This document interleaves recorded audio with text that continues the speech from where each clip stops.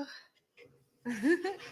Hello. Hey, everybody. Welcome to Yellowjackets Live, the Monday morning murder podcast. We are back at it. I am your host, Fey Fire, also known as Erin, and this is my lovely co-host, Miss Mandy.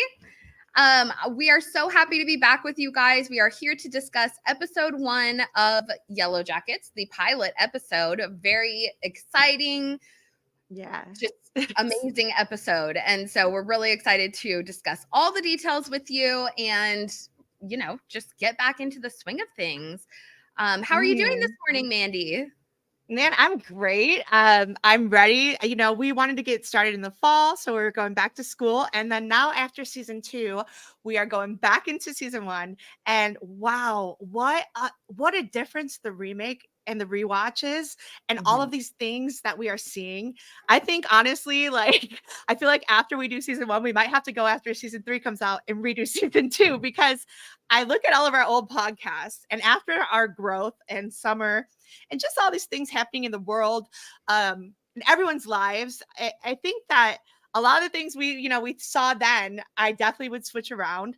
I would go back. And that's the beauty of this show. That's the beauty of Yellowjackets. It has this trickster nature where it has all these different things, all these different disguises, all these different possibilities coming out, where you see all these undertones of between psychological and different things with your health and traumatic wounds, to Greek philosophy, to the Bible, to religion, to everything you have. And we're going to touch base on that. But first, I want to before we go, let's shout out to the chat. We're really excited to be back. We have so much in store for you guys coming up this season. Now that we're I would say we're JV players now. I don't know. I mean, I'm varsity. I consider myself varsity. I think you're varsity. Look you're wearing a Letterman jacket. Yeah, we're not captains. We're co-captaining this. That's where the Yellowjackets got it wrong. Instead of making Jackie the captain, we're sharing the lead. So maybe we're like Coach Ben and Coach Martinez. We are like everyone else on this planet. A little bit of narcissistic and a little bit of codependency. It's where do you fall on the line, though? Are you a champion or are you the loser? But it's a whole tone. But let's shout out to the chat, because I actually want to shout out my sister is here, who is studying. Rachel. She's studying actually psychology and going for her doctorates in therapy. So maybe we're gonna have to bring her on in the future. But she's a huge Yellowjackets fan too, but she's always too busy to get in because she's always at school. But she's one of the most people I'm proud of in my life. I have a huge codependency thing with her. But Rachel, hello. Andy, we love you. Nice to see you again. Rue, welcome so much. I'm not sure if I've met you yet, but I love it. Cece, our home girl. Who else we got up in here? Sandy. We got Andy. Sorry. Oh, no, go ahead. We got Andy, Mandy, and Sandy. Oh, my God. And what a party. A triad, triple team right here. And yeah, let's roll. Awesome. You guys are representing Hecate, aka Thaisa. We'll try and resist the Greek stuff. I think we did a 5-hour live stream of, last month, and that probably, tied us over for Greek stuff. But there is a little bit of it even in this first episode. We're going to see it. There's some other stuff that I actually just was noticing this morning, even on a rewatch, that I wanted to share with you guys that I think could be really relevant and maybe just a subject for book club. But it's a big undertaking, the one that I actually caught this time. So, and just kind of the details, and I wanted to kind of read over that, but we'll get into that. So let's talk about our idea for book club. We want to make it a Patreon exclusive and start it up probably, honestly, we might start up in January because, holiday seasons are really busy and stuff. But it's an idea. So we're going to start doing also the book club based on each episode, what books are prominent. I'm going to Erin has pushed it on me because I'm so excited about it. I love it. And I think it's going to be a great thing to do to introduce you guys to the storylines and the narratives that are coming out of this story that they are bringing from other works of wonderful, great things and influences to create Yellowjackets, which is, to me, it's the most influential show in my life because it's also brought me down these wormholes and lines to study these things, study these books, study these philosophies. And we were just so excited to share it with you guys. And thank you, Ashley and Bart. Yeah, seriously. We've just had such a wild year, like studying all this stuff and really just enjoying this show and like getting really into it and sharing all of our thoughts and everything with you guys. We're so happy that we're able to do this live stream and just be able to just have fun with you guys and that you're here for it. You know, we're so thankful that you guys are here to watch and enjoy and learn with us and share new information with us. So yeah.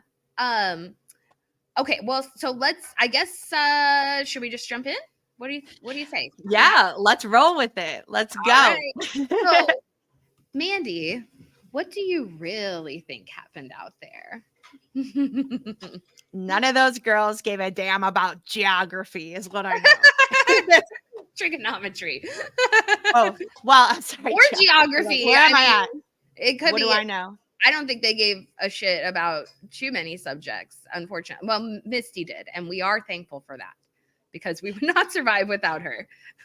I'm sporting my shout out channel, by the way. So, anyways, and your glasses, your Misty glasses. I know I've undergone a Misty makeover, even though I was like, you know, going more for Shauna, but whatever, it works. Well, and what's funny is now I'm like totally standing Shauna. So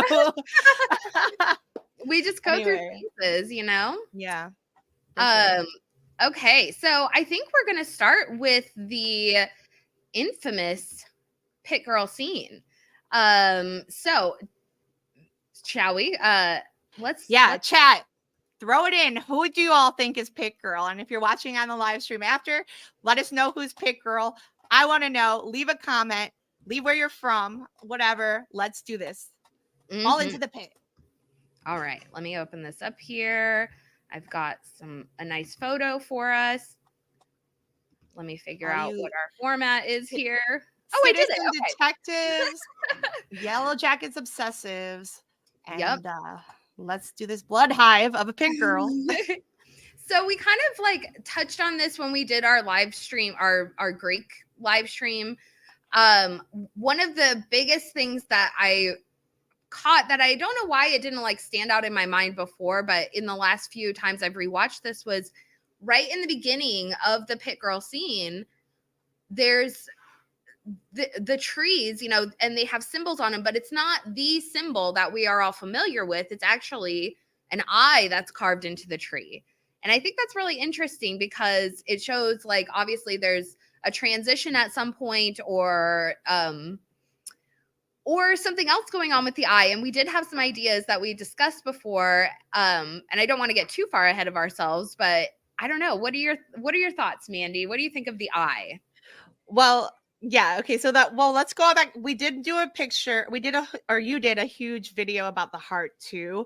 And the heart, and it's a huge thing into this whole show, and everybody's searching for their heart of gold. And we see later on in the show too, that gold becomes a predominant thing, but now we're seeing this red eye. And the red eye has so many things. There's this law of Ra, which is the law of one, which is like the one eye thing and stuff like that we have going. We also have this red eye being the downfall that kills them. And then at the end of the show, one of the lines we see is Nat, who we know now is the queen, knows how to save the girls by catching the red eye. She's like, what are you going to do? You're going to take me to a bar? She says, no, I'm going to go catch a red eye flight. Interesting. Which, you know, we'll talk more about that scene later. Mm-hmm. But I think that this eye has everything to do about it. And when, you know, we see more scenes later on referencing eyes throughout the show many times, but this scene is amazing. The Pit Girl, I love it. The Eye of Ra, I think we're going to bring that into, and like the Law of One, I think we're going to do a whole other thing about Egyptian, like how we did the Greek mythology. We're going to go into probably another stream about Egyptians, and probably another thing about the Bible too, because there's a lot of biblical tones. Definitely. And that was one of the things. Well, I'll talk about it. Yeah. Yeah, go ahead. I caught on this morning. But anyway, so but yeah, I don't know. Okay, so with the pit girl scene, it's really interesting because they break it up, it's throughout the whole episode. They break up different parts of it. But the only person that is from the cast that was there present for filming that day was actually Sammy Hanratty, who plays Misty, young Misty. And we see her, later in the fur mask. But anyhow, it's interesting because, we spent, as a fandom, we spend so much time like speculating on who Pit Girl might actually be. But really we have no clue. And I have my own thoughts of like, is it a flash forward or is it a flashback? Because part of me kind of suspects that perhaps it could be a flash forward just to kind of throw us off. But I don't know. You guys let me know what you think in the chat. Just kind of your thoughts on Pit Girl or who you think it could be. What do you think? I think it could be intermixed with like future and past shots because I mean, I think a lot of us, or I'll just speak for myself, I have an assumption that eventually the older women are going to return to the wilderness. I feel like it's like necessary as part of like the whole thing. I don't know. Mm-hmm. Andy, okay, so Shisty, she says, Shisty, that's our new Shauna and Misty. I love it. No one is Pit Girl. And, I have a lot of theories about too. And I think that, again, this whole trickster energy, it can be anyone. Well, not really anymore, but it could, like, the trickster energy is like anybody, and it's a shape-shifting thing.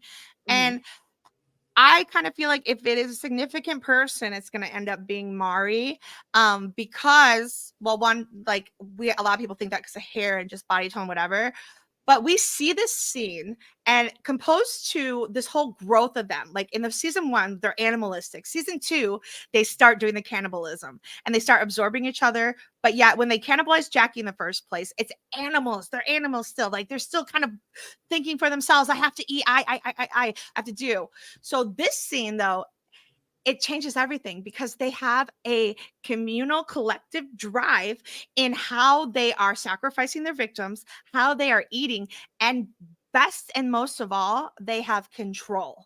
They have control on who says what, who captures. When she sees her fall into the pit, they go back and walk. Then you see the whole, do we put pictures on that or no? So we can talk about this. Yeah, I have a couple more. Here, okay, well, I didn't know. And we can save it for later. I just feel like we should talk about the difference, because what happens is they end up like, okay, so I think this is whoever, but they end up going back, reporting to the others. They collectively get her.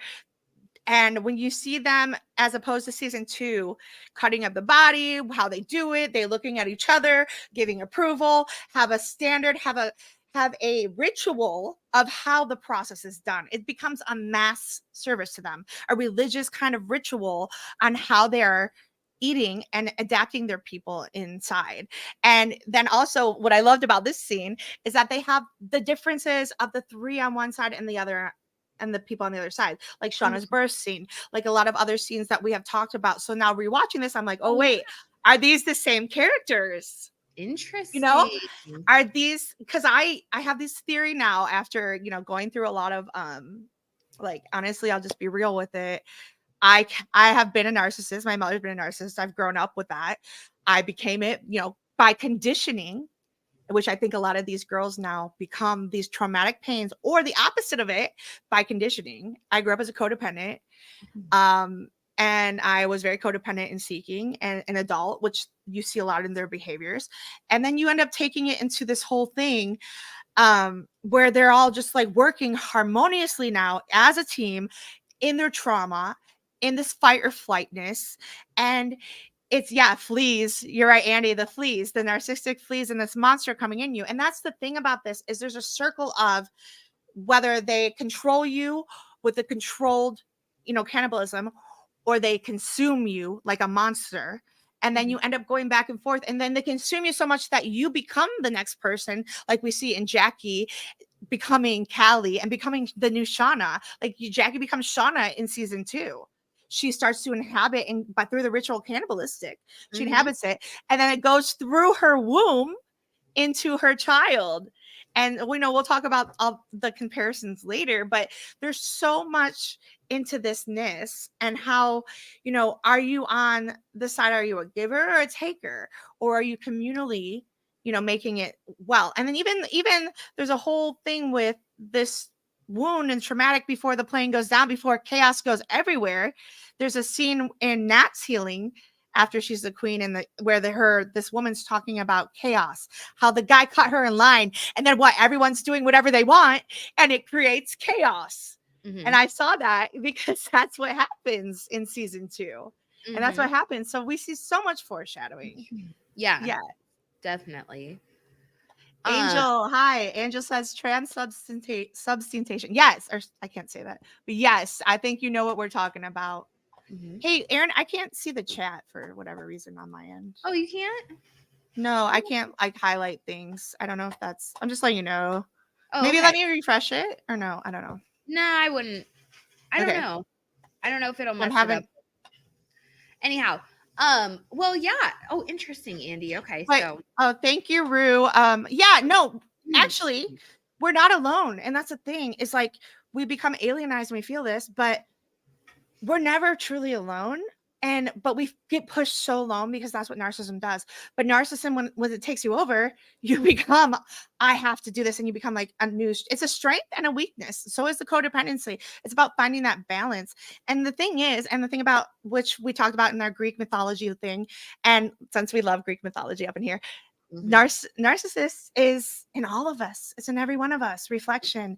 And what's interesting is that's even the flower that Hades seduces Persephone with, which, in our line of thinking is Jackie. So, and probably dead cabin guy as Hades, in my opinion. Yeah. Or I mean, or like Kronos maybe, or something.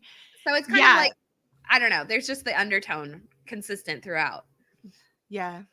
I mean, did they become gods out there, or do they just think they did? I think some of them do think they did. I think some of them found gods, or they found a purpose. They decided to say the narcissist is a god. They made the wilderness it. There's a couple quotes I'm going to make in a video later about the wilderness and narcissism being an it, being anyone in any size, shape, or form, any kind of person. And it ends up being a cold wind that blows everyone's self away, and it's like being lost in the cold depths of the wilderness. It's just, so I think there's so many symbolisms with it. It. And you were saying it with like what you said, pit or it. I said pit, the pit girl scene, coincidentally, by all of us thinking we knew about everything, how we knew everything. And now look at, I will literally, I think that this show helped break my narcissism, because everyone was thinking, and then last year, I think it's Carl Jung, you think it's Greek mythology, it's whatever. And now we're like, oh, wow, we don't know anything. It could be everything. we see these archetypes and tones. I'm like, oh, it could be any archetype, right? But the pit girl scene was the it girl scene, is what I'm calling it. So. Yeah. And the it, it is in the pit. Yeah. And what is it, Yeah. Wilderness. It's not real. I don't know. I think it's really interesting, the wordplay. And let's bring back all of these, the hunter, the butcher, the overseer, the shaman, with that traditional thing. And those are symbols of again, you becoming an it, and all these things that are literally controlling other codependent things. The butcher, you're codependent to eat. The hunter takes it over. The overseer oversees and micromanages. The shaman is where you find your religious needs to find your self-worth. So it's just so, there's so many undertones. I love it. I'm so excited. Okay, I'm gonna calm down. Yeah. And I'm planning on doing a video. I'm going to start doing a series that's over analyzing certain scenes. And the pit girl scene is one of them. And I actually already have the essay written up. So, I'm just getting getting some stuff like stacked up for the winter season. But yeah, so that's going to be one that we're going to definitely deep dive in and kind of try and figure out like who is who, and like is, because there's some questions about like once Natalie becomes, the antler queen, is she the one that's holding the ritual? Is she actually wearing the garment? Because we all kind of assume that that's Lottie because of sort of the religious representation that the antler queen is, or even like the oracle, as they call her traditionally, I guess. But yeah, we all kind of assume she's associated with Lottie. But it's interesting that now that Nat is queen, like, is that Nat that's wearing all of that stuff? So anyways, well, I think with that too, it's another thing with this, with their codependency, because you see a lot of scenes of them and she runs after Nat, and all these scenes of the two, and then one dies, the other one lives, the other one gets put down to become the queen. So they have this whole kind of circling need of each other. But yeah, we'll talk about that. And the whole scene thing, honestly, after learning so much about narcissism, I like wanted to go every episode and break down narcissism in every episode. I was thinking of that today because rewatching this episode, every sentence reminded me of some sort of ploy in how like sociopaths, narcissists, borderline personalities, the dark triad, which we see the two people living off each other a lot, and then the dark triad, which is all of them. And it's just literally, maybe that might have to be its own thing in itself too. Mm-hmm. So, but let me just hype up Erin a little bit too. Her ideas of these scenes, like we've been discussing them all summer. It's going to be fun. Well, we just have a lot of fun. I'm so thankful that Mandy and I can just have these crazy conversations and just send each other just like the most obscure texts. I'm watching this and this happened. It's so much fun. This slum of the earth, Jessica Roberts. Yes. And so I thought I'd include Jessica in with sort of the I'm just looking at this. Okay. Okay, yeah, let's talk about Jessica. Well, so they're, they cut straight to the scenes with Jessica after they showed that initial pit girl scene, and Jessica's, so what do you really think happened out there? And she's interviewing Allie Stevens and Randy, which is so interesting. Randy is the manager of a strip club called Lilith's Lair, which of course I'm like, hell yeah, that's a strip club like name. But I'm just like, he's a strip club manager. Like, that is so greasy. But anyways, it's so weird that anyways, I don't even know. That just seems like such a weird job for him to have. But can we highlight Andy's comment right here? It's so good. I think this show might be a new myth. But yeah, I definitely think this show has literally helped me be visible of my trauma. Honestly, don't judge me, but like when I used to hate Shauna, I would say to my husband, "You're just like Shauna." But then I saw myself becoming the mirror, like in some ways, in other ways I'm Misty, in other ways we're not. In the last season, and all of us in season 2, we were always trying to, what are we going to be? Oh, this day I'm channeling this girl. But yeah, it definitely needs, this show is for recognition of all these things, and it can be any one of us and any one type of people, and it is wild. It's wild. Yeah, whatever the trauma is. Because it affects, look at how it just like had a mass impact on all of these girls, and like nobody could escape. Like, you literally cannot escape it. So yeah. It's interesting. And then even 20, and then here we are, 25 years later, as they said, they were in the wilderness 19 months, and then no one's saying anything. And that's the problem, is people try to hide their traumas and do this stuff, and you don't say it, you don't mask it, you just project all these beautiful things in your life going on, because nobody wants to deal with anyone else's trauma or talk about it or try to understand it, or they want to belittle people and say, well, I'm better than you because you're crazy, or I have this thing like Ty does. And then this thing with Jessica Roberts, it killed me rewatching it, because when you see Shauna and Ty later talking, Shauna's like, doesn't give up. She does the right thing. Actually, Shauna for once did the right thing. because the rest of season 2 and all the rest of the season, she doesn't. She calls Ty, and Ty totally denies that she had anything to do with Jessica Roberts. Oh, I don't know. Well, she's nothing. When Shauna actually found out this girl doesn't have her credibility, this girl doesn't have, she's not what she says. She sees it, but then also that's Shauna's trauma, is she blame shifts and is always talking about other people and wanting what other people have, or just trying to put people down or kill them literally to save herself. So yeah. Jessica, she's a character. And you know what I noticed also, so she kills people, she cannibalizes people to get what she wants.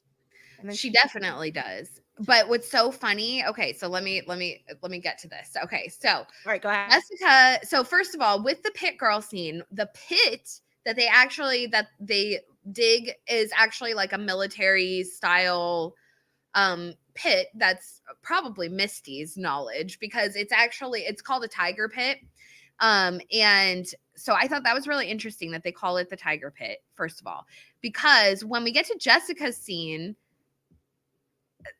Jessica is sitting in a chair that is tiger print. And I thought that was really interesting, because just like what you just said, like she cannibalizes people. Well, but it all comes back around on her, because then what I was thinking about too, because she goes later to see Shauna, and she comes up to Shauna, and Shauna's looking at the plants in her garden, and the rabbits have been at her plants. And Jessica goes, aphids? And Shauna goes, rabbits. And I'm thinking to myself, but think about how Shauna kills the rabbit later, because then it like they go inside her house and they show all the little rabbit figurines. And then later in the episode, Shauna kills the rabbit. So we already have the tiger pit, and we have the rabbit symbolism. And then later, well, I don't want to get too far ahead of myself, but I think that there's a pattern with Jessica where there was a lot of foreshadowing that she was going to be like cannibalized, quote unquote, like her. Yeah. Anyways, it was going to turn around on her. And the rabbit thing too, like when we see her in the kitchen, and like how we talk about all the rabbits on Jackie's nightstand, right? And we're seeing all these rabbit gifts, and how Shauna has all these things going outside, but the rabbits were eating her again, her plant, herself, her growth, everything she's trying to grow little by little. And that's the same with Jackie. Jackie was eating her little by little all of this episode. And then, you know, of course, she's noticing that. But when you go inside of her house where she keeps it safe, she's got all of her herbs and everything growing with her fake rabbits, her fake facade of Jackie, her fake things growing wonderfully. You know, so but in the wild, out in the wild, you know, like in her safety net of her home, of this conditioned 25 years later life that she grew up, that she has escaped that thought process, hidden the truth, hidden the real her. She's now created this growth in this safe house, and everything's perfect. You know, I can totally that's what I'm saying. I see that in myself. Like, I created this beautiful house, beautiful life, and then it's all falling apart because of my codependency on a covert narcissist. I'll be real with you. I'm going to be authentically me this season. I'm trying to find it new every day. But, you know, anyway, back to the show. Ever evolving. And you know what? It does help bring it out of us. You know, I really like, I know this sounds stupid, but like just wearing flannels again, man. I just feel so much more like my authentic self. I'm just like, you know, I don't know. It's just funny. I don't know. That's great. So that's like the example of what I'm trying to say. So, you know, let's go back to that's what I'm trying to say about Shauna, is she kind of like has taken the rabbit symbol and put it and this plant and growth in her life to feel better about herself. I mean, and it's kind of it's a thing, you know, it's just, it's when you realize this behavior, you see it constantly throughout, and then hopefully and everyone else too, but we always look outward. Like Shauna, she's like Shauna. Yeah, Faye and I are like Jackie and Shauna, you know, but she's like Shauna doesn't want to look in. She doesn't want to see. She always blames shit and projects outwards. You, her, this. Where Jackie was one to say, I. So it's just, you know, this whole rabbit thing. And the rabbit is also a huge, just preyed upon animal. you know, and fucks Yeah. a lot and does all this stuff. And, you know, Yeah. it's very Shauna, very Shauna. Totally. And that's what's funny too. There's like even like the idea that, you know, they put that animal where it's like that's Jackie. Oh, Jackie loved rabbits, except for like Jackie did not have any of that like rabbit symbolism except for, you know, donning her floppy ears. I kind of feel like it was very Jackie in sort of a Daenerys sense, but otherwise, like, yeah, the rabbit symbolism totally belongs more to Shauna. And then again, you know, I've talked about this like so many times. When she kills the rabbit, she's like, that's empowering. the moment where the wilderness comes back into her, and you know that she's like killing that sever to Jackie. So she's almost reliving Jackie's death when she does that, but taking control of the moment, you know, and that's in this episode. So it's kind of interesting. So we'll talk more about that when we go back Yeah. to Shauna later, though. Yeah. So, okay. So I do want to talk about this comment really quick, that Angel put here. So do you think, well, just because this kind of connects back to what we were talking about, because even to the eye. So basically, my thought. So the question is, do you think that cannibalism is what happened out there, or is it something worse? A majority of characters presume that the girls cannibalized each other, but what could be worse than that? So my thought, and this kind of connects going back to the eye and a lot of like the Greek stuff, and we talked about this in the live stream, but you know, it was a 5-hour live stream, so if you guys didn't watch the whole thing, like, I don't blame you, but we did get a lot of views on it, so I am thankful for everyone that did. But my kind of thought, and I think Mandy and I are together on this, I kind of think that like Coach Scott, they left him out there, you know, and because of, okay, so the cabin thing happened in season 2 finale, and again, we're going to try and keep it to episode 1, but we'll go off on this tangent for a quick second. So Coach Scott burns the cabin down, and they're gonna, you know, they're obviously he's going to be like public enemy number 1, you know, and so my thought is that they are separated, they're enemies, they're arch nemesis at this point, and Coach ends up getting left behind out there whenever they get rescued. They're like, you know, he's their nemesis, and I have this feeling that there's going to be some sort of epic scene where Coach is like trying to like get back to the thing, and he doesn't make it in time. And I could be totally wrong. I mean, it's a long time difference, you know, but I just kind of have a feeling if they're like, when Shauna says later in the episode, when she says, if somebody's digging, we're all effed, you know, and I do think that there's something significant about that. Now, why I think this connects to the eye and the Greek symbolism is because Mandy and I had kind of speculated as far as like, because in our Greek live stream that we did, we sort of equated each character with a Greek mythology counterpart that we felt, you know, inspires their storyline. And we thought that Coach was similar to Odysseus. And Odysseus, after the Iliad, after he fights in that, he goes and he's like on this long journey, basically, this ego death of many years. And he's sailing on his ship with his men, and they go through all these adventures, and they encounter Circe, the, you know, the sorceress / Misty, and and he also goes to the Cyclops Isle, basically, where sorry, I hate when it's all me.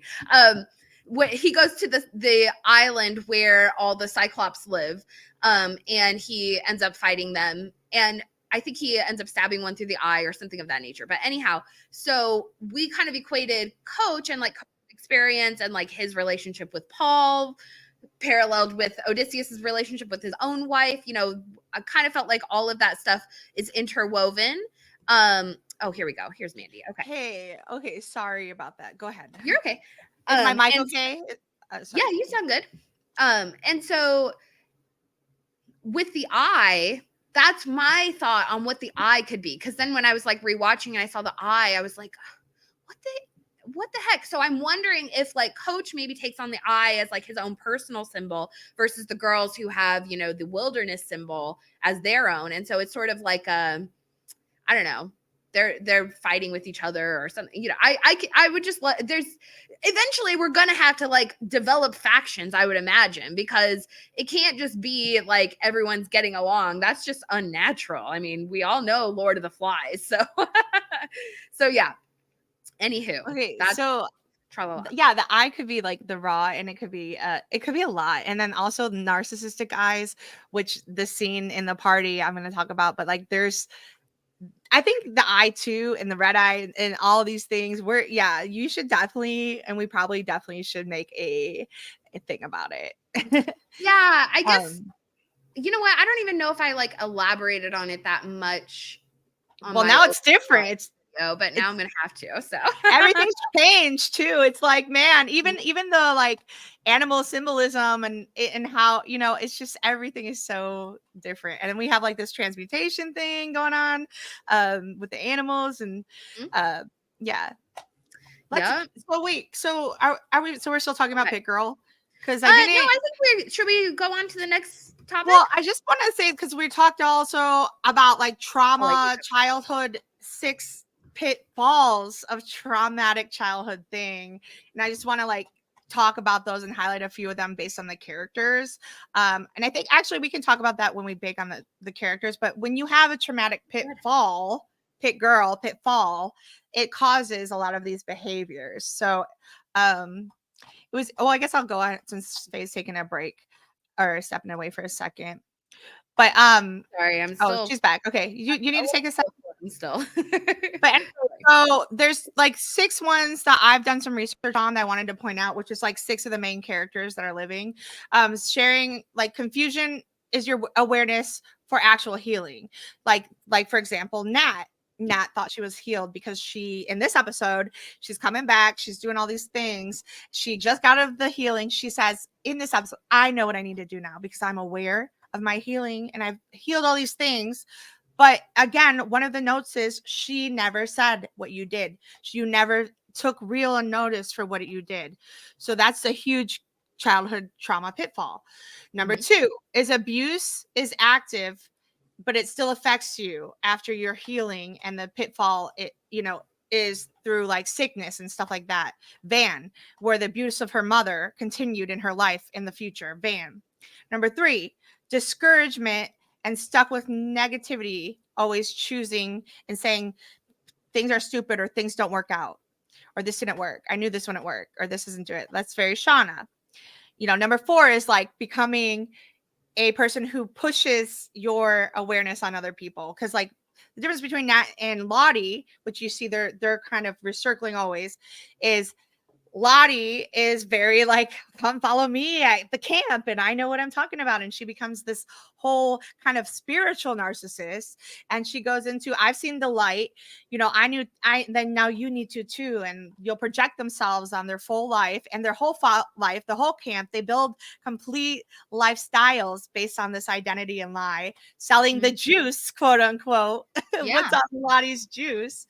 You know, needing to have a tribe, recruiting people, and making them try to live and do their healing work at the same and equal intensity, and they rub others the wrong way or where they become isolated, and we see that again in season 2. And then the efforts to become happy and healthy that you ignored and you covered actually start coming out. So that's Lottie. And then also in season 1, that's Laura Lee, because Laura Lee is very religious narcissist and pushing all of the things. And, you know, and number 5 is that you always have a problem. It's the right place, right time, right therapy, but you're at the wrong place, wrong time and therapy. You know, you're in extensive trauma that you're currently present in, but, you know, like a campaign, for example. Well, no, because Nat isn't in trauma anymore in this season. She grew up with it, but she like She never was. She's more of a codependent. I mean, it could be not too. Yeah, it could be both. But I kind of thought this was tied because it's like you're in extensive trauma already, like divorce or your campaign or your life becomes on fire, like Thaisa in season 2, where you really don't have headspace was the key word in this quote where I got it, is that other people, and other problems compete with your head and you ignore your real problems and you would dissociate like Thaisa. And after amount of time, your pitfall is that so much dissociation and not embracing, and you become a different person, that your head you become literally dissociate, multiple personalities, things coming out, wasting your awareness, timing and needs. You don't look at your own needs as you're trying to portray, and all your time goes into her, which in the party scene, she's called a sociopath, and sociopaths have dissociation, and it's part of narcissistic abuse and the trauma that comes upon them. And Thaisa has this. And then the other one is like, I'm good now. I don't need to do anything.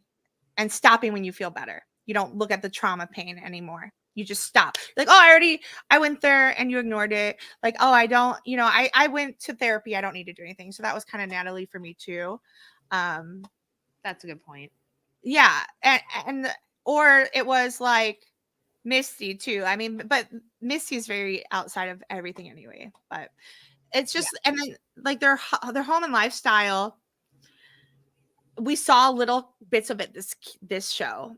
And if you watch us in season 2, we talk a lot about it and kind of contemplate on it. And this rewatching it after season 2 makes us see that this huge way that they dealt with the problems in season 1 in the wild, and how they're coming out in season 2, and now how they're trying to actually embrace through these childhood pitfalls and things that happen to them, and the trauma is a sense. Yeah. You want to talk about the party? Or you already say, what do you have anything to respond to that? No, I think I was letting you do your thing in that section, so I just like found that because it was, I'll try to find I watched it on a YouTube video. I should have saved the link, but I was like, wow, this is the pitfalls of our main characters. And these are like, I guess normal childhood pitfalls that people have pointed out, but it's just, I want, to understand that these are all literally quoted pitfalls, and it's just Pit Girl became a whole new pit of it. Yeah. And yeah, the descent. All right, so buzz. So here are our beautiful ladies, the team. So this is really interesting. Now, they're going to motherfucking nationals. So one thing I really caught, and I don't think that we've spent enough time sort of focusing on, or maybe it just kind of glossed over, or maybe it just glossed over me because I don't play sports, and so I just didn't really think about it. But the whole reason that they're going to nationals is because Jackie scored that goal. And I think that's really interesting because, like, she's the whole reason that all of this happens. Like, it's all because of Jackie. And so I think that's something that we should maybe think about. And it's just kind of funny and interesting and ironic. And especially because Jackie just hated every moment of everything that happened out there. So, let's see. Angel says, why do you think they never showed Shauna's family situation, both past and present timeline? Most of the other girls' families' life is at least shown in a glimpse. Very good question. Yeah, I think it's going to be shown. I think we're just waiting on that because Shauna's a dark freaking triad. She's everything. She's the worst. Like she's the main character too. And it's unfolding. But like the thing is, Shauna's childhood is still in her regular present life. Like she's still a child. She's stuck in childhood nature. We see her jerking off to her friend, she's stuck in that child. Yeah. So she hasn't. Sorry. Go ahead. No, she doesn't. She had her relationships are childish in nature. She hasn't like evolved her.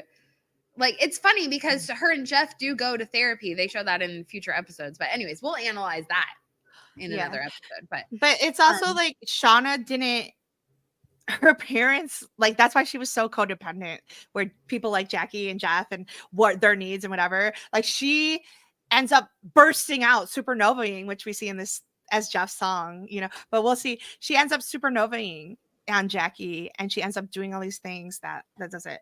And like, I like this, actually, Jackie manifesting with that pure heart intent. Like, the thing is, though, I want to point that out. Jackie actually did have pure heart intent. She wanted to be codependent because Jackie is trained by her mother to be that way. Like, Jackie was conditioned to become a narcissist so much, where she was so perfectly involved in doing it, and her life was perfect by her narcissistic mother and trained to be that way. Basically the best. Yeah, but like, but she did have she wanted a friend. She needed it. So it's kind of like a lot of, ness in there, but she did have it. Like, she did have good intent. She just didn't realize that no one else wanted what she wanted. Like, she thought everybody wants what she wants. Shauna, you want my room to be pink and green. Like, Shauna, I have to get home before Jeff. Can you take me home because I have a curfew? And meanwhile, Shauna's like, I have a curfew too. Me too. Like, Shauna's the whole time, me too. Yeah, she's really lost in her own like world. And, her parents have really facilitated that because, I mean, if you look at their house and like their lifestyle, they're very sort of like, I guess, upper class compared to pretty much everyone else except for maybe Lottie or maybe Ty. Like, Ty seems like she comes from a good, home. But like Jackie's house, and that's another one of the Greek nods. I see Jackie's house as Olympus. Like, her house is massive. It's white. It's perfect. It's like shining. It's like, she just lives on Olympus, and they don't talk about her having any siblings at all. So it seems like it's just her and her parents living in that massive house. And it's like, she's the princess. She's going to Rutgers and she's got plans. And it's just funny because, well, we'll get more into it when we talk about Jackie specifically. But I do think like, it's all projected on her, though. Or didn't her dad go to Rutgers? And then later on, her mom's like, oh, well, we'll buy her a scholarship, your daughter, to Rutgers, like, she wants to do. Yeah. They were willing to pay for Callie's college and stuff. It's interesting. Jackie has an interesting home life. And like, going back to like her curfew thing, it's like, well, anyways, whatever. We'll move on. This is a great comment by Angel, though, too. Jackie scoring the winning goal, sending them to national, foreshadowed her body saving them from starvation in the first winter, keeping them alive to bring them to spring. I think it's like an irony of her death, it makes it extra ironic. Maybe it's Jackie's third eye. Well, like what you said before, Angel, when you said it was like she manifested it, I think so. It's like that pure heart that she has, because she's sort of ignorant in a sense. Like, she had like all the things we were just saying, but she lives in sort of an ignorant bubble of her own that like everything is tra-la-la. She's never had any sort of traumatic experiences or gone through anything difficult. She's had a good, perfect life and upbringing, and she's the prom queen, and she's the captain of the soccer team, and she's going to Rutgers, and she's beautiful, popular, she's everything that we all like would wish to be or whatever. And so that's why when she actually does experience trauma, it affects her even more so than like anybody else. She's the first one to kind of give up and lose heart, but we don't want to get too far ahead of ourselves. But yeah, that's also a reflection on real life, though, because she gives her heart away. Well, the kids that grow up like that, and that's one of the things, especially like as a parent now, because you struggle with that. It's like when you want your kids to have like a perfect upbringing, you want them to be happy and, almost sheltered in a sense, because you don't want them to experience hardships, but it's the hardships that make you, they shape you as an individual. They make you, they give you character. And it's not to say you want your kids to experience trauma, but there is some benefits to it. You can't just live in like a perfect bubble, because when they do experience it, and when, let's say you've given them a perfect life and they don't experience any kind of trauma until they're 20 years old and they've already like moved out of your house or whatever, they're not going to be able to handle it like at all. And those are the people that really, you know, end up doing detrimental things. So yeah, that's what we're currently seeing in season 2, though, with Shauna doing the same thing to her kid, and Callie, you know, being protected and saved, and this whole thing we see about the scapegoat and Shauna with her healing with the goat process and sending it to the wild. It's very, you know, a mythology thing too that has been done since the ancient times, is where they take a goat in the Bible. It's a biblical reference. They take a goat and they send it out, and then they project all of the bad things on it and the truth, the real truth, and give it to the wild. And we see them again conditioned to be that way and conditioned to do those things. And like what you were saying is true, and it's opposite for me. You know, like my mother, an eater. Be vulnerable again. I don't care. Like, guys, I'm just gonna be uniquely me because I have always tried to be a perfect person as a codependent thing, and everyone was not there for me. And I broke down and through it. So now I'm rebuilding myself, and I hope that I can help anyone. And if you judge me, then look inside, because we are all reflections of ourselves. But this whole thing growing up with my mother, who was the same as Jackie's, well, narcissist, but like very abusive in many ways.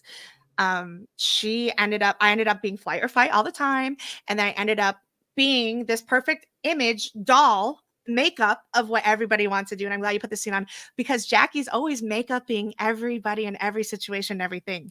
It replies makeup. So you become, in Jackie's situation, a character that makes yourself this doll, which is my life. I was a doll. I was a model. I was everything my husband or boyfriend or whatever wanted to be.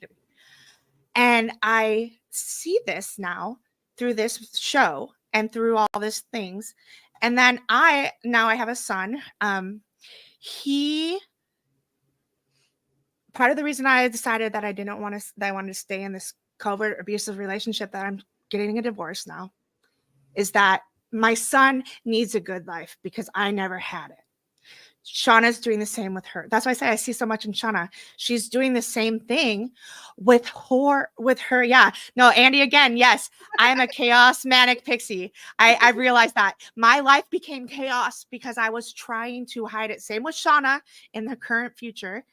When you try to fight these things and hide it and ignore it, your life becomes chaos. You end up lying. You end up doing things that you don't even know you're doing. Why? And I started saying, well, Felix has this perfect house. I just need to be silenced and I need to be happy for what I have. And this is fine. And this isn't as bad as it was, but it ended up eating me alive slowly, every single little thing. And it wasn't like mean things like my mother, who was a straight out narcissist. It was little things like biting at me, cannibalizing me every single day. And then my whole thing for years was, well, I have to do this because I want Felix to have both his parents, because my parents were never, I was an accident baby. My parents were never there. So my whole thing was Felix. But you're right. We have to let them experience the flame. When you put a child hand on the burner and they get burnt, they're not going to do it again. Exactly. But if you keep them away from the oven, the first time they have to bake something, they're going to burn themselves. Yeah. And then I realized my strength, my things that all this narcissist was attracted to, my strength, my fire, that birth through fire, right? That we see was all a part of my conditioning to be strengthful. But then I conditioned myself to fit the needs. And now I'm seeing both sides, and it's great. And I think everyone needs to go through that, because you need to look inside yourself like that and then realize that my child's happiness is not what I make, it's what he makes. And I need to teach him to be able to see and reflect and learn through the trauma, not hide the trauma from him, not talk about the trauma, teach him and be vulnerable to teach him and be real.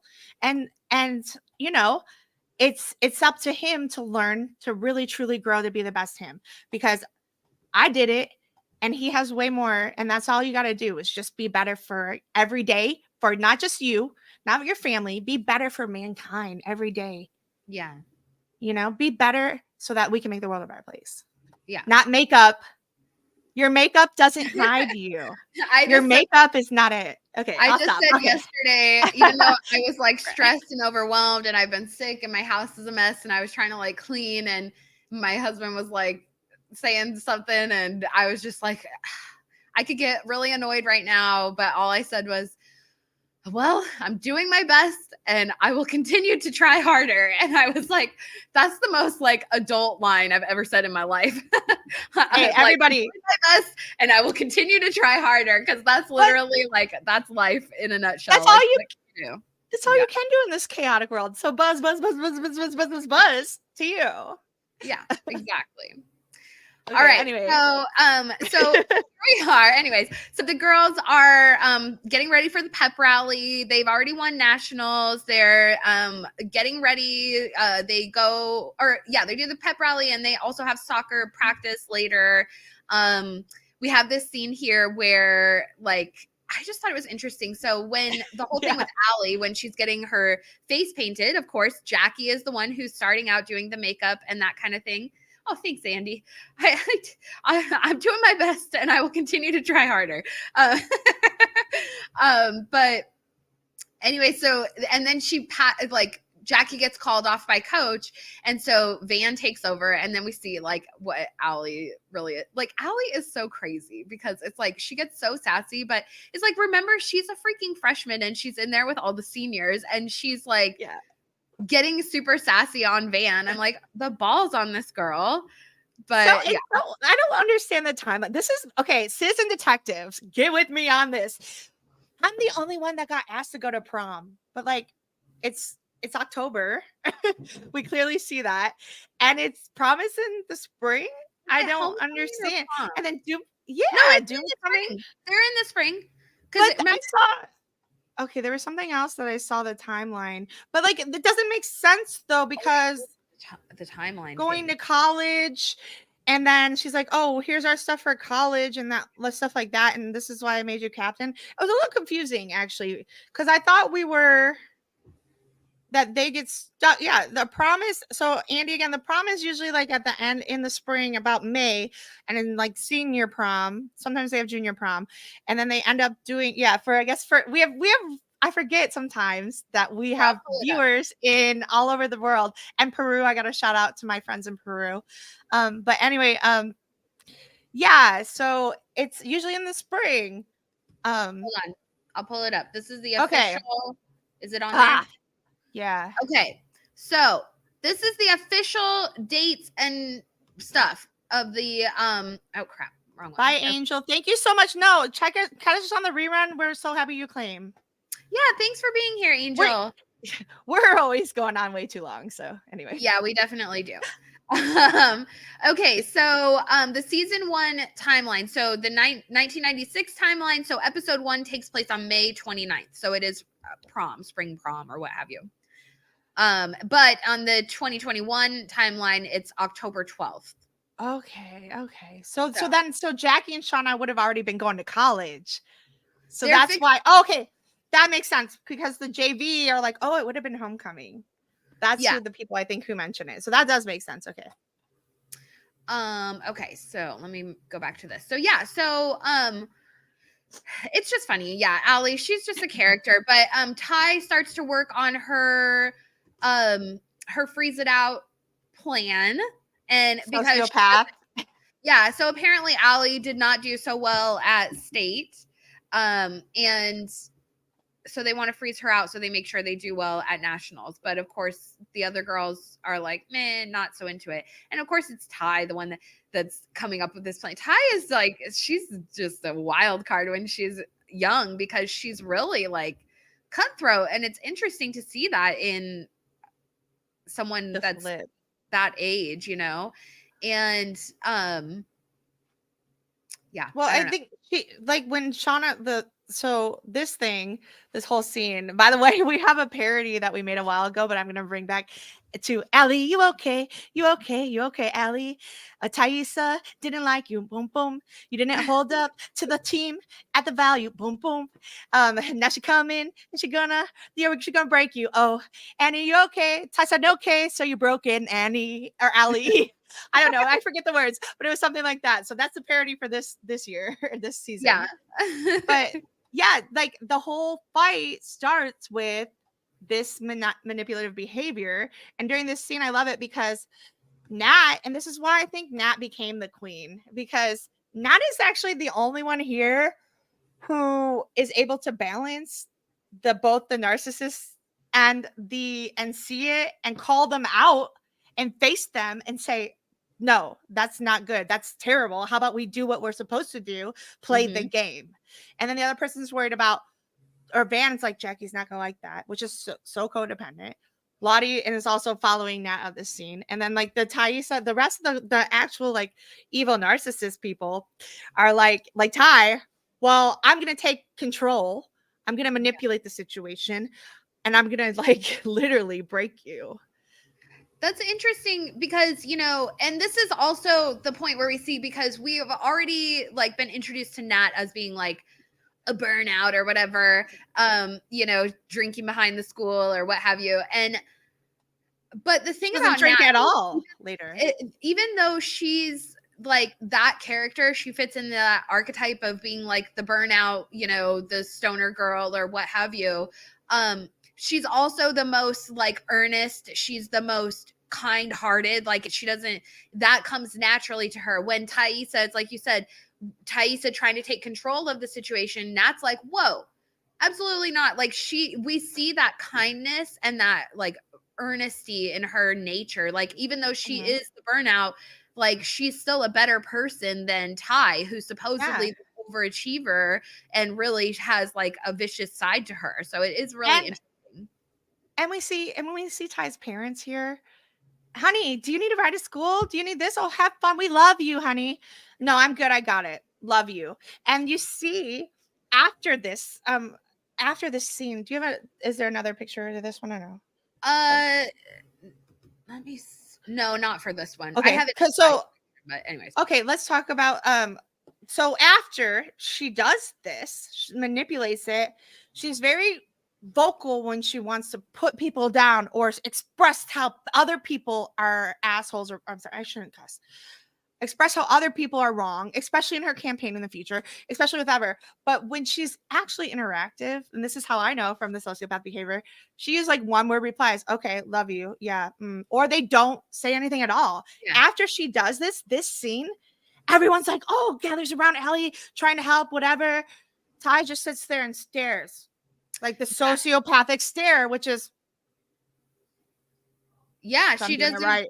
They just stare. Even though they're all like pretty disturbed by Allie's injury, like Ty is like, they all know that Ty is at fault, and she's very like, but I mean, also it's kind of like, I don't know what the hell Ty was. Well, but her plans went awry, and that's like something she should be learning from. But instead, she doesn't. She continues to try and like control the situations. That's like her nature.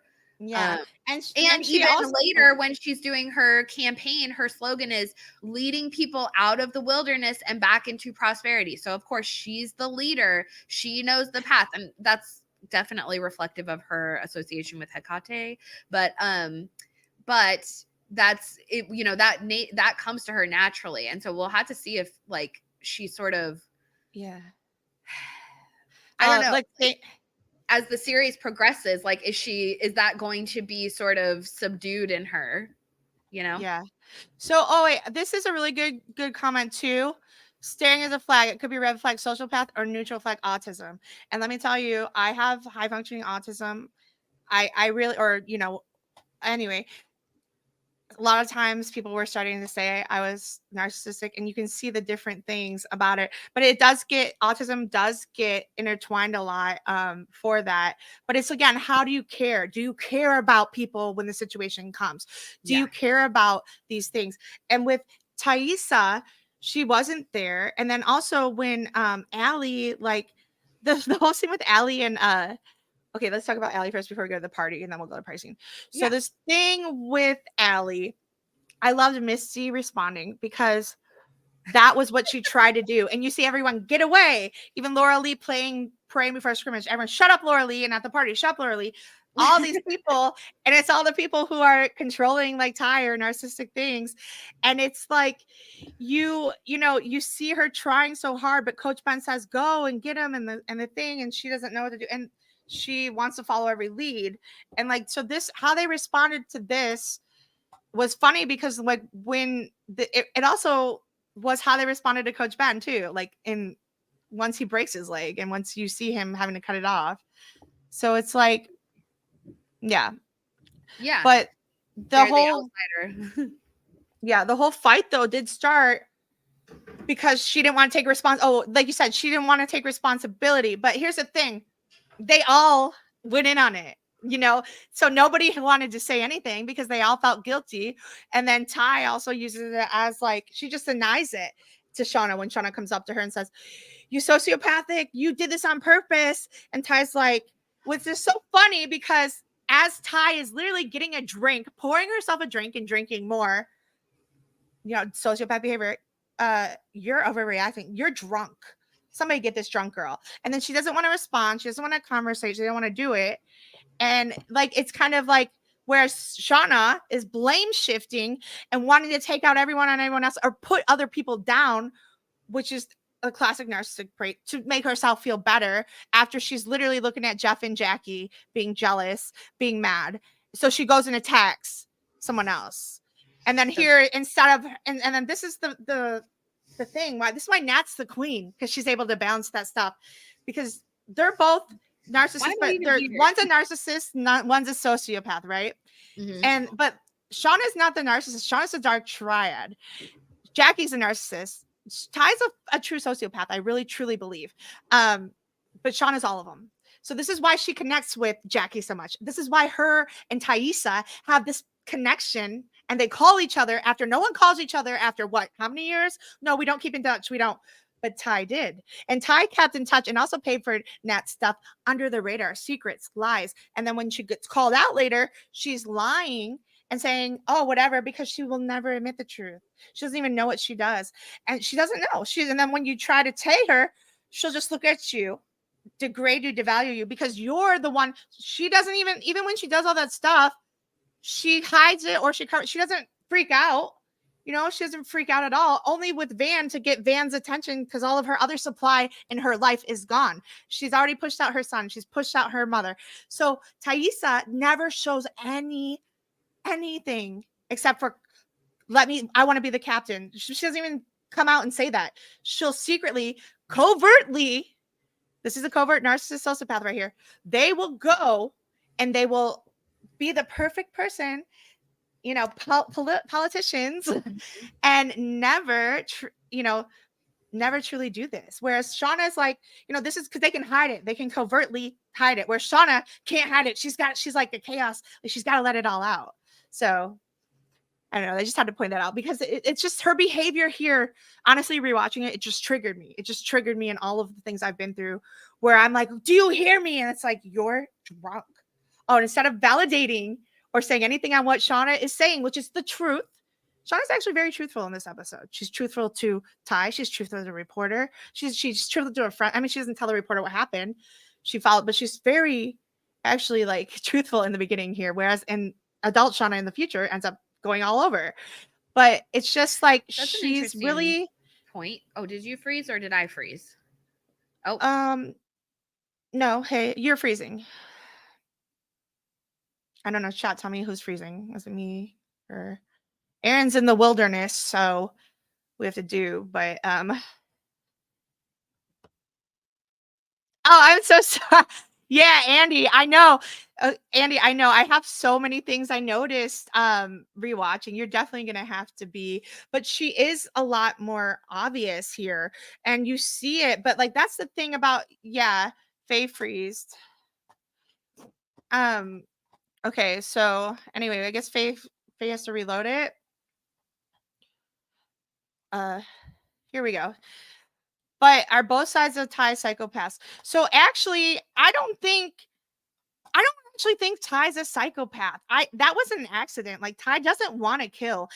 Taissa, and even after Jackie, like all of that, they disassociate. She probably gets flipped to be, but I really don't.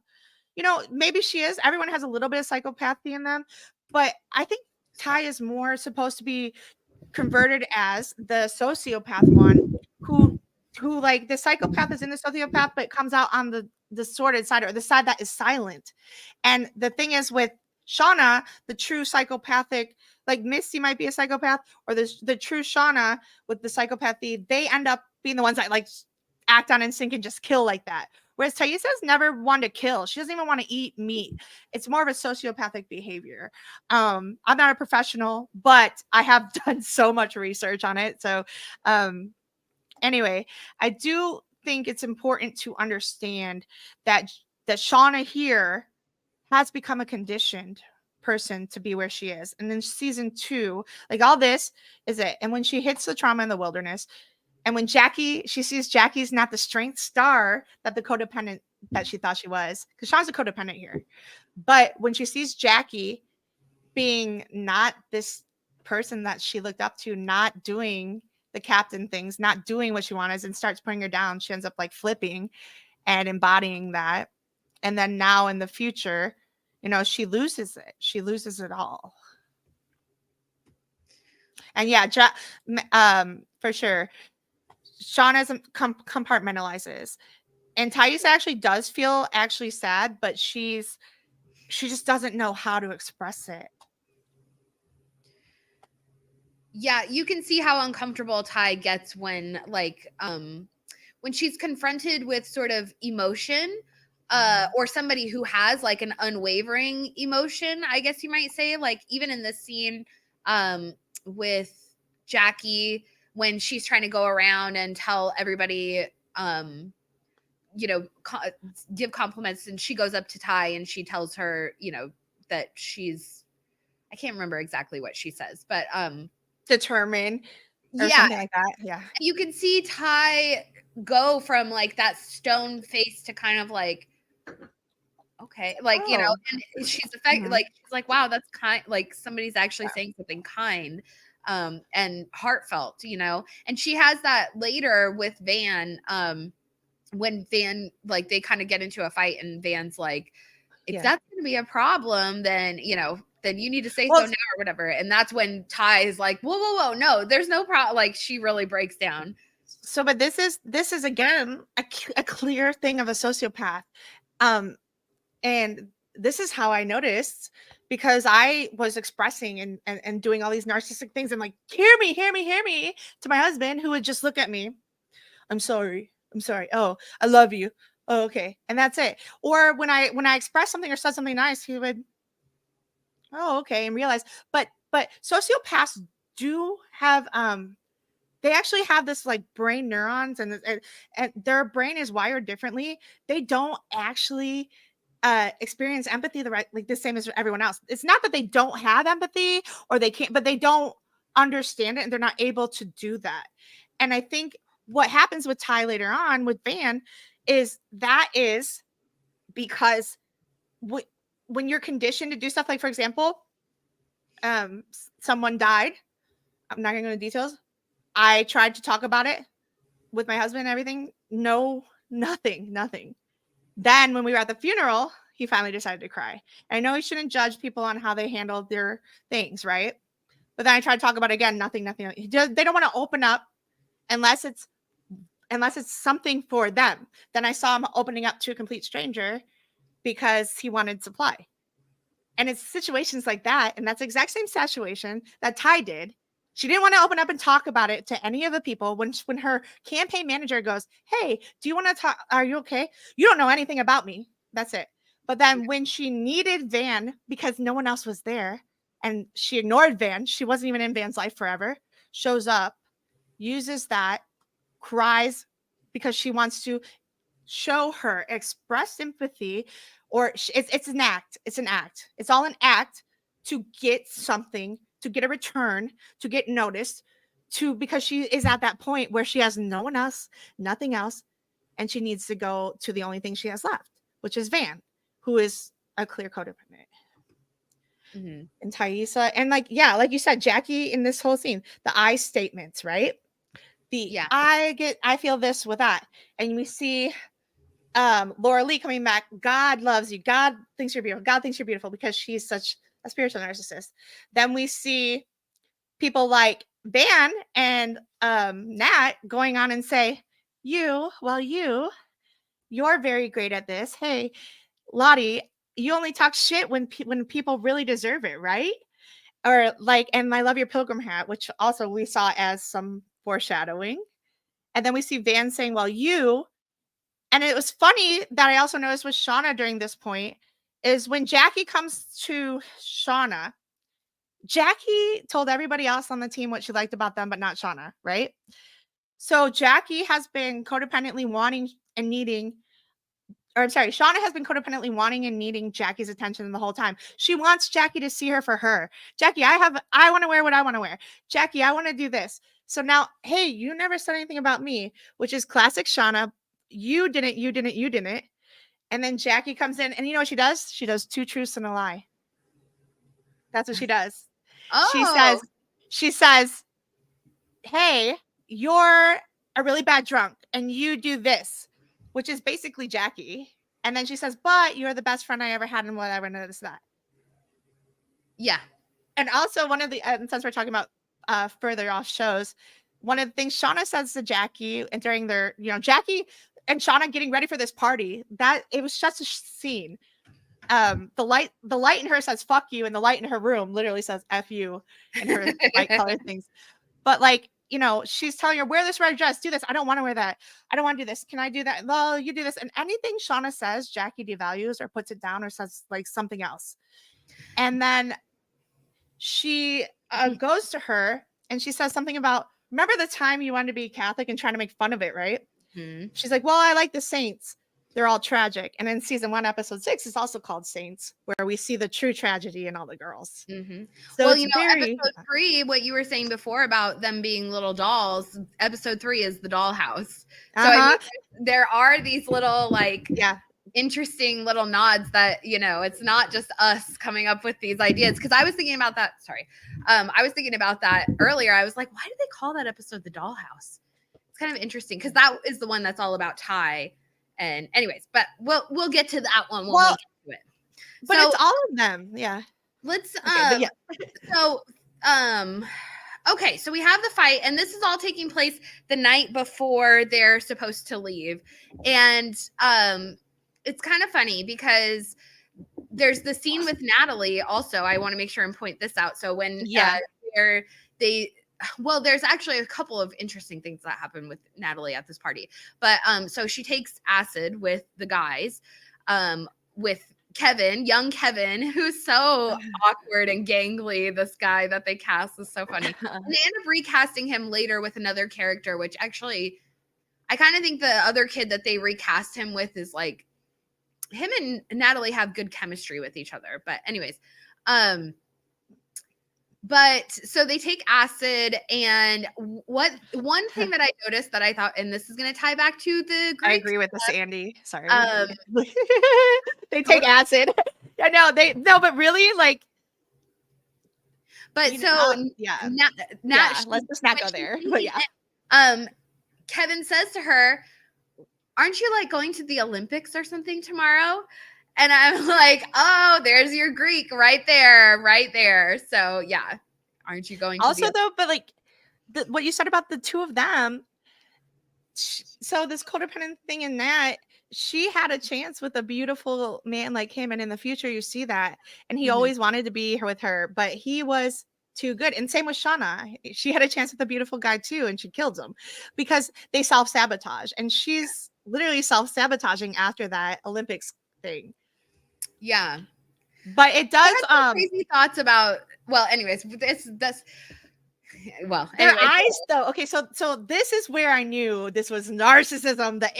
Is because their eyes. So when she looks, so that's why she's queen. She's able to see. She's able to see it. She's lived it. She's been it. She's done it. She sees, which is like the best thing. And she looks at Kevin and sees the narcissistic smirk. And if anyone, and I've seen it too, and it's real. It's real. When the demons come out, they'll look at you with dark eyes or big eyes, like what are you doing? And in the Bible and stuff like that, you have these prying, watching demons. You have the watchers who are all the members of hell and Hades and stuff like that.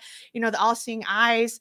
The eyes, again, being in this whole show is just like a big thing. And then when you see these faces, like you see the two sides of that crew with the drugs and her crew that she has.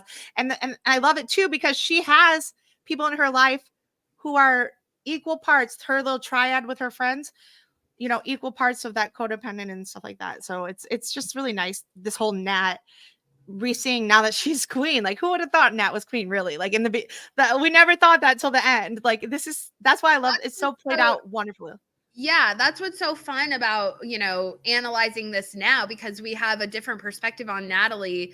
And there always was that like real distinction with her, you know, like I mentioned before, where she has like a good moral compass. Like she is the moral compass in a sense, because she, even though she's the burnout and, you know, the sort of stereotypical person, she also is the one that's not willing to hurt Allie, and, you know, authentically play the game and that kind of thing, rather than trying to be someone that she's not. Okay, so when you just said that, this is why I love you, Erin. You are always like, I'm super codependent with you, but you lift me and inspire me and bring me on to better things. What I do? So and what you said, she's the moral compass. Nat is the map maker. She's the drawer. She's the one who compassly leads them, and also in the future back to understanding, and leads them and leads herself in every direction. Yeah, she does. She has the moral compass map. Interesting. Yeah, I don't even realize these. I'm just freaking over here. But you realize all these things I don't realize, so that's why we vibe. So, all right. Well, let's we'll do like a brief intermission, and then we're gonna get into the characters. Do you need to take a little break or anything like that, Mandy? Go potty or anything? I mean, well, let's or not. Yeah, I do. Let's do like one or two of the characters first, if you want. Okay. Or well, we're gonna. So, I just wanted to take a little intermission break and just kind of let's do it. Caught up on a couple things. So, before we get into the second half of 5 minutes, go for it. So I am working on a few things for the channel. As put you here. Sorry, I cut you off. Go. You have to redo that. I hit the wrong button. So I'm working on a couple things for the channel. We switched spots. This is interesting. Because I like it. Okay, so on the moon, baby. I'm working on a couple things for the channel coming up, so you guys can keep an eye out for that. Now I'm finishing up the Winter King coverage of season 1 of the Winter King. I hate it. I loved it, but now I hate it. But now it's funny because you didn't like it, and I said, "Oh well, give it a chance." And I like it, but like I just where it's going and how it's twisting it, I'm just not a big fan of it. Like, yeah, we'll see. I mean, I like any kind of Arthurian coming at me, but it's not my favorite. I mean, that's like what sort of the foundation of my channel is meant to be, is like Arthurian stuff. That's like what my original goal was. And then I don't know, a lot of the newer Arthurian things suck, unfortunately, or they get canceled or whatever. And so anyway, and I was really excited about the Winter King. If you guys have been like, I mean, you guys know, I was really excited about the Winter King, and then I don't know, it's just not turned out good. And so I still need to get my season 1 finale video out to you guys, but I am kind of holding off on that for a little while. I'm just gonna so the Winter King has only shown in the US and Canada fully through. The second half of the first season is not showing in the UK until December 5th, I believe. So I think I'm gonna wait and maybe put it out closer to that, because right now I'm just at a place where I don't have anything nice to say. And I don't want to just make like a big poo-poo video, but maybe I do. I don't know. But I am going to just like hold off a little bit on that and kind of come up with some stuff. I have a couple other things coming up from the channel. I've been working on a big project that has to do with Yellowjackets and with, well, I posted about it. Okay. Let's just say that. I don't want to give away too many details because people like have the evil eye. And so, but I posted about it a couple weeks ago or like a month ago or something, but basically just about Jackie and Shauna and a couple of like parallel relationships in some different media. Like with the Idol. Oh God. Andy, I did a whole second video that was even more. And then let me just tell you guys what's been going on. Okay. Let's chit chat while Mandy stepped away. Okay. I did do that. So if you guys are channel members or if you are a patron, then I did make a exclusive video on the Idol where it's just me just giving my thoughts. Not even like the worst of them either, but but you know what happened was right around that time with the Idol, I was making a bunch of tweets and like just talking a bunch of crap. And I don't know if you guys were like following that very much, but the Weeknd was like getting super butthurt around that time and was like just reporting all these tweets. Like he was literally like going on. And anyways, so a bunch of my tweets got reported and my Twitter account got frozen.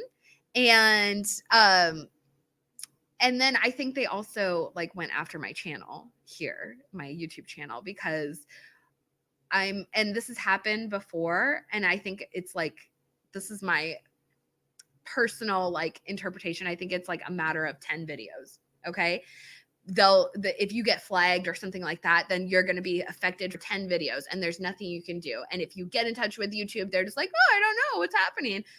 They totally know what's happening, but you get basically, and it's happened before where I've counted, I'm like, 10 videos. Okay. And then we're back on track. And that's what's just happened. And so I've actually even privated a few of my videos that I've made because in September and October, I mean, I was cranking out videos and I was not even getting 1,000 views on like any of them.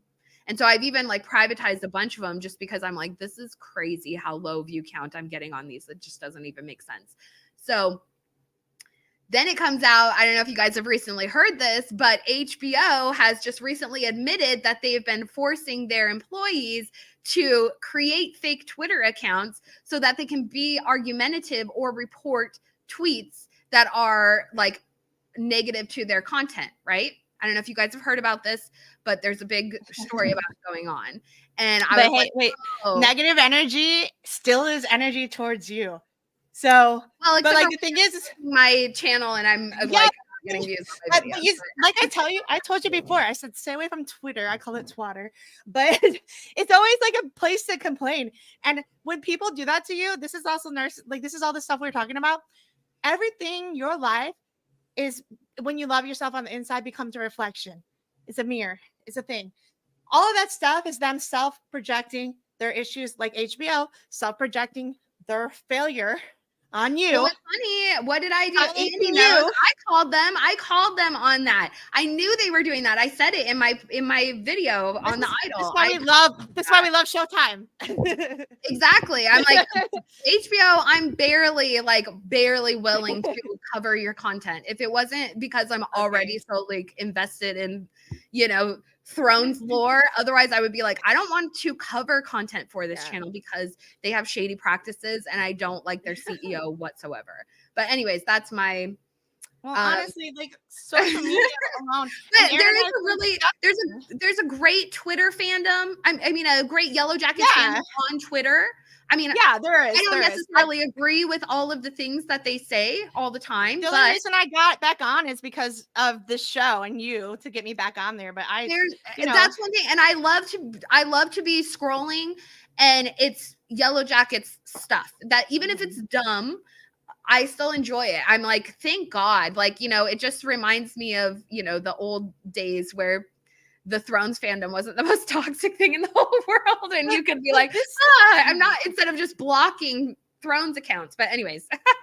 This is the thing though. Like, this is what this show, I believe, is honestly teaching us is to look within. And Annie said it in the chat and I'm realizing it too. And this show made me look within, realize that I'm like these characters, realize the blame shift, start learning and discovering, took me down rabbit holes of knowledge, narcissism, archetypes, Carl Jung, all these things to make me actually understand and get the knowledge that we need. And the knowledge what we need isn't listening to other people. It isn't outwardly, it's inwardly. When you go in, when you see Jesus disappeared, went to the things, all of the leaders, all the people, Carl Jung disappeared and did his dark night of the soul. These girls are on the dark night of the soul, and they, in their healing, need to go within. And that's what season 2 is about. So season 1's about them being wild and all these things, setting it up. Season 2 is about going in. Season 3, they're going to become a collective more. But it's like so many things in here. And I love it when this thing gets treated like all during October, horror things. Here's Yellowjackets first on my like suggested list. I'm like, horror? I'm like, Yellowjackets is like liberating, enlightening for me. It's not a horror movement at all. And so when I watch all the and you know what? I'm writing, that's one of the things, one of my big projects that I'm working on is like how Yellowjackets is sort of incorporated in horror, but it also has like its own genre in a sense. Like there is a genre that is fueled by a horror genre that's fueled by the horrific relationships that girls have with each other. And you know, Yellowjackets touches on it. But like that's what they're doing. Wild or Jennifer's Body, or you know, all these different shows that are pretty common that most of the people here that are watching this, you know, these are our kind of shows, like the cannibalism of basically friendship, you know, whether it's physical or, you know, philosophical. But here's the thing about social media, and this is a great example, Erin. Thank you for being vulnerable. First off, let's everybody, since we're like, look, we're not here to teach you and just be Yellowjackets and just, you know, say about shows. We're here to use this channel to literally channel our knowledge and our blessings from, you know, the universe to help people to say, okay, hey, I have autism too. Hey, I'm weak too. We have this, and see these underlying tones and how they're all connected. We are all one. We're all connected. We all have things. And whether you believe in this or that, there's still similar storylines, and we want to connect it all. And we want to make like how Yellowjackets team. We're the team here. And instead of buzz, buzz, buzz, static electricity, we're going to be singing a song by the end of this. And actually, we're going to sing a couple parody songs. But anyway, so this is a great example, Erin, on how social media has become, actually, social media becomes very narcissistic. It makes you think, find joy in lies and likes and revelations. And you think you can't, it makes Twitter, this is why I don't like Twitter. Because Twitter is just built to be a wild place to attack and project. And there's people say things on Twitter that they wouldn't normally say otherwise, or in social places. I was also socially casted and kind of thrown away. People say, I noticed a series of behaviors in you. They cut me out, a whole group that I gave my full heart to. I had a lot of good intentions. Some of it was me saying things because of my autism. And during my abuse, I had a stroke, honestly, through my covert abuse a few years ago. But I needed that to realize, to wake up. I thought it was actually, now I think it's a Kundalini awakening. And this is why I'm getting all these downloads and love and these things. And Erin was one of my best friends through it, helped me through the way. We've created this great friendship. We've created this great thing. And her and I, narcissistic bitches. Anyway, and also on ourselves. And we both have grown and changed and and we don't want to be like that. We don't want to be the same. But we have literally talked about focusing not on Twitter, not trying to get more views and likes. We want to create a really a team who get us, who are in sync. It's not about us attacking you. It's not about us getting likes. It's not about all these things. You know, we don't want to leave breadcrumbs to get these, you know, we want to find a true cult classic like us. Here we go. We want to become our own cult here, but like in all knowledge and love. And I had told you, you know, don't. And so Erin is now focusing a lot more on here, and we're going to focus on YouTube a lot to just get things rolling here on one platform, because that's what social media gets you. Yeah, I'm trying to kind of, and I've actually like basically entirely quit my Instagram. And it's so funny because the girl who fake pictures, that's makeup. Going back to is Jackie. I like was so excited to cover the Winter King, and then actually the girl who plays Nimue, who's like my favorite character of all characters of all literature, like Nimue from the Warlord Chronicles is like that's my bitch. And the girl who Ellie James, the actress who plays her, followed me on Instagram. And then the next day I was like, well, I'm done with Instagram. I hit my pinnacle of what I needed out of this, and I'm done here. I mean, I might go back to it eventually, but I just really needed a break. And then I've also really been toning it back on Twitter, because I'm just like, especially basically after all that stuff with the HBO and everything, I was just like, this is crazy that these people, like, I have like 200 followers on Twitter. So like, please give me a break that you're that bothered, that you're that pressed by my little comment. Meanwhile, I'm over here also covering House of the Dragons and getting like the best view I ever have freaking gotten on a video for my coverage on House of the Dragon.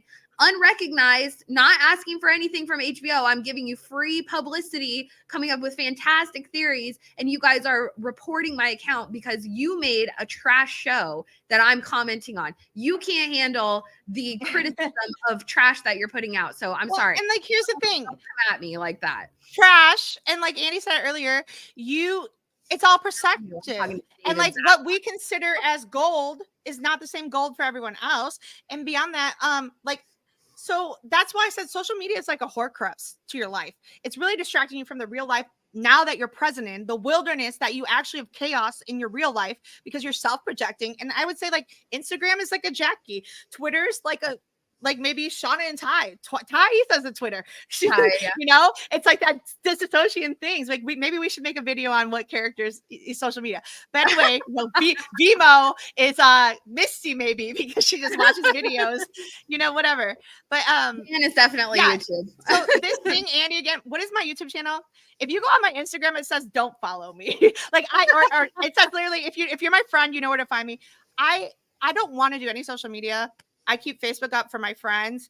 I am now focused, and I realized that all the media, it was Lightbringers. We did parody group, but I was doing it because I wanted to fit in a lot. I genuinely love these people, but some of the self things I did, instead of being there for me when I had my stroke and I was very just lost, I just got outcasted.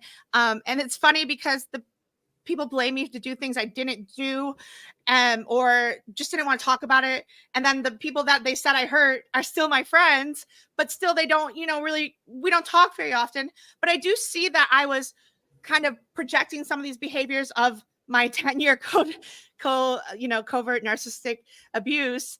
And because I found people who would actually hear me after not being heard after so much of my life, and after being here alone and being ignored.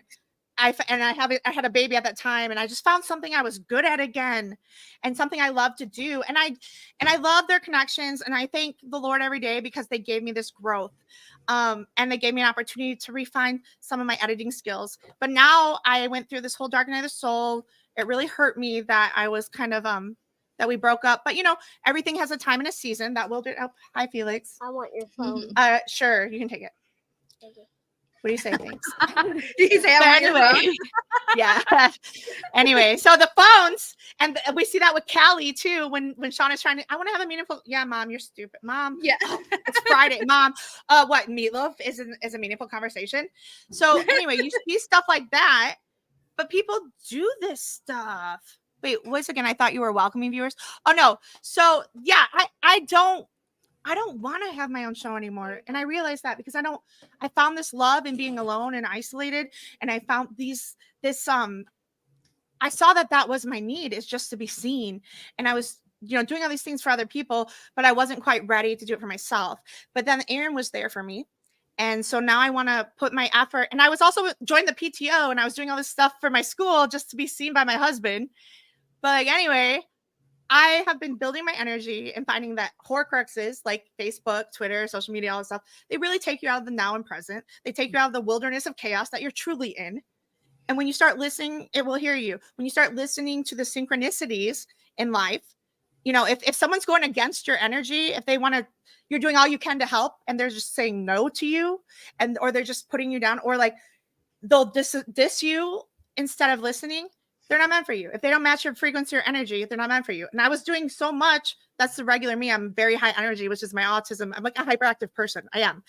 But that's me. That can happen when you're caught up, because that's one thing also too that we can learn from this show is you can be unintentionally caught up in somebody's own narcissistic thing. And we see that even though we consider Jackie to be very narcissistic, she's caught in Shauna's web of narcissism, because Shauna is like sucking all of that energy towards her, and she doesn't care who's like caught in the crossfire. And I think that, you know, that's happened to me. I mean, that was my Yellowjackets experience, was probably why you hated Jackie at first, though. That's why you hated Jackie at first. Let's be real. And now you like her. Now you see her from different perspectives. Yeah, you learn to appreciate her, because everybody can be on both sides, you know, and you can look at it and see it like at face value. But, you know, really when you internally like recognize, like, I've been Jackie, but I've also been Shauna, you know, you figure out like there's a balance. It's a balancing act and a dance, and it's like it's a collective team. We all have our position in our team. Yeah. Sorry. Friendships are so fragile. And actually there was this like beautiful quote that was on it was on Twitter. Somebody was posting, it was a Edgar Allan Poe quote, but they posted it with a Jackie Shauna picture, and it was something like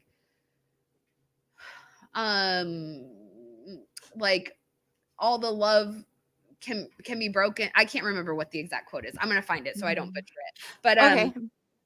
No, you're so right though with this whole this collaboration of a team. It's super important, and instead of being like you see in the front, they're all, hey, here, meet me, and they pass the ball, and they let everybody stay in their own lane, and they let people do their position that they do. And that was like one of my things with PTO. Like, I wasn't allowed to do my position. I got overstepped on and like told I was doing too much and not even allowed to do it and controlled. But like, it's symbols like that.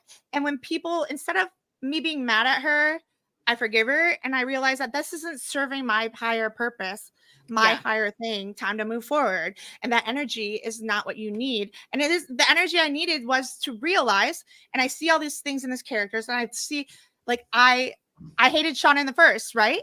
Now I actually love her, saw her, didn't judge her anymore. And now I see her and I feel sorry for her. And now I see why. And I also feel sorry for Jackie too, because like Jackie, she wasn't just controlled by Shauna, she's controlled by her mother and Jeff.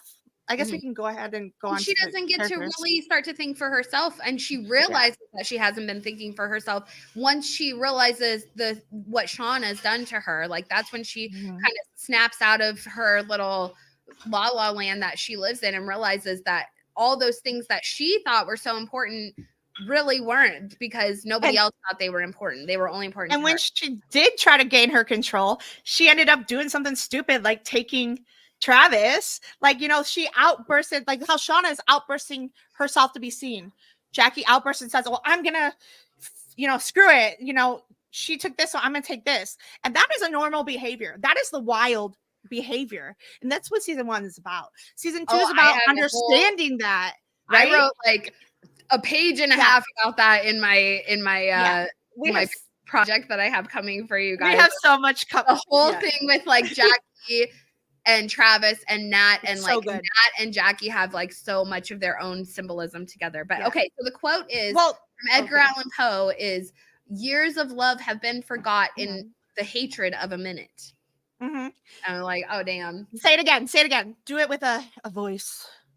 Hold on, I just clicked out of it. Years of love have been forgot in the hatred of a minute.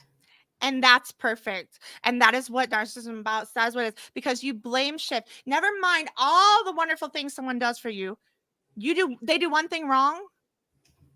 And what it is, I'll tell you what I did wrong. And like the PTO, I did all these things right.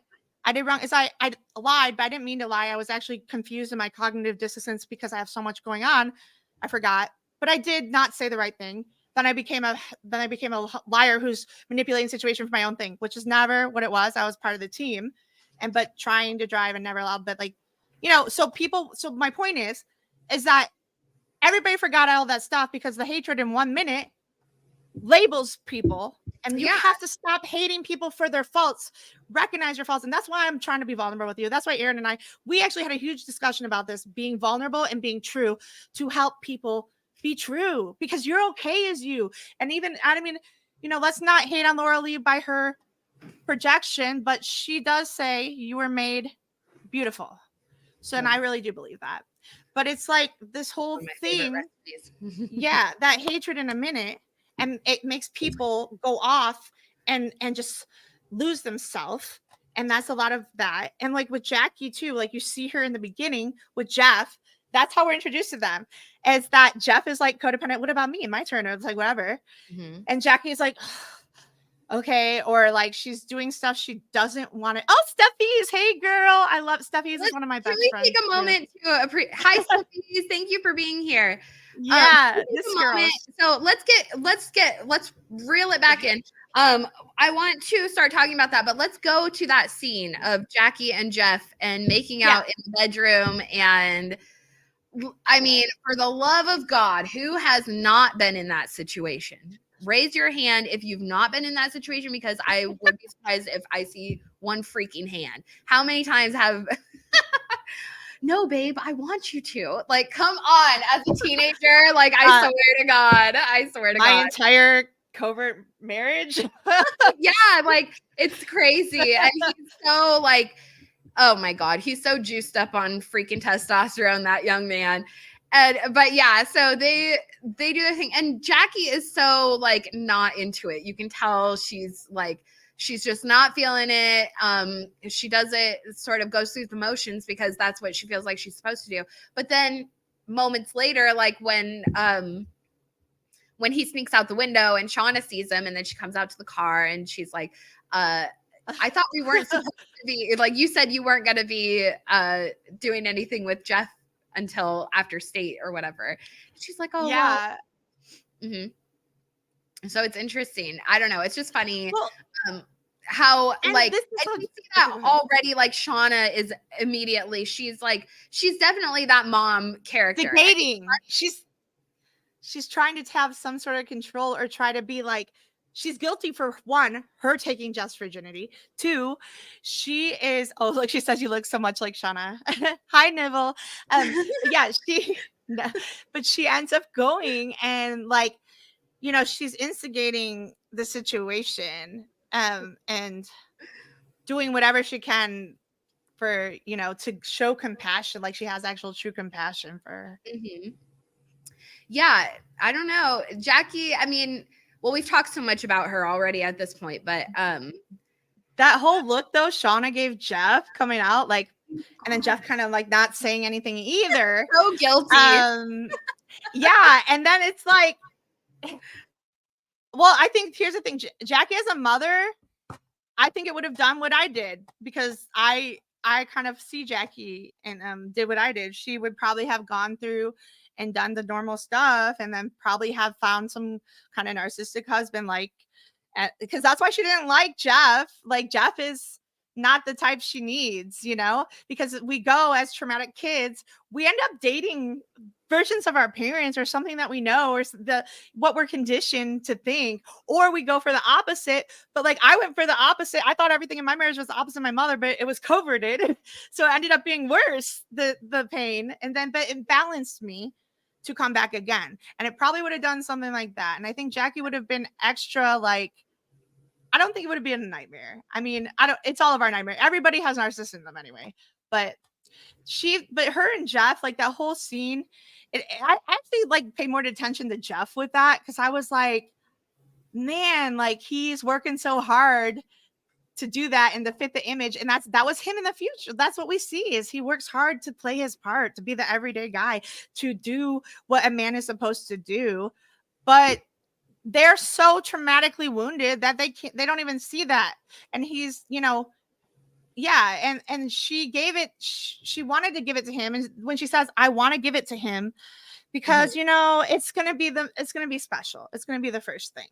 It's going to be something that I'm conditioned to think this is how, and this is what, and this is like how life is. And I need it to be that way. And I need to control how that situation unfolds, instead of like, I don't like him, but for my image, it's the best thing to do. And for my makeup, Jackie's using Jeff and her virginity to make up herself more. Yeah, to paint the picture. Totally. That's a really good point. Like, because he's the homecoming king or the prom king or whatever. Prom king, like, what are they? Prom royalty? I don't know.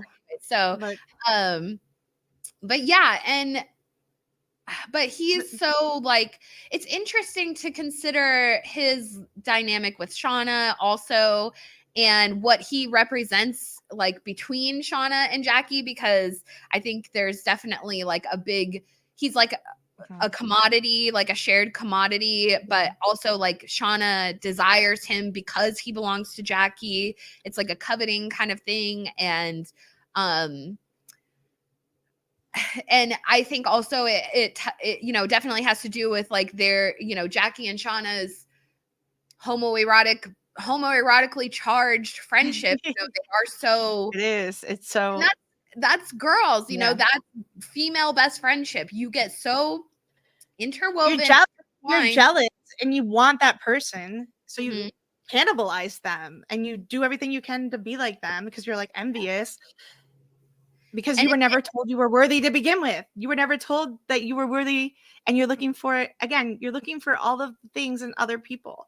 And that's why, like, in season 2 they start to, but in season 3, after another traumatic experience, they're going to start really, I really think they're going to take some time apart. They're going to start really looking inside, which we all need to do, but realize that you don't need to change. Like, you're you, just, we're humans here to experience life.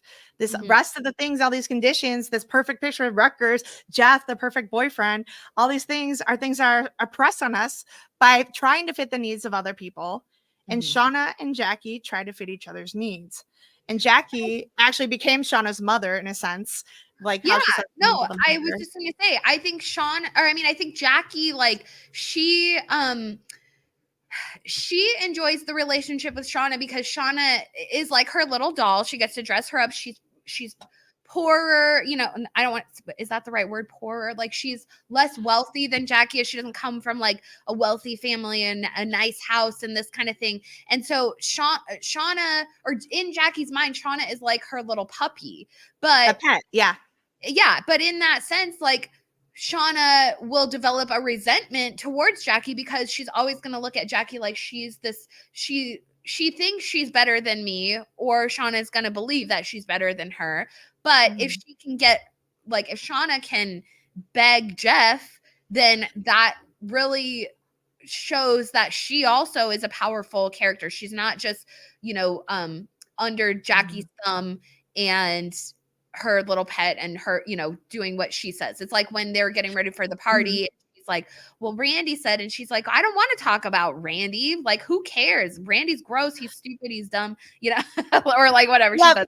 But like, but yeah, so it's like she, you know, I think that they're part of the relationship with Jeff. There's a little bit of like, yeah, like a homoeroticism, but also a jealousy and like a vengeful thing. Like, there is some vengeance behind it because Shauna is constantly being treated like, you know, she's sort of the lesser than, or her needs, her rules, her restrictions, you know, her curfew is less important. All the things for Shauna are less important. What you're talking about is part of also what you said about the poor situation, because like Shauna's room, you know, I don't think she's very wealthy either. Well, yeah, she's not, we know, because in the future, but you know, like, that's part of also these generational curses. Like, you are not told to believe you're wealthy. We think that our wealth comes from out things perspective, what we have, the things we have, versus realizing you are born with everything you need to be, and you're gonna, like, your wealth, like me, people were judging me because like I'm not working right now, I don't have this, but like my worth is not based on my net worth. And when you start realizing worth is not money's numbers on a page. But like, so anyway, back to this show. Jackie, actually, this heart of gold thing, she takes her wealth and tries to share it. She actually does do all these things, even though she's doing makeup for people and doing for Allie. She does all these, and even Misty. She has influence. But not just influence. She actually tries to take what she has and helps other people. She does. But like, her mother does it kind of manipulatively because she's using Shauna as a pawn, as a tool to help. But Jackie is more just innocently kind of wanting to help, but just doesn't realize these things in herself. Whereas like Shauna, because she doesn't know what to do, and she probably grew up conditioned, socialized. Well, actually, Shauna, I'm telling you, I think she's completely dark triad. She either scapegoats, blame shifts, or she wants to take what everybody else has. She wants to take her daughter's boyfriend. She wants to take, she thinks, or they want to sabotage. She's sabotage behavior, the lies, the things because like Taissa doesn't mean to sabotage. Shauna intentionally does. And she says, I don't know why, but she does, because that's her flipping out. And when she starts to do that and she does take Jeff, it's part of it. And even when they're having a loving moment, she prefers the lie, Jeff, say you love me, and prefers to say, if you come at me, then I'm gonna raise a baby to kill you and all this. Like, it's so vengeful, vicious, violently taking.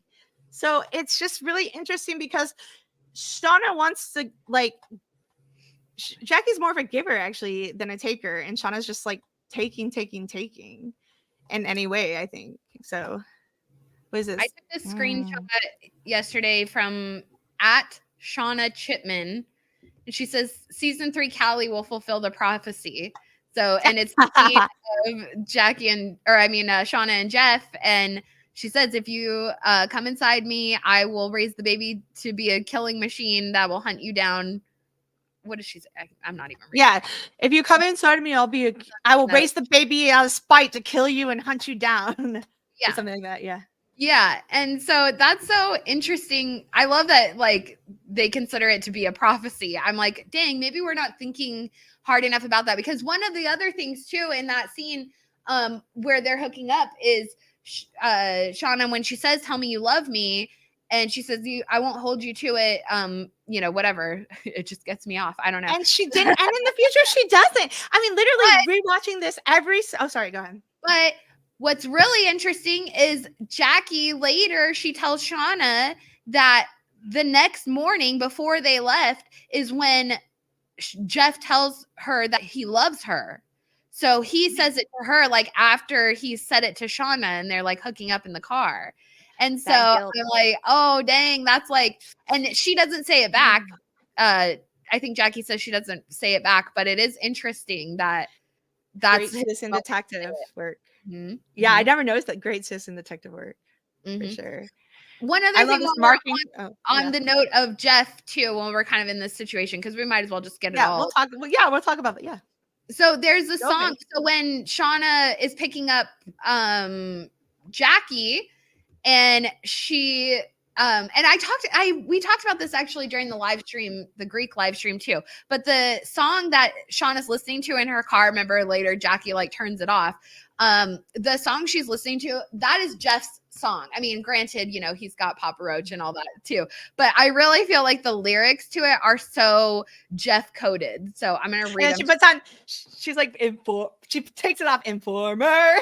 Yeah. Which I think, because the Informer song is like, you don't even know, boom or whatever. I'm like, oh, you turned off this song about this. It's informing her. She was not listening to the messages. Yeah, she turns off the jizz volcanoes to turn on the fucking lesbian music. Okay, anyways, so yeah, that's Andy again. We should refer to as Snow.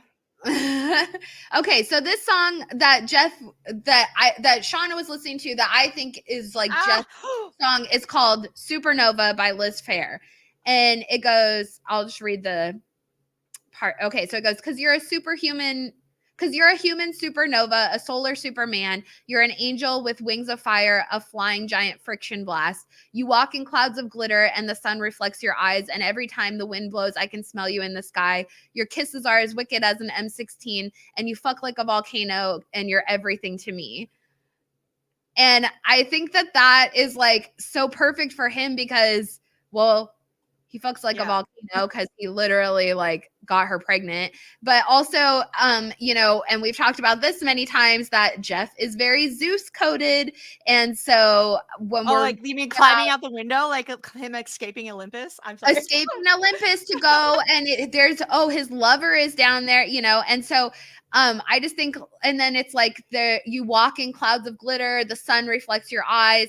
Every time the wind blows, I can smell you in the sky. Like, all that kind of stuff is like very air, associated, and Zeus is an air god. So I just think I'm like, oh my God, this is just so funny. Like this is, and so Shauna is like listening to that song that's all about Jeff. And then Jackie comes in and she turns off that song. She puts on this Licky Licky Boom Boom Informer, which is totally kind of lesbian coded.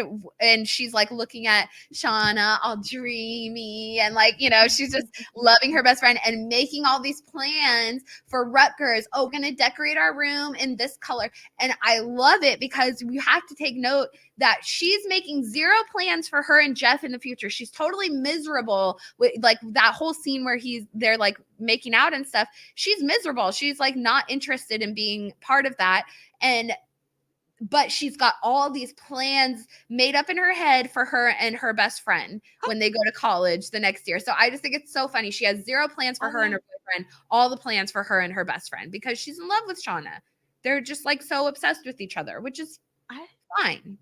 Yeah, and I'm willing to admit it. Yeah, because she needed that. She needed to be seen because Shauna sees her when her mother doesn't see her, and Shauna sees all the things as her, but yet her mother wants her to be better. I love this. Noah is the artist who brought us the Informer. I want to actually say about these Callie things. So this is it, like the scapegoat in the family, and how Shauna protects Callie and how Callie becomes Jackie. Now, after all this protection, and Callie comes back, I lied, Mom. Did I do the right thing? You know, I made him back. And she like literally manipulates cops. And like she's doing all these terrible things because I did what Mom, I did what you did. Or yeah, like I did this. But I think that what's going to happen is that. And when we see Shauna saying that, like, I don't like my daughter, actually. Well, first off, Shauna didn't like herself ever. And she doesn't like everyone else. She liked Jackie. She liked all these people that, because she thought it was going to raise her self-worth. She doesn't like anyone. Even when you see her ironing, she's like, oh, you idiot, like on the Jeopardy show. And then she's quick to say, you smug bitch. Yeah, no, I actually do love it too now, because you see Shauna here. She's really, really traumatically abused. And she really, really just like, but she's not aware of what it was. And I'm seeing, now that I'm aware, I see these things, but like she's just aware of what didn't work for her. And instead of letting Callie be Callie, she wants Callie to be her thing. And then now Callie's starting to do it. Shauna's gonna be jealous of Callie, because Callie's getting all the attention and power now, like she never got. And Shauna was jealous when they were crowned the new queen. She's jealous of everything. Shauna has no love for herself, no worth for herself. She didn't take her worth and go to Brown. She doesn't take her worth and say stuff. She doesn't defend herself. You know, she doesn't love herself, her true self. And you see that all through the show. So, and then that's why she doesn't love Callie. Callie wasn't a love. It was a like horcrux of her, you know, need to try to feel worthy by me doing what I'm doing is right. And let me love Jackie. And it was her new thing, because when Callie, what's interesting is at the end of the show, when they're showing all those pictures of the family, right? Where they show that Shauna ends up marrying Jeff, is she, and like, she doesn't know her worth. She's very Carl Jung. All those, so the way they show let me finish this first, where they show the pictures, sorry, my hyperactive, they go through, right? And there's this beautiful little picture of Callie as a top, because I'm like, I rolled through, slowed it down, Citizen Detective. There's this beautiful picture of Callie as like a 3-4-year-old, right? She's wearing a red dress and she has a little jean jacket that's like this, and she's smiling. And it's exactly what Jackie dressed her in. That moment. Oh my God, you should wear the red boots as a doll, and you see her dressing Callie like that. And I think all of Callie's entire wardrobe is so wilderness coded. Even that first moment where we see Callie and she comes into the kitchen, she's on her phone or whatever, she's wearing this sweater that's like all different. It's like a sweater, but it's different stripy colors. They're going in different directions. So it's very similar to the Pit Girl, you know, the people participating in the Pit Girl scene where they're just wearing like, you know, whatever rag, because at this point it's going to be whatever rags they were able to salvage, you know, they're going to have to kind of make do with the best that they've got. And I just think that's really interesting for Callie's wardrobe, because also in season 2, there's a couple of times where they go into her closet and she has a coat in there that looks exactly like the wilderness coat that's out at the cabin. I mean, it's ridiculous. And then she wears Jackie's coat.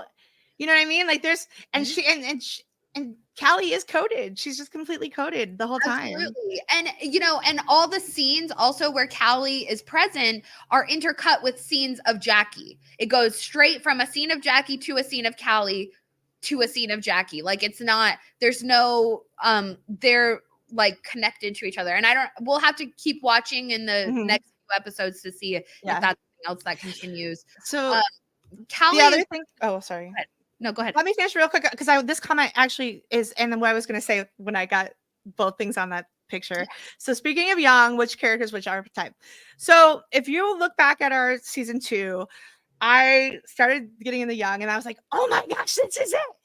And it took me down this huge rabbit hole, and I am now like a youngie, and like, well, I consider myself hermetic. Wisdom, hermeticism is like how I roll, but Carl Jung is like my life. And I got into this, and I talk about it a little bit in that episode, but we also have something like that coming with a whole series of young stuff. But we're gonna go through that. And then also I wanted to talk about young, and I talk about Shauna's diaries, right? Being what's gonna do and change her, and Shauna being so lost. Young always was a complicated character that wrote all these black books, these black diaries, right?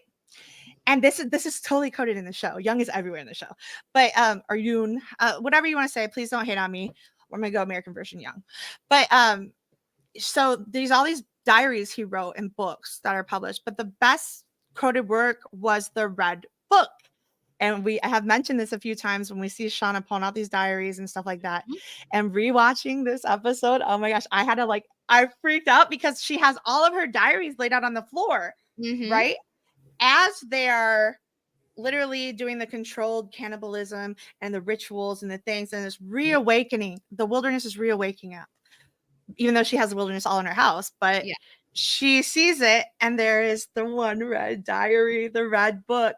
So I'm forecasting, I'm saying now, that's going to be her end. That's going to be the end of Shauna, or, probably the make when she realizes all the stuff she does and stops blame shifting, stops hating. Because I think that she's going to continue, because with Callie getting all this power and all this attention, and instead of her team tried to kill her.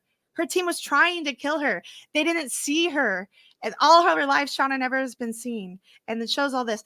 But when they do that, then they see Callie come in and save the day. And then instead of her being the queen, like Shauna always wanted, I think Callie's going to take the queen. I think she's going to end up really trying to kill her daughter, or making her daughter kill Jeff, or I don't know, whatever. There's going to be some real mad drama with Callie, because Callie doesn't even know herself. Like, you think she's strong? Prophecy, man. But literally, this is big, because I think that's going to be she's going to end up killing her Horcrux, becoming the true her. And maybe I would like this Red Book, either she might go to jail or whatever, or maybe she finally goes to Brown. If they end it like that, I'll be so happy. I don't care how old you are. Go back if you want to do it, go back to college. You know what I mean? It will show Shauna taking control. That's the end of the story. Shauna goes to Brown, and everyone lives happily ever after. Yeah, why not? It'll be fun. I love it.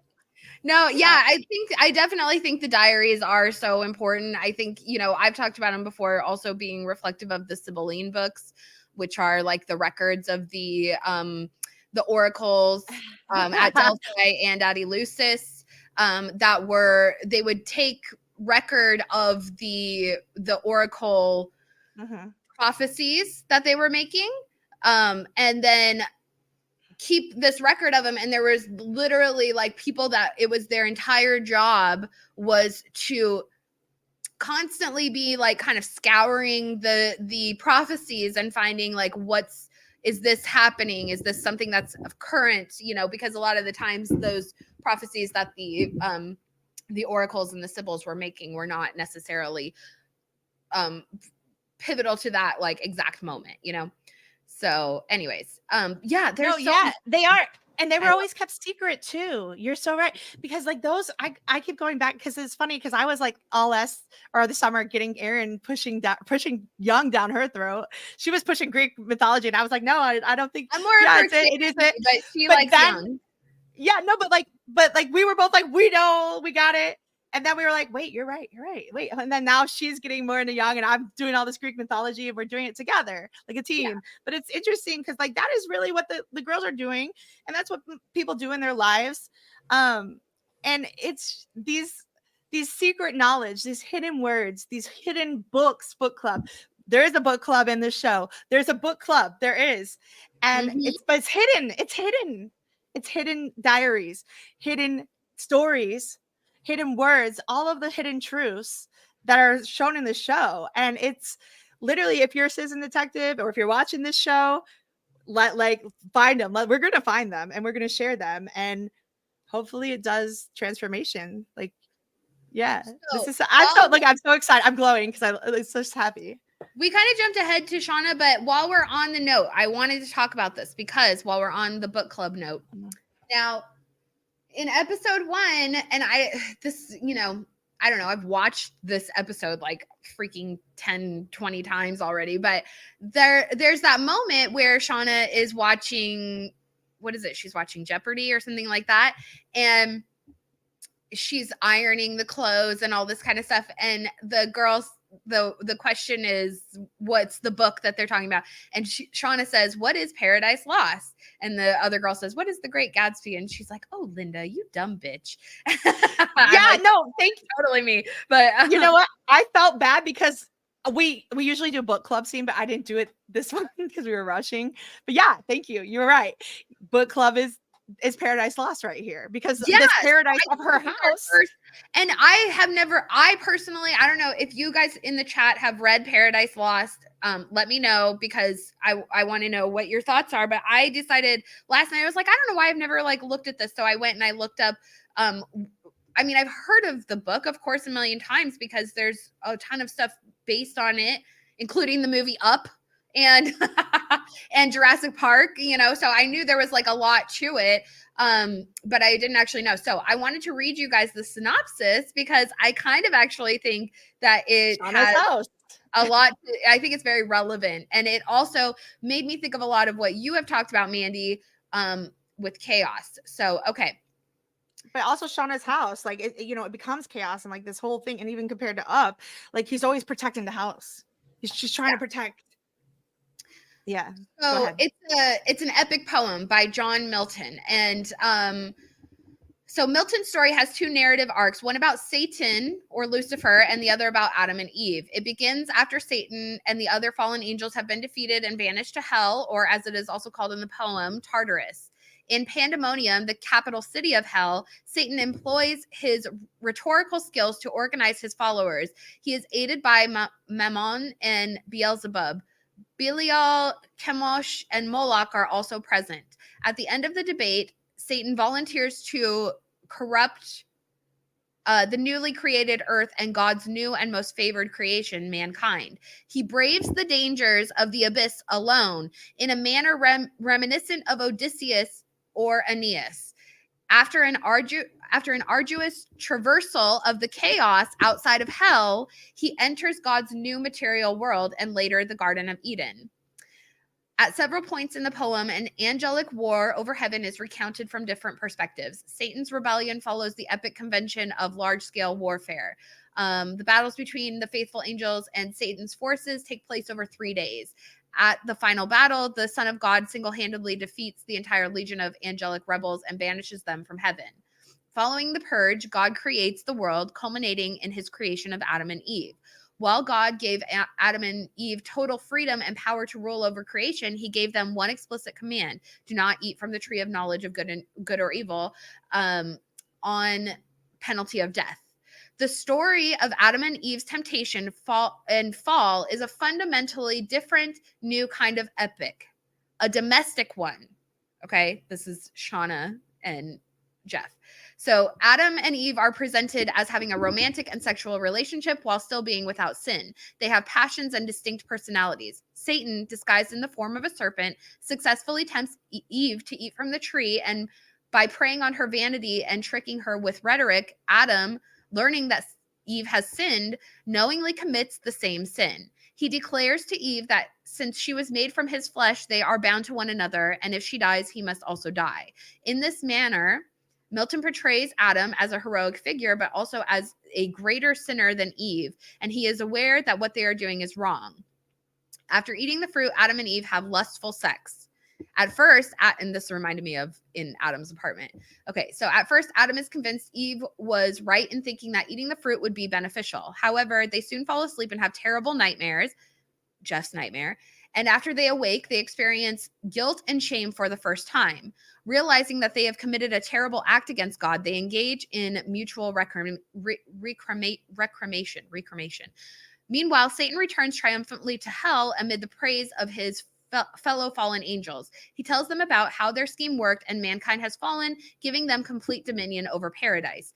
After he finishes his speech, however, the fallen angels around him become hideous snakes, and soon enough, Satan himself turns into a snake, deprived of limbs and unable to talk.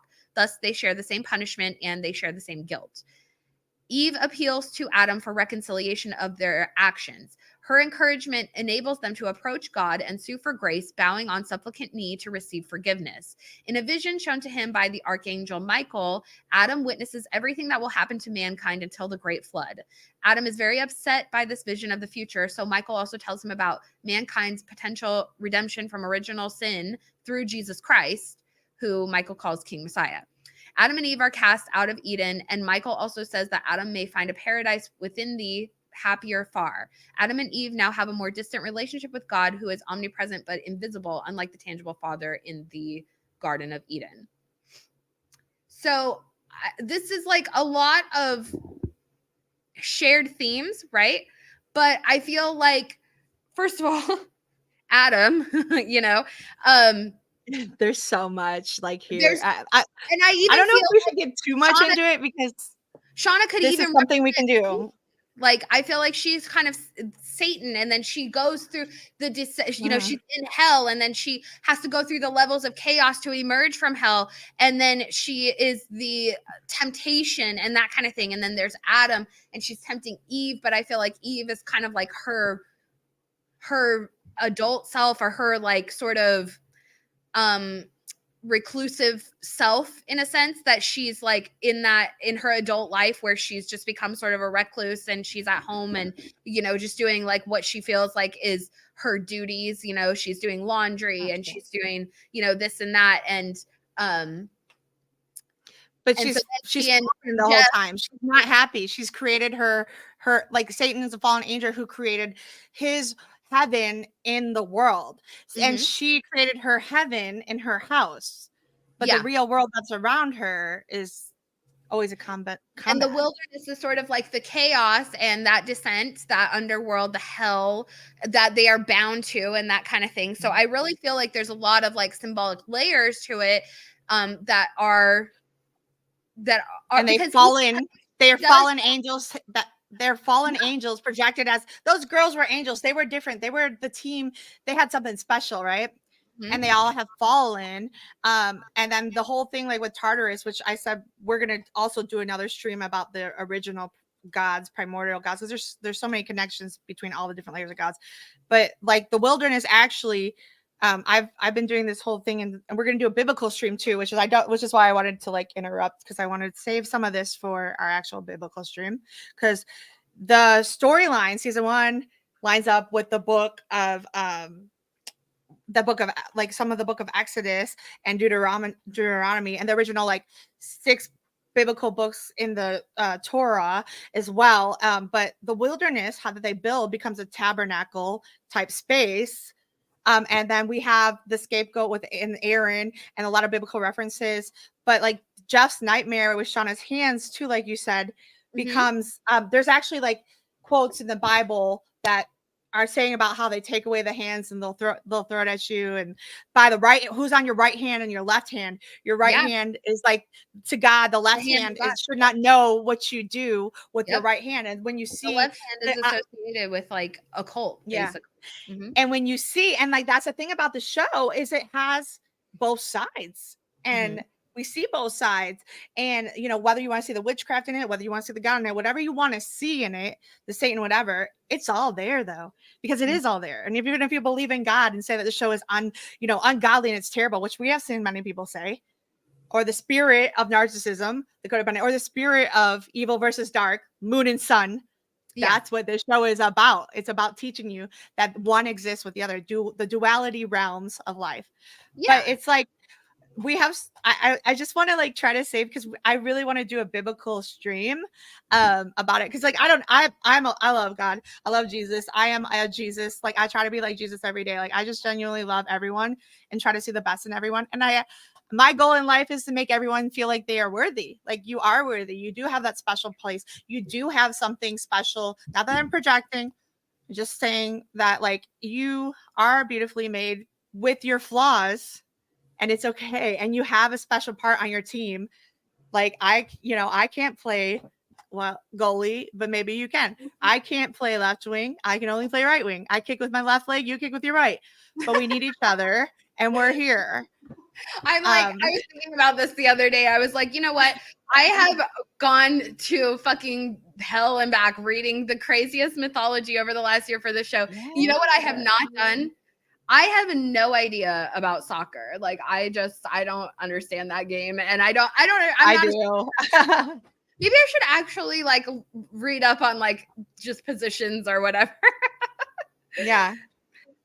I love this, Andy. Yeah, no, he like, it's just great because like whether you believe he's the son of God or not, I don't care. Jesus is a role model, period. And he's a good, like his just words and things, you know, it's up to you. Cause like, honestly, I love the Torah. I love Jewish religion. I've got really into the Kabbalah.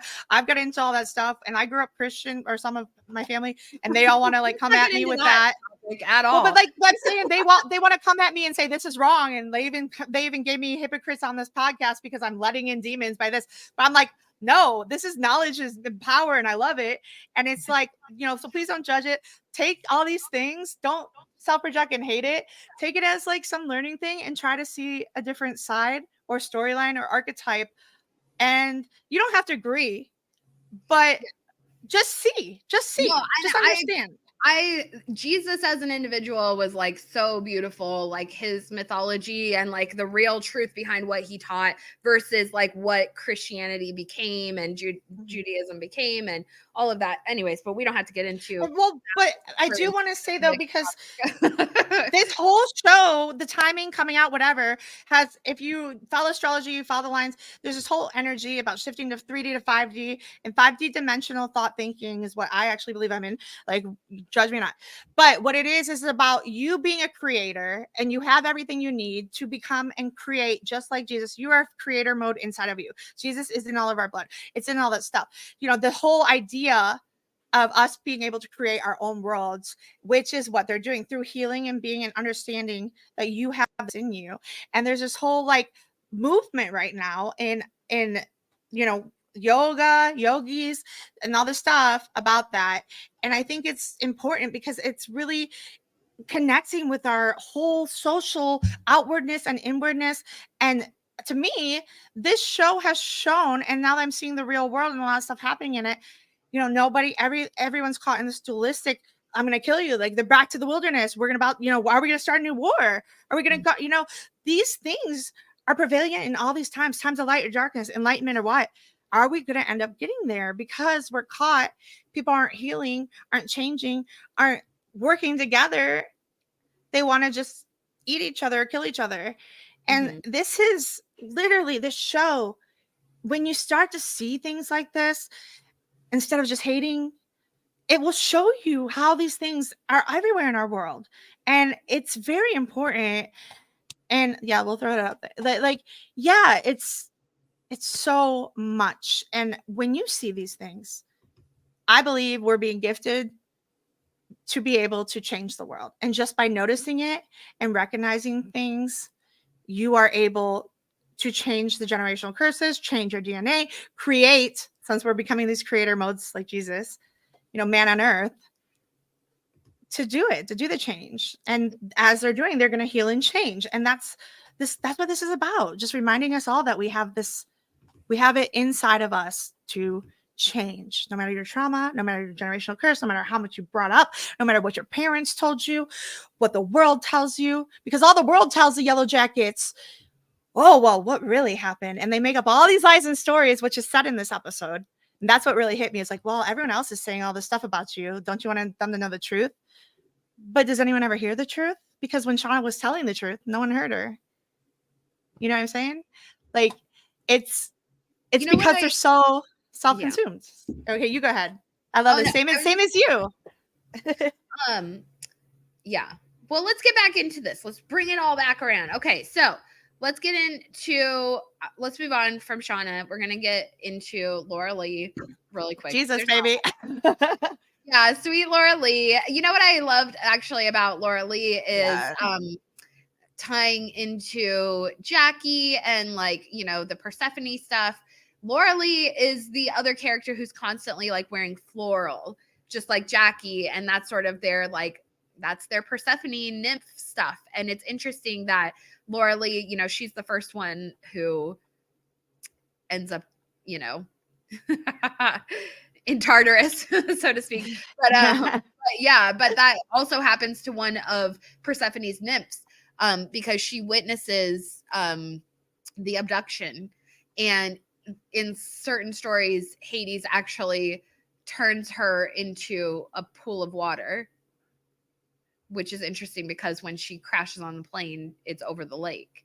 And so I don't know. There's just something there. I just like this shot here of Laura Lee also just because she's on the plane and it's foreshadowing. So yeah. Jade Wood-Up, right? I feel like we've been not mentioning their true names and characters. Movie coming out too. I don't know what it's called, if anyone in the chat knows, but it's a Christmas themed horror movie. And it actually looks pretty cool. I'm not into horror movies, but I think maybe just because she's in it. But I think she's the hero of it. So, or she's our final girl. So, hey. So, all right. Any thoughts on Laura Lee, or should we just? Well, I mean, we've said a lot already about her. I think, So we can roll forward. Well, let's get into Miss Latte, her bestie. The pilgrim hat. That's what you mentioned in a previous stream. Yeah. So the pilgrim hat comment is just funny and I think that also ties into the Greek mythology because, we believe that Lottie is connected to Apollo, and Apollo has his own temple and his own oracle that's separate from the Eleusinian mysteries that that the other girls are sort of really closely associated with, especially Shauna and Jackie. So yeah. So I'm sorry, give me a minute. I need to get my kid for a second. You're fine. Go ahead. So Lottie, so the thing with Apollo and the Apollonian I don't know, I guess disciples, you might say, in comparison to Eleusis, it was a completely different vibe because the oracle at Delphi, she was giving prophecies to a lot of people. This is probably your most well-known oracle, right? But there were oracles at Eleusis and at other temples to other gods and that kind of thing. But it's interesting because I think that the pilgrim hat was meant to indicate a pilgrimage, because I read somewhere, and I read so much stuff in about the Greek mythology stuff, but I think I read that people that were dedicated to Apollo would also go to the Eleusinian mysteries, because they would accept the Eleusinian mysteries. Anyone could go to and, be initiated into that. So it's kind of interesting. And Apollo, I don't think he necessarily had a mystery cult in the same way that Demeter and Persephone and Dionysus did. So anywho, But yeah, so we have Lottie here. You know, we got to meet Lottie. I love one of the things, you know, that we really see a lot of in these early episodes that you guys, I'm sure, will notice is that she wears a lot of pink. And that's like her, you know, that's her color. But as things transition, she starts to become more in tune with her mental gifts, I guess you might say. Then she moves away from the pink. Like the pink is like her innocence in a sense. And then innocence in a sense. Yeah. But she, you know, so she starts to transition. She's wearing more of the yellow and the other colors. And then especially after Laura Lee dies, then she like takes her dress and, you know, she's really, that's, I don't know. She just becomes very wilderness vibes. Well, but I love the transition because the pink is like associated with like perfection and princessness. And she comes from a wealthy family and sort of a perfection imagery. Hi, Felix. So when this is my rainbow child. He's truly a rainbow child. Like his favorite color is rainbow. He's a rainbow colors. We have a song. Yellow. Oh, well, he's turned it into yellow. And actually yellow was his first word. So I just got to brag a little. Yeah. But yeah, so but yeah, Lottie is yellow. Yeah, Lottie does. So that's what she kind of transitions to after this. And that's interesting too, because, you know, Apollo is he's a sun god, but he's really the god of light. And so the yellow is kind of associated with that, but also the bees, you know, the Yellowjackets and the bees. And we know future Lottie, she is a beekeeper, but bees are associated with the reincarnation cycle. So the transition of life and death and rebirth, bees are heavily associated with that. And so that's why at Eleusis and at Apollo's temple at Delphi, and in the Dionysian cult, and even in like Zeus mythology, like there's a lot of bee stuff, a lot of bee mythology, and the Bible too. Yeah, it has talks about it. They're just associated with life, death, and rebirth, and I just think that's beautiful. That it's sort of such a theme of this, and then that's like their mascot, the Yellowjacket. So what I wanted to point out about Lottie is how quiet she is in this series in the beginning, because and then this scene here too, you only say something when it's really the truth. And when Lottie attacks Nat in the future, like, ooh, because and then Nat tries to say, oh, she's wrong, whatever, she's, you know, she's crazy, she's not doing it because Nat doesn't want to believe her. But like, you know, also I don't know, chat, what do you guys think? Because this whole thing with spiritual narcissism, or her, you know, with the money, and then also like these psychosis with her possibly, you know, having what is it, schizophrenia with the pills, and schizophrenics see things. But also like people who are rising up to the 5D, and in the Bible God presents seers and does stuff. So it is, you know, like there's so many options to hear, but like she gets labeled and judged, and she's controlled by her parents, which we see in the future about like, what can you fix her, is what her dad says, right? Yeah. Like that's so, can you fix her? Like she's an object. Like it's so bad, and she's always been like kind of this object of that. And it's interesting, a lot of people hate on her character, you know, but I see deeper now. And then now when she gets in her thought, which I said again with the pitfalls about how somebody thinks that they know it all, and they've received this whole thing, and they want to push all their beliefs and turn it into their life and turn it into this leader, you know, religious thing that stopped working for her. She stopped hearing it. She stopped connecting because it wasn't working how she wanted it. She couldn't control it. And then Nat again comes in, and she ends up like, you know, balancing it. She balances it. And then you see Nat lighting the candles in the end of the season, and Nat and then Nat giving into it and saying, you know what, Lottie, you're not wrong, but I can use these things to help me. But I don't think that was, and at the end, Nat and Lottie end up helping each other through the pitfall, or through the death, through the fire, and each other's pilgrimages the whole time. Yeah. So I can see, and then I can see your pilgrim hat. Nat finally sees the pilgrimage that Lottie made her go through too. Yeah. You know what I mean? So like it's way deeper than this little thing. And you just think that Nat's high this time, right? But really, was it because Nat was seeing the other realm too, you know? Like Totally.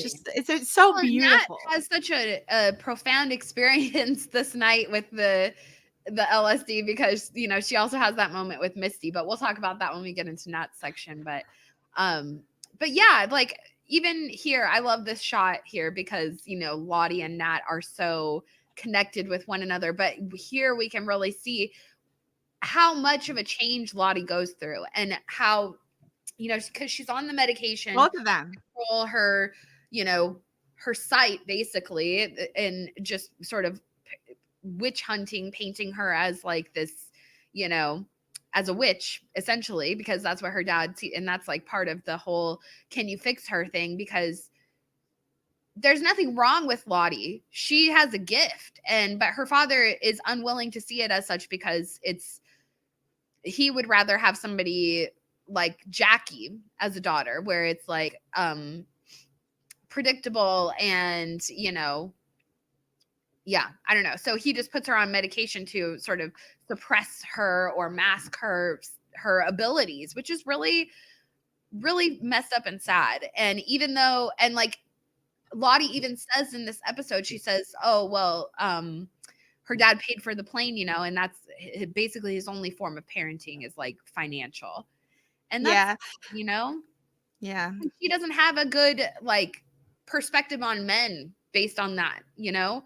She sees men as like we might see this actually. Look, I love this comment right here. Jackie would have thrived in Lottie's parents' life and actually I was just thinking that too, because Lottie just is like, oh, this is norm, just how Jackie thought it was norm, but Jackie tried to share. I think, and Lottie, but what's interesting is Lottie finds her significance not by her worth, by her spirituality. Is it because she's codifying her father? You know, she wants to be more. She wants her head to be right, not her money. She doesn't have to worry. Like, she wants her head and her to be seen as okay with what's inside of her, which her father suppressed all these years.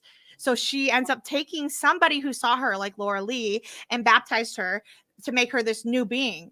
Like, Laura Lee gave her a rebirth by the water, but not in the same sense that Laura Lee was conditioned to think and pushed upon her parents because, you know, but anyway, so she ends up fighting this whole time her childhood trauma of never being seen by her father, never being acknowledged, only being told her head's messed up when other people, and then feeding off of narcissistically spiritually training and feeding off of other people who think that her head is right. But meanwhile, she never actually truly healed because she didn't look within herself so much as, you know, I mean, there's a lot to it, but like you see that Jackie, I mean, like, who knows? Like, you can't compare and contrast. You should just be, your life is how it is.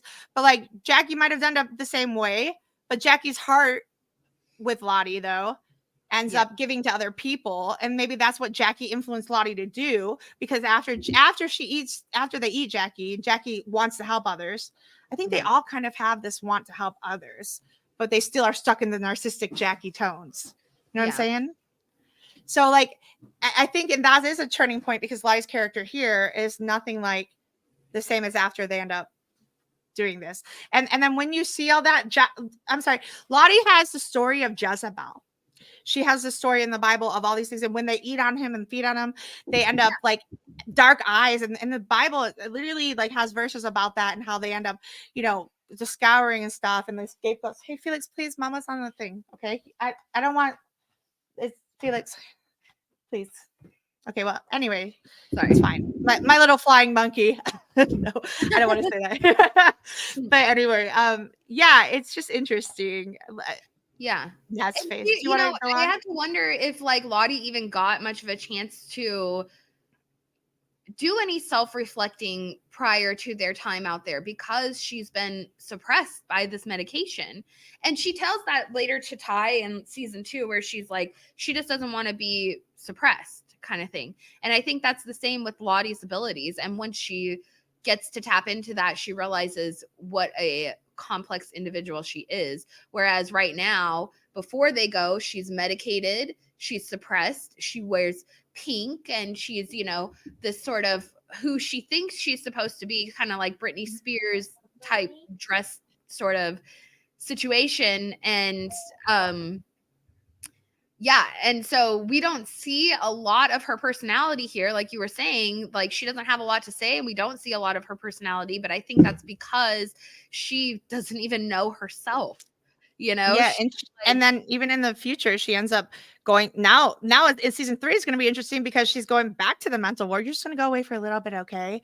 Because after they saw Nat, the person who actually saw her, Nat Balancer, they saw her, and she was afraid. And when they had that moment in the hut, but now she's going back, and I think it's going to really bring out that real traumatic experience with her and this whole thing of not being seen. And you know what? I have to be vulnerable and say, I just told my kid, like, honey, not now. I wasn't seeing him. Look at that. That was an example right here. And this is how knowledge of these things and us talking about these traumatic wounds and Bart and Ashley making this beautiful show to help us realize and recognize. So here's someone who has not dealt with their traumatic wounds. And never seen and never the lead role of her character, right? Mm-hmm. So, never the star, never the player of the game. I know, just always on the sideline. So we only see a little bit of Misty in this first episode. She, you know, she's the what do you call him? I don't know, like the coach's assistant, the team manager, something like that. And the water. She's the water boy, but everything about her is water. She recognizes in the water bed. Oh, the water. Misty, my Miss of Avalon. Yeah. That's my ultimate headcanon. Yeah. Misty is Miss of Avalon. But anyways, yeah, that's interesting. But so we don't see a whole lot of her, save for the important moment of the reveal that she's the only person who is present at the thing. Right in the water. Andy, again, you're like, your comments are the best. That's great, Andy. That's a great, yeah. Yeah, that was what I talk about. So she's I'm sorry, and watches that rat drowning in her own pool. And it's interesting, like, Misty's another one of those where we didn't really get to see what her home life was like as a child. We don't even see what her house is. Well, we see her bedroom at one point, but we never seen. And she's got a pool, so I guess she's relatively like comfortable, and lives in like a decent house, I would imagine. I mean, I didn't have a pool growing up, although I'm from the Seattle area, so nobody had pools. But let me just say, me and my covert, now going through divorce, me having a pool was like, oh, I have it good. It's better than I ever have. I should just be happy. The pool water runs dry. Like, it doesn't matter. Now it's like drowning. There's a rat in the pool. Okay. So like you think it's cool and worthy to have a pool, again, judging by your surroundings, but now it ends up drowning me. So, yeah, little fish, big fish, swimming in the water, what's gonna eat you? But like what it is it's stagnant. That's the song that's playing too, with that moment with Nat and Misty where she sees her by the fire. So there's a lot of, well, anyways, we'll get into it. So wait, the stagnant water though, Misty's the flow. And when Misty realizes in the future that by the stagnant water, finally getting in the pool of water, oh my gosh, she finally gets in the pool. But Misty, I think there's this huge healing process with her and the precipitation. Like there's like how precipitation takes water. When Misty got heated and threw Crystal over, can you hear me? Uh-huh. Oh, okay. I'm like hearing echoes. But so when Misty got heated, crystallized water is ice. Misty's like an ice formed of crystal, like this inner part of her. When Misty got heated at Crystal and threw her off, like burned it, she becomes Misty. That became her at that moment. She knew that she sang. She knew she had help. She knew she's tried to help before. No one saw her, whatever. She was a player of the game when she was able to be a nurse. And now we see her in the future. She's able to be a nurse, but she's so much traumatized that when we see her as a nurse, she's helping, she's caring when she goes in, but the girl ticks her off. The Stick Maria Transit, right? Maria. what's her name? Maria? The Miss transit? Gennaro. No, but like that's where the something sick Maria Transit. The name of the episode? Oh. Number 8 here. Are you talking about that's her name. Mrs. De She Janeiro? remember but that's her name. Gloria. Yeah, no, but it comes in and then she transits through there. But anyway, and the fog too. The fog by Narcissus. We'll talk about that another. But Misty's kind of all caught in this cycle of participation, but never actually getting in the water. So she's this mist that's not quite ice, not quite water, not quite, frozen in the dark, not quite like flowing, So and then finally when she starts to find her flow is when like people are drinking her up and she's able to show herself. But I thought that it was so beautiful when they were like, oh, I lost my purpose. That, and that made me think of Misty too, because and then Shauna feels it, and a lot of them feel that their purpose was based on their trauma. And it's like, no, you can create and you can transform and be purposeful in any manner. So yeah, I agree. Like Misty, she sort of like creates circumstances to where she'll be useful, so she can find herself to be useful. Like Coach Friend's leg. Oh, sorry. Go ahead. Yeah, totally. But yeah, she's not. And that's part of the thing with like once they crash, the whole with the black box, which we'll get into in probably next week, I think.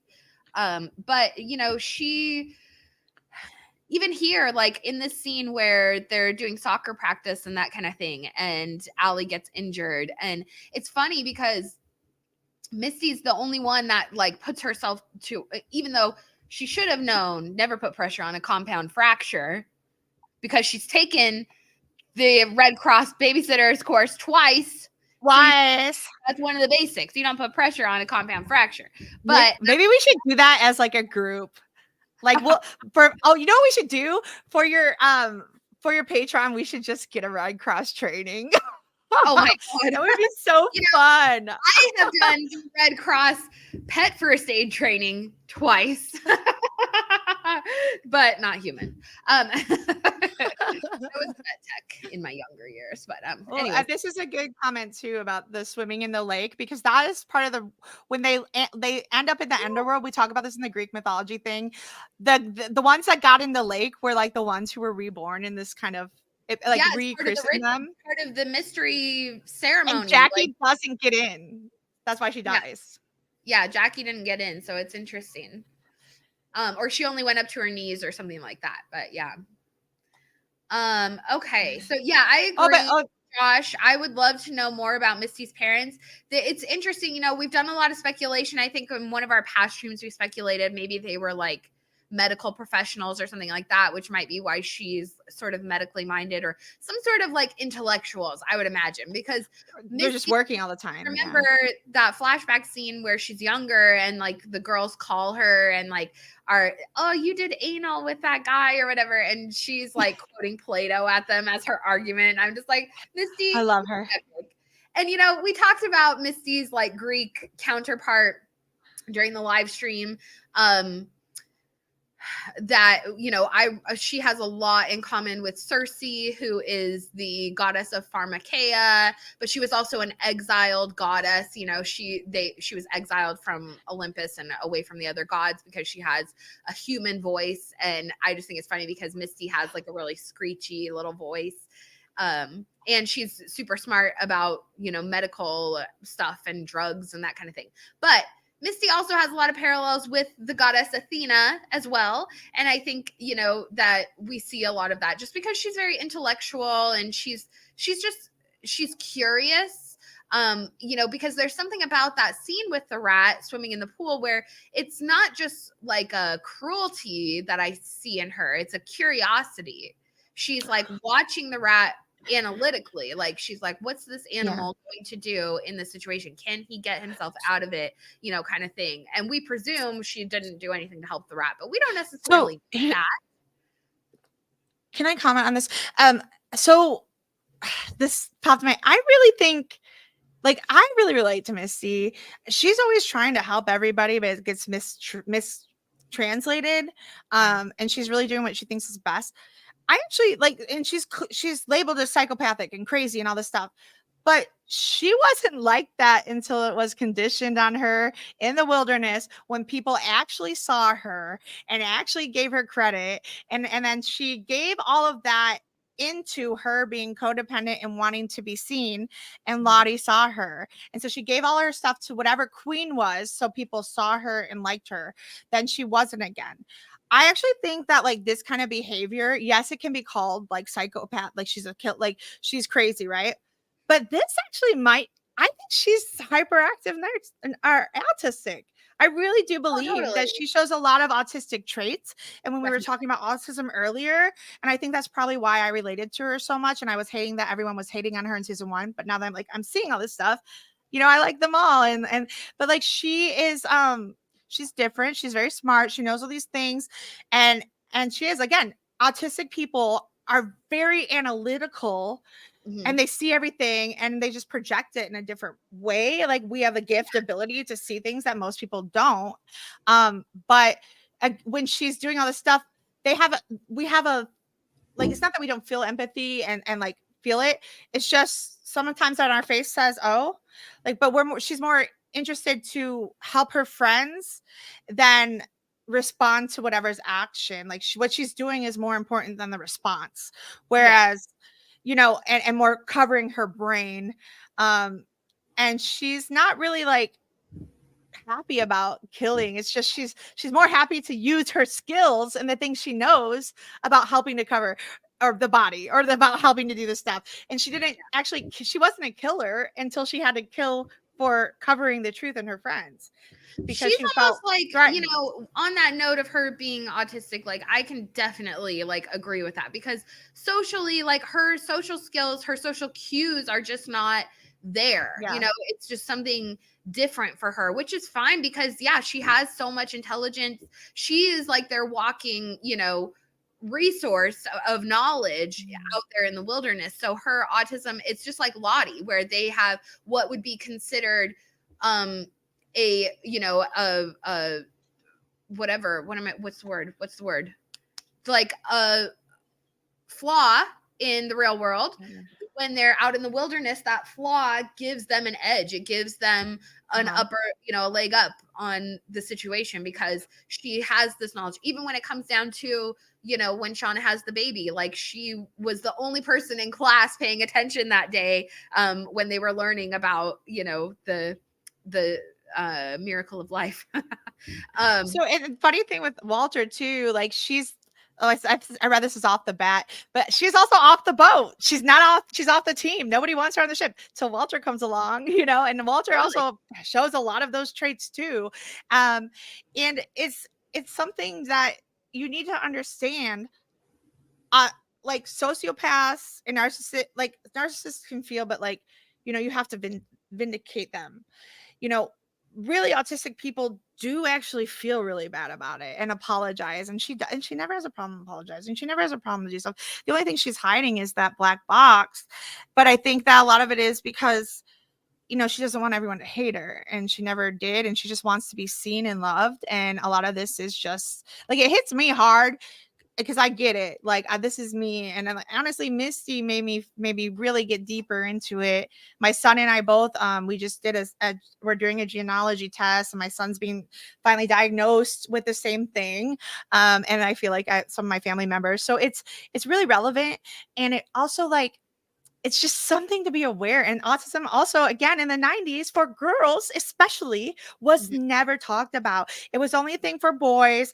And it was give them this pill like Lottie or do this thing.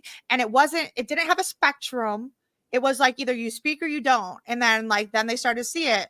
But autism with girls is very particular because what you do is you mask. You literally put on a mask and you do it to fit in. And she's doing everything she can do to fit in. She's doing everything. Oh, I got nervous when she walked away. My codependency on Aaron.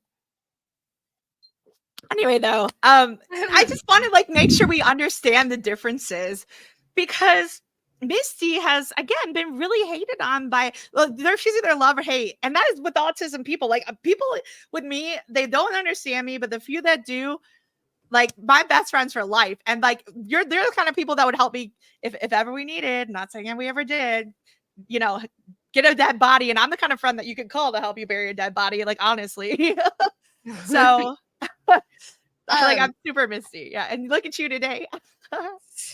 Are we narcissistically devouring each other here? Maybe. I wanted to draw attention to this picture of older Misty, especially hold on, take this comment off, because you can see she's holding the tray here. And what was really interesting is about in the pit girl scene, it's Misty who's the one that's carrying the tray of meat. And they do this, they cut from that scene to this scene. And so I thought that was just like, oh, that's perfect, actually. Yeah. Way to go, citizen detective. I watched this, I've really gotten to a point where I'm watching a lot of it's like the only show that I like to watch like on repeat. So I'll usually watch a couple episodes like each week or whatever, and it's just it's just one of those that like is now on my I love it because I'll go on to Showtime and I'll see like what's the top shows, and Yellowjackets is always in there. Like they don't go away. Like a lot of times if you go on Netflix or any other thing, it's like what's the top 10 or whatever, and it's ever changing, it's ever evolving like every time. But Yellowjackets, well, I mean, let's be clear, Showtime doesn't have a ton of fantastic shows because their top shows are Homeland, Dexter, and Yellowjackets, and like a couple of others that are clearly all reruns. But anyways, we're not getting into that. But we stand Showtime. Let's just go ahead and say that. Yeah, no, totally. They do. But Erin, like this is a good point. You need to look at it from a new perspective now that our eyes are open and we're aware of different things. Well, and I will say, you know what? Distinctly, Showtime is killing it. As far as social media, like, conversation, just keeping in touch, keeping the fandom going. They are doing so well. The Yellowjackets social media person, manager, whoever runs their accounts, they do such a fantastic job. They upload all the time. They comment on people's stuff, on people's posts. They like people's posts. They're very interactive. And I am not seeing that from like any of the other shows that I work on. And it's really like crazy what a big difference it makes, because the Yellowjackets like fandom, they really cultivated a fandom, and they're doing an excellent job of keeping it strong. And, again, going back to covering the Winter King, they are sorely lacking in any sort of social media fucking decorum, because they just never post anything. And every time they do, it's so crap. Like it's so poorly written. I'm just like, you guys, this is who did you hire? Anyways, I'm sorry. Well, but like here's the thing, like that's how we need to stop seeing. We need to see it. Okay, this might not be the show for me. That's fine. But like also, I don't know. Showtime does have really good shows. They're probably my favorite shows because I watch not just Dexter. There's this new one that was okay. So they have. Let me pull it up right quick. It had Californication, that show's amazing. It's been a while. The Tudors, come on, that was like the beginning of the stuff. Is the Tudors on Showtime? Yeah, Twin Peaks. They have also the L Word. I mean, I love that one. That's part of the Yellowjackets fandom right there. There was also Waco. I cried. I was so invested in Waco. It made me cry. Your Honor, I just watched. Amazing. Like that show got me also pretty invested. They have a lot of great things. I Buried, another one. Homeland was okay for me. Penny Dreadful. That's consistent though. How old is Homeland? I think that was like, I don't know, like 2015 or 2016, and that's still in their top 10. Like that's how good that show is. Oh, I'm not looking at the top 10, but yeah, the Chi, a lot of people like that. It's cool with me. But there are different things that hit us differently. But like they do have like the thing, like HBO. I don't know. I feel like a lot of stuff is on one or two shows that really make it for them in one kind of character. Like, The Sopranos was HBO in the beginning, then it was House of Dragons and Game of Thrones. But like Showtime has like one thing we have to give it to them. They have equal consistency in appealing to mass people and appealing to like, we have created a cult with Yellowjackets because a lot of people like see it as just this other thing, but also they have created a cult with Dreaming Most Black, and they have created a cult with the Chi, and they've created a cult with a lot of other shows that they produce, or they approach to many different genres of people versus just trying to get a lot of views. Like they actually, and they get deep, and I think that they take the time and have the greatest. I like the writers here because I don't think Ashley the writing team here is not selling out, because I feel like with HBO and House of Dragon, a lot of it is being like corrected or PC or put in these things to help us sell out, and it's just a different vibe. But the problem is a lot of us, and we all kind of lose our vibe or change our vibe, and that's part of life. Every religion started as a cult. It's true. And a lot of people who don't understand the religion, like Waco, for example, they don't understand it.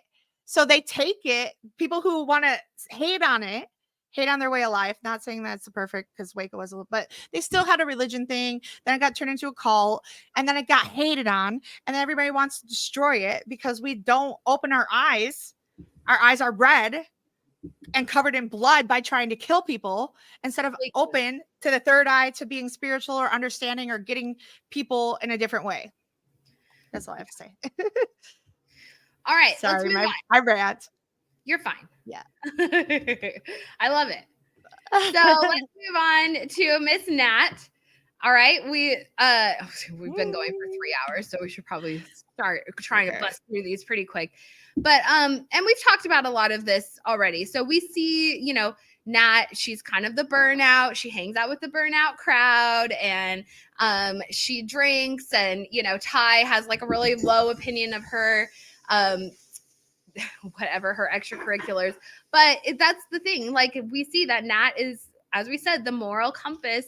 She has the best intentions, the best heart that naturally comes to her. And, because of what we learn later of like what's happened with her father, I really think it gave her a perspective that the others do not have, because she realizes the finality of consequences, right?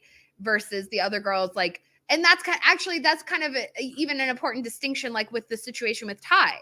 And that's probably a huge reason why Nat was like, no, I'm not doing that. I'm not. Like, Ty's a killer. Ty intentionally goes to hurt people. And when she was with her father, she was protecting her mother.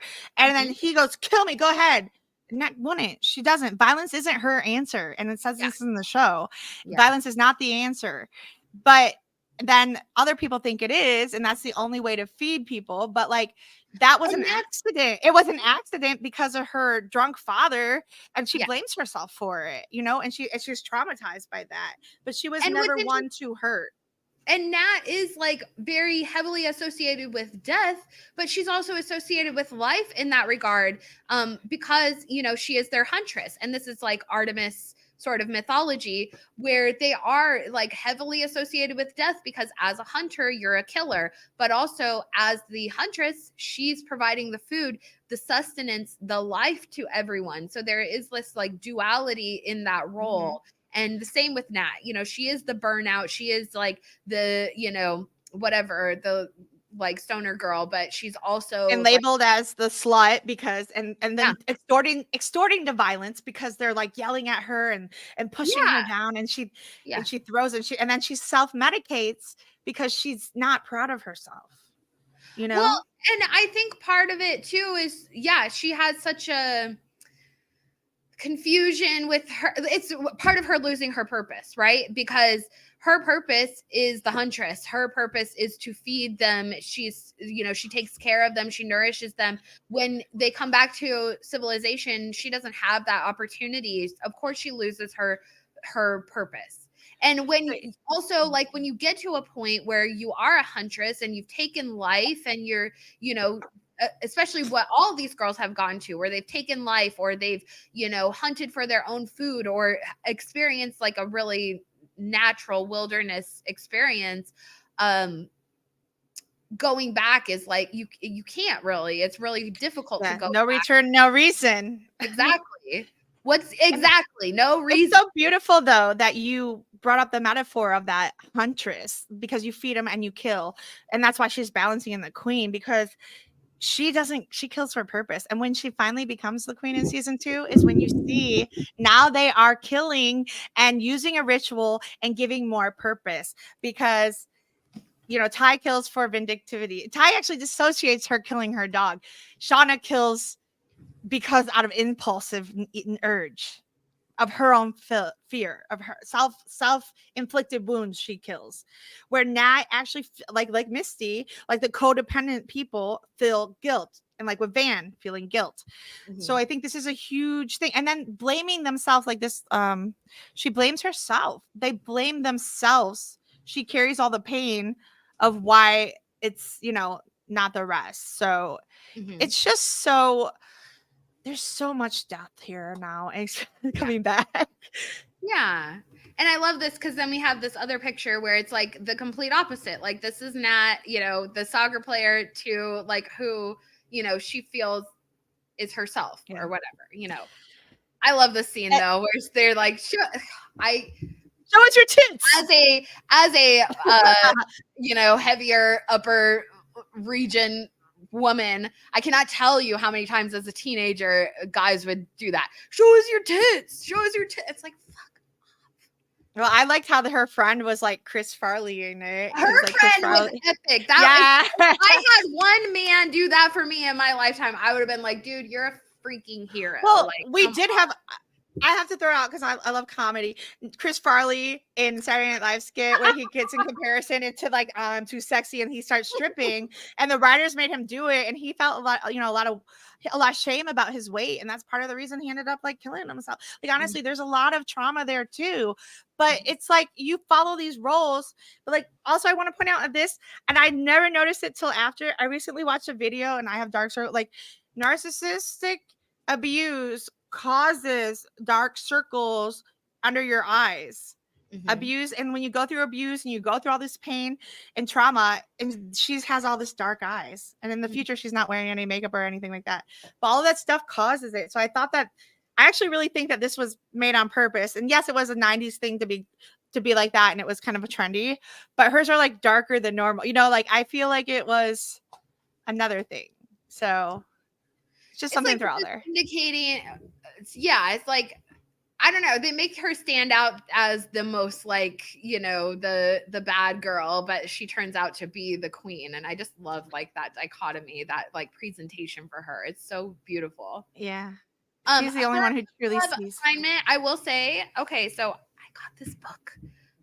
No, I think he's in the other room, so I don't want him to hear, but I got this for him for his birthday. But I also think that it would be really good for book club, because I got it because it's about Orion. And so I do recommend, if you guys are looking for a little book club action, I've read part of it. I haven't read the whole thing, but it's called The Celestial Hunter by Roberto Colasso. And I am going to try and read it. My husband's birthday is in like 2 weeks. And so I had a goal of reading it before that, but I don't think it's going to happen. So we'll see what happens. I'll probably still read it. I love it. Yeah, we should. I would love to do that as gifts. I think they're like the best gifts.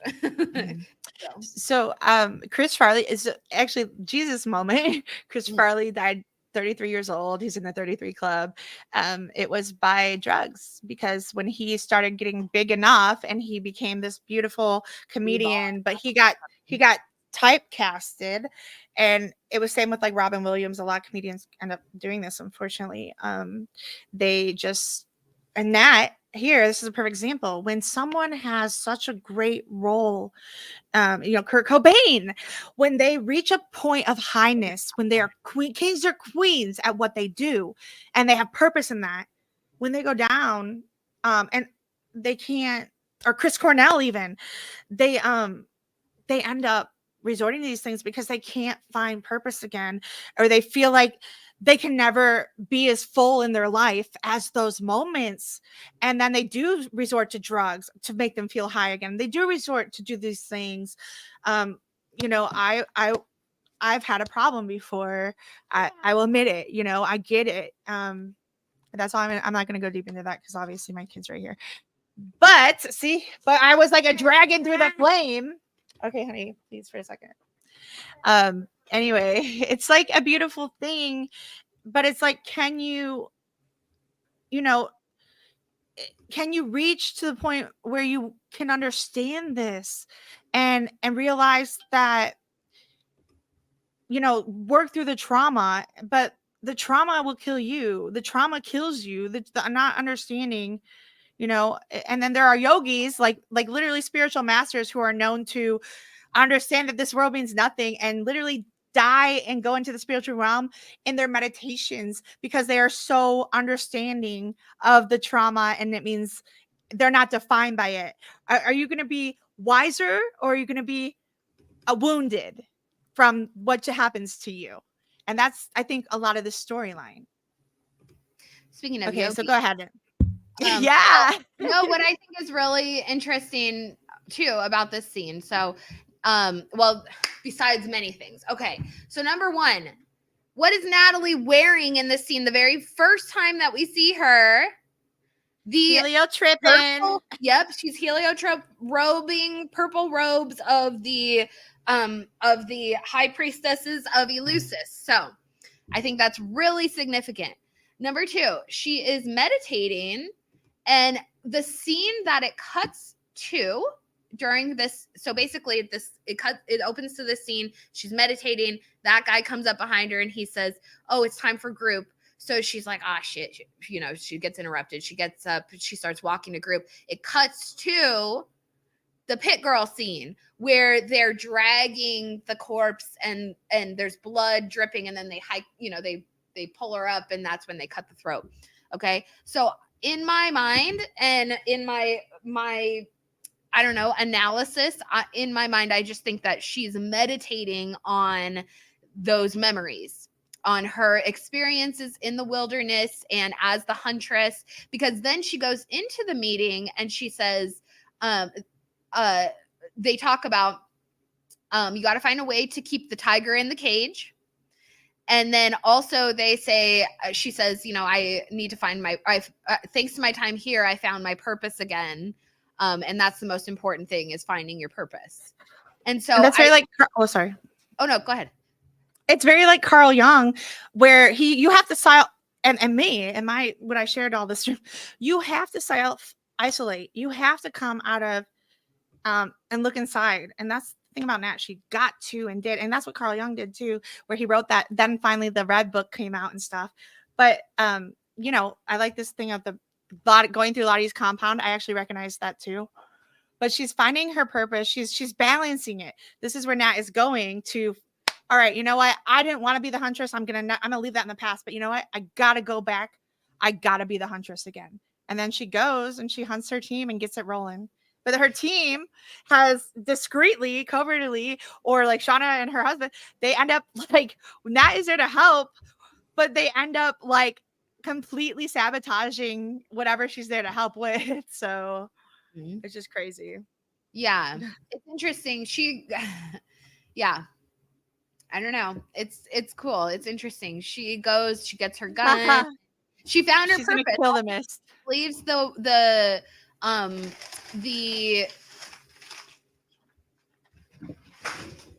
you wait on that? We're finishing up. She leaves the rehab facility. Sorry, I'm sharing a kitchen with people that should be at work today. So she leaves rehab and she catches a red eye. She asks that cab driver, like, and it's the red eye situation, like you had said, Mandy. But she catches the red eye. She goes to New Jersey and, you know, she tells this guy, she's like, and I love actually that you pointed that out, because this morning when I was watching the scene, I was sitting there with my husband, I was watching the scene and I was like, I wish I understood the significance. I feel like there's every moment of this first episode, there's some symbolic meaning behind it. And so for me, that scene where she goes and she's getting the gun out of her car and the guy is there and he's like the manager of the storage place or whatever. And he's like asking her questions. And I was just like, what is like the significance of this scene? It just seems like kind of the storage. They stored everything away, all their trauma. You said no, she's telling that she's going to hunt because even R2, he said that he's like, well, they're just setting it up, just telling you like what her plan. And I'm like, yeah, I realize that, but like there just seems like there should be more significance to it. But when you say no, she's going to hunt down her teammate, her trauma. Yeah, that's fantastic. I love it because she's what. No, even I'm sorry, not no. No, go ahead. Even better though, when she opened the storage, she opened the team storage because we see a lot of boxes. Tabernacle opening the box of storage. All of the team not talking, not going. Everybody stored all of their trauma, all of the stuff into secrets and into these things. Yeah. Mm-hmm. And then it's talking. So she's literally unleashing the chaos again because she was looking at them. It's your last day. And one of the scenes to her was, oh, that things, should never be solved by violence. Meanwhile, at the end of season 2, what is violence if it's not, if it's, I'm sorry. Yeah. Anyway. No, that's a really great so much that because this is her box. Bigger metaphor. Yeah. These are the Pandora's box. And I said that about Shauna's, her safe was that it was like her own Pandora's box, but this is Natalie's. This is Natalie's the black car. And then think about Taissa later. Her box is down in the basement with Biscuit and all that kind of stuff. And then with this needs to be a video. Misty's is the black box, the basement of her house, or the black box, yeah, but also like the basement of her house where she's keeping her TV role, the TV that she wants. She's not the main star on the TV. She's looking at a black box of the TV. I mean, yeah, that's actually I didn't even think about that. I just am thinking of how they're storing everything. Yeah, but that's well, I think Misty's make a video is because I think that she does some creepy stuff down in that basement that we're unaware of. But and the whole thing. Well, anyways, we'll talk about that next week because episode 2 will get a little more Misty action. But I do definitely have a lot of thoughts. But yeah. So I don't know. So anyways, so that's pretty much that's about that with Nat. Yeah. Today. I think with Shauna, we've actually talked about everything with Shauna and Callie. And I guess we can talk a little bit about Ty. We've pretty much done that. I do want to shout out, I recently watched Scream with Taissa, with Jasmine Savoy Brown, and I was like loving her and all of that. So one quick thing I do want to point out on one of these photos about Shauna. Hold on, let me just pull it up. Come on, you. Okay. So there's so much symbolism with Jackie and the heart necklace. And, there's obviously the symbol, the wilderness symbol. We've been trying to figure out all the different meanings and that kind of thing. One thing that I just really thought was like super fascinating that I'd never caught before was this scene with Shauna, and she's holding all the hangers. And so it's got the hook symbolism. I don't know. Hold on. Let me pull up the picture so I can you can see like she's got the hook right there. And there's a whole bunch of stuff in that scene where she's like hanging stuff up, taking it off. And she's opening her closet. Yeah. I feel like that's like symbolic of the actual symbol where she might represent the hook. And also they're like on opposite ends because the top is the sun in essence. And so it's kind of like that's Jackie, Shauna's the hook down below. And they're, sort of switching positions or what have you. But also Shauna has a lot of other hook symbolism connected to her. Number one, because of the baby. Number two, because of as like a mother goddess and as like a grain goddess, the sickle is really associated with her, the moon, the shape of the moon and that kind of thing. And then like her also association with like just meat, like it's just meat, Callie, like cows or like steers are or cattle, I guess you might say, are associated they are actually associated with feminine symbolism. They are a female symbol because of their horns, which are associated with the moon, which is associated with feminine energy. So, love this hanger and abortion, because remember they tried to do it with the hanger. Exactly. Also, like, the thing about Shauna's closet, it might be her storage, because her house becomes her storage capsule, the thing, and she's always in the closet, and she hides all her stories in the closet. Maybe she's gonna come out the closet finally for Jackie, like she should have from the beginning. But anyway, no. Maybe the closet is like the first box for her, but then the second box, Pandora's box, because she has to lock away all those secrets. You know, the one that first one, that's like her and Jackie's, you know, that's their box. And she's in Callie's closet too. And Jeff, they leave the sparkles in the closet, and they also have Jeff trying to dress her. Everyone's trying to dress her, and her mom, I think Callie, there's a scene where they're trying to dress or whatever. But like, you see now more of the symbolism, and she's ironing. Everything with her is always about like eating or dressing up. You know what I'm saying? She dresses the bodies, basically. She's the one who does all the undressing of the bodies. I guess it's called that in hunting too. So it's way bigger, actually. This is collaboration, baby. It's just one little picture of a freaking hanger, and look at where we go. We could probably go on more for an hour. I could. I could talk about Shauna's goddess symbolism literally like all freaking day. Like, I would do it. All right, so let me just skip forward a couple pictures. Oh, yeah, Shauna's closet jam-packed with all kinds of secrets, kinds of hours. About her younger stuff, but yeah, so we'll just talk about older Thaisa. We pretty much talked about her younger stuff, I think. And even this too, I think we did talk about this. I just think it's most important for her to realize her sociopathic behavior and denying all this stuff as she, I don't know. This is crazy. Like, well, you know what? I think we should like ignore it, but she's such a character, you know, like Tawny Cypress. She really plays the hell out of this role.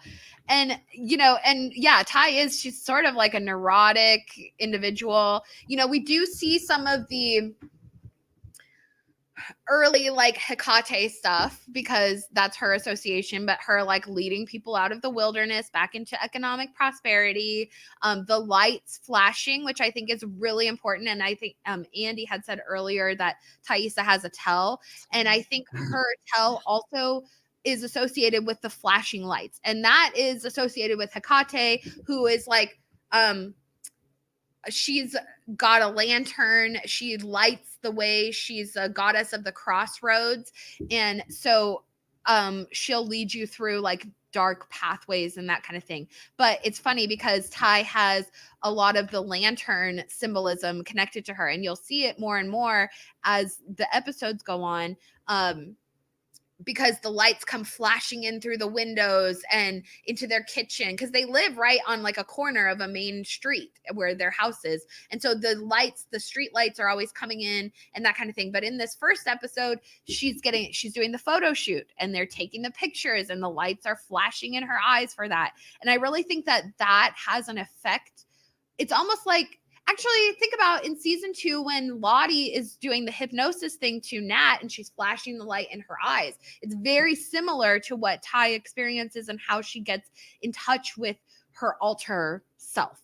But she doesn't know that yet as of right now, as of episode 1. She is not aware of that. And so I think, you know, yeah, I definitely think there's something significant about that with her.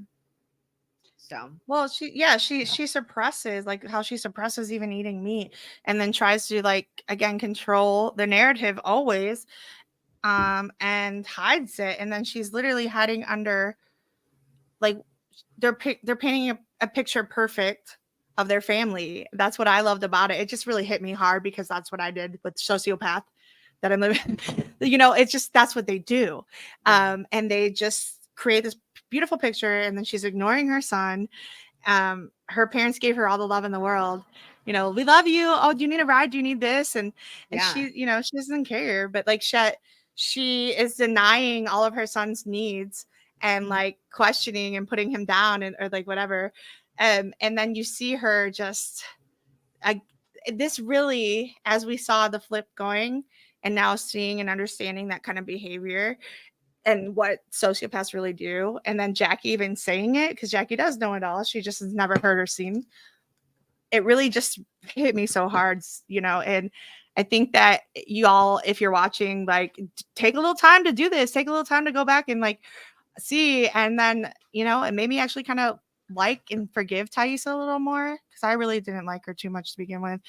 But now I really love how they're portraying how she portrays her. And what sign do you guys think Ty is? What astrological sign? I said Aries or Scorpio. She definitely has Aries vibes. She also kind of has Capricorn vibes, unfortunately for me being a Capricorn. But but she's got that cutthroat, that business sense.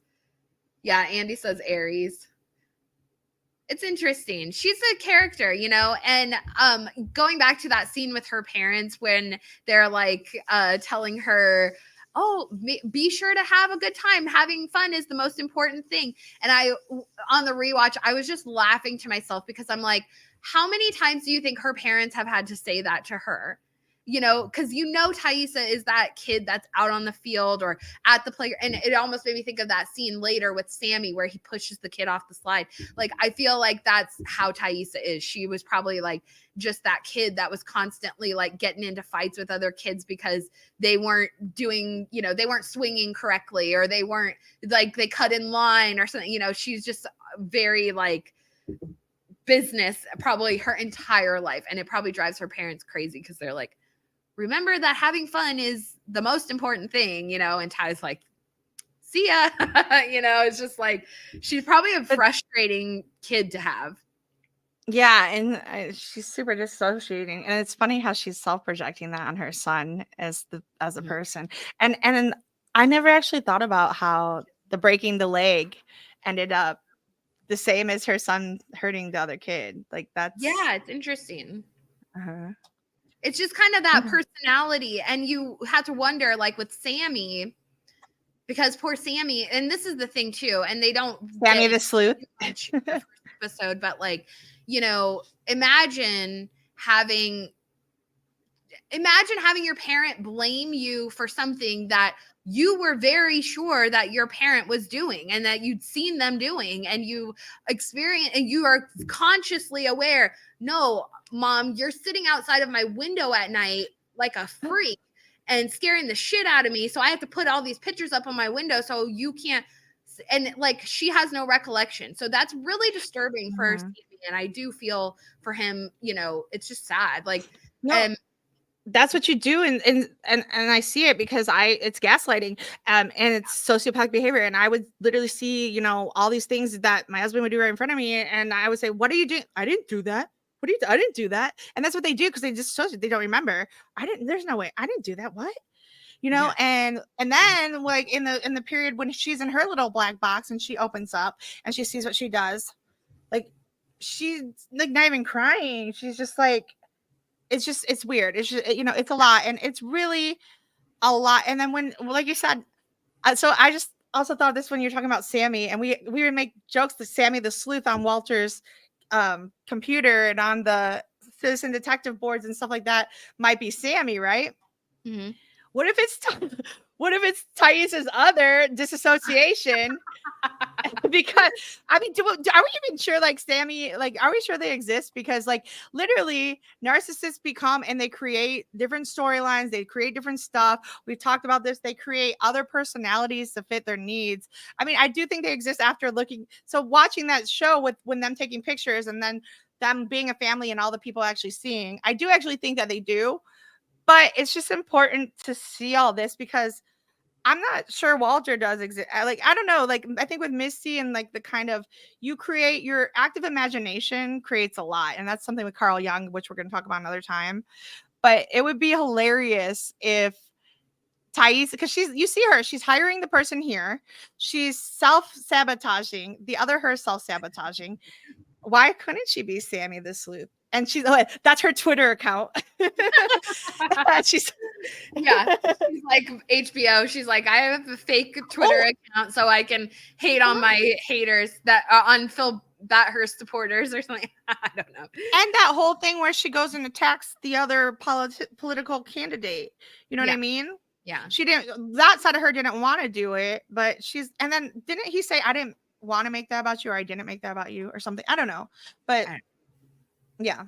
But yeah, and so I don't know. It's interesting. She's got a lot of layers to her.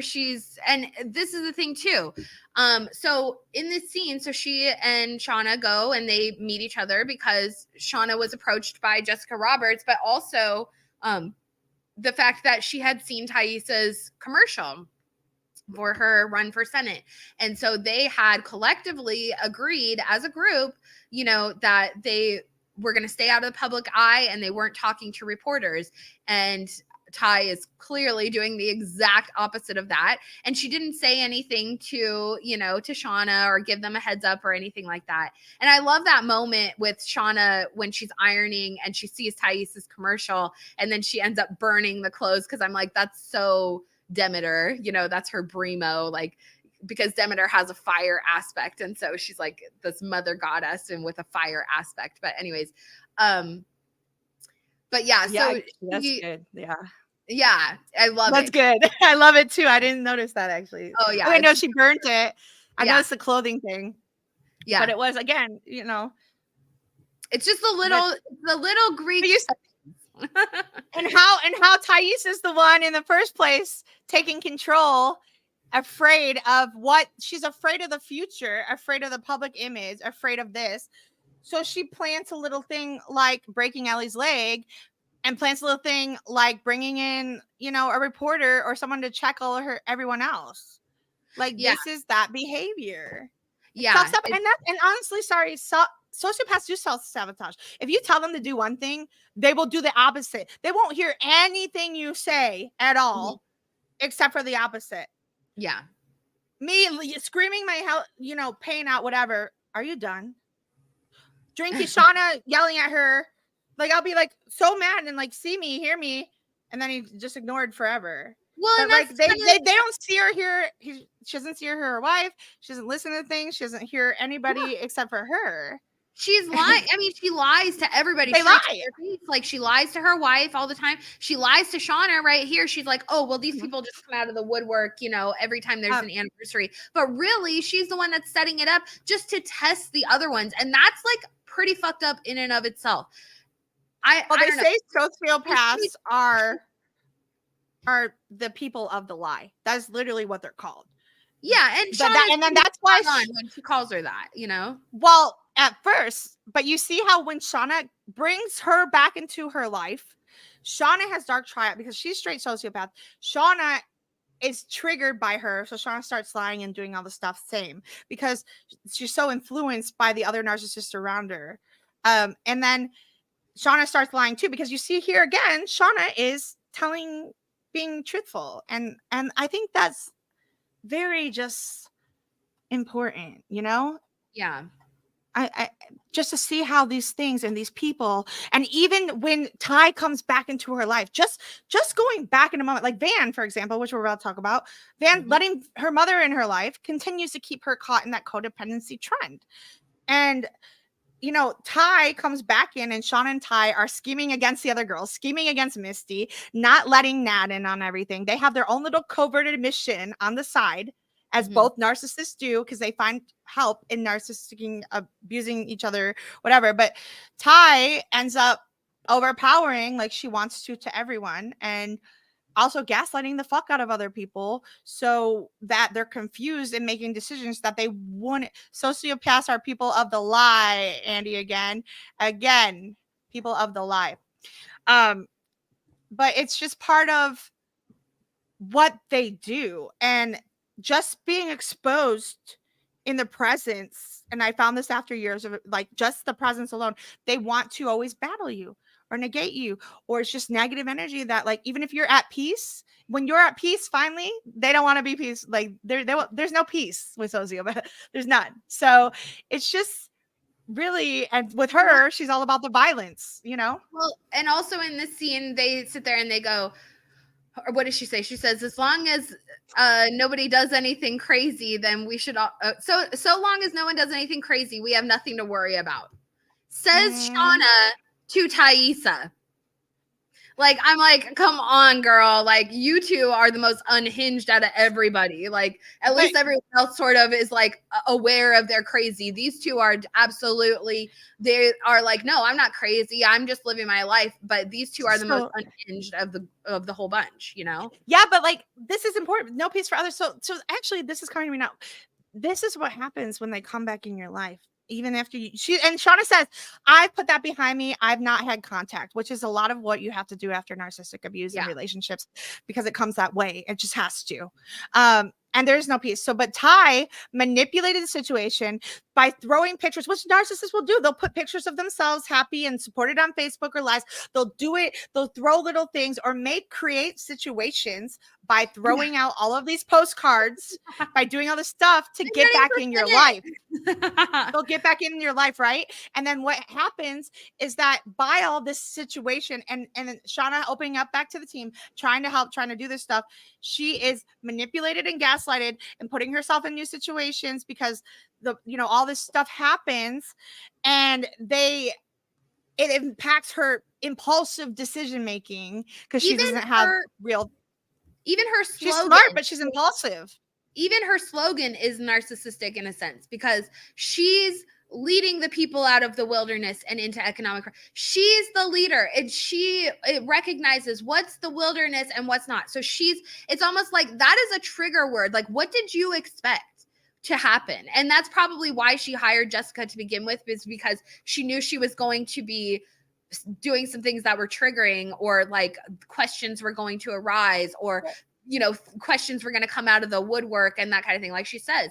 But that's only because of the situation that she created for herself by running for Senate, which is something that they as a group agreed not to do. And one thing chaos.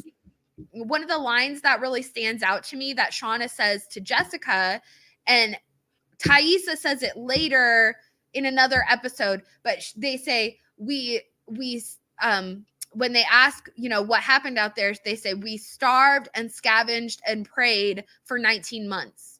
And I think that when they say prayed, and we hear it and we say, oh, they're praying that they're going to be rescued. No, prey, like there are prey animals. It's PREY. So we starved, we scavenged, and we prayed for 19 months. And you're not going to hear a fucking thing about it.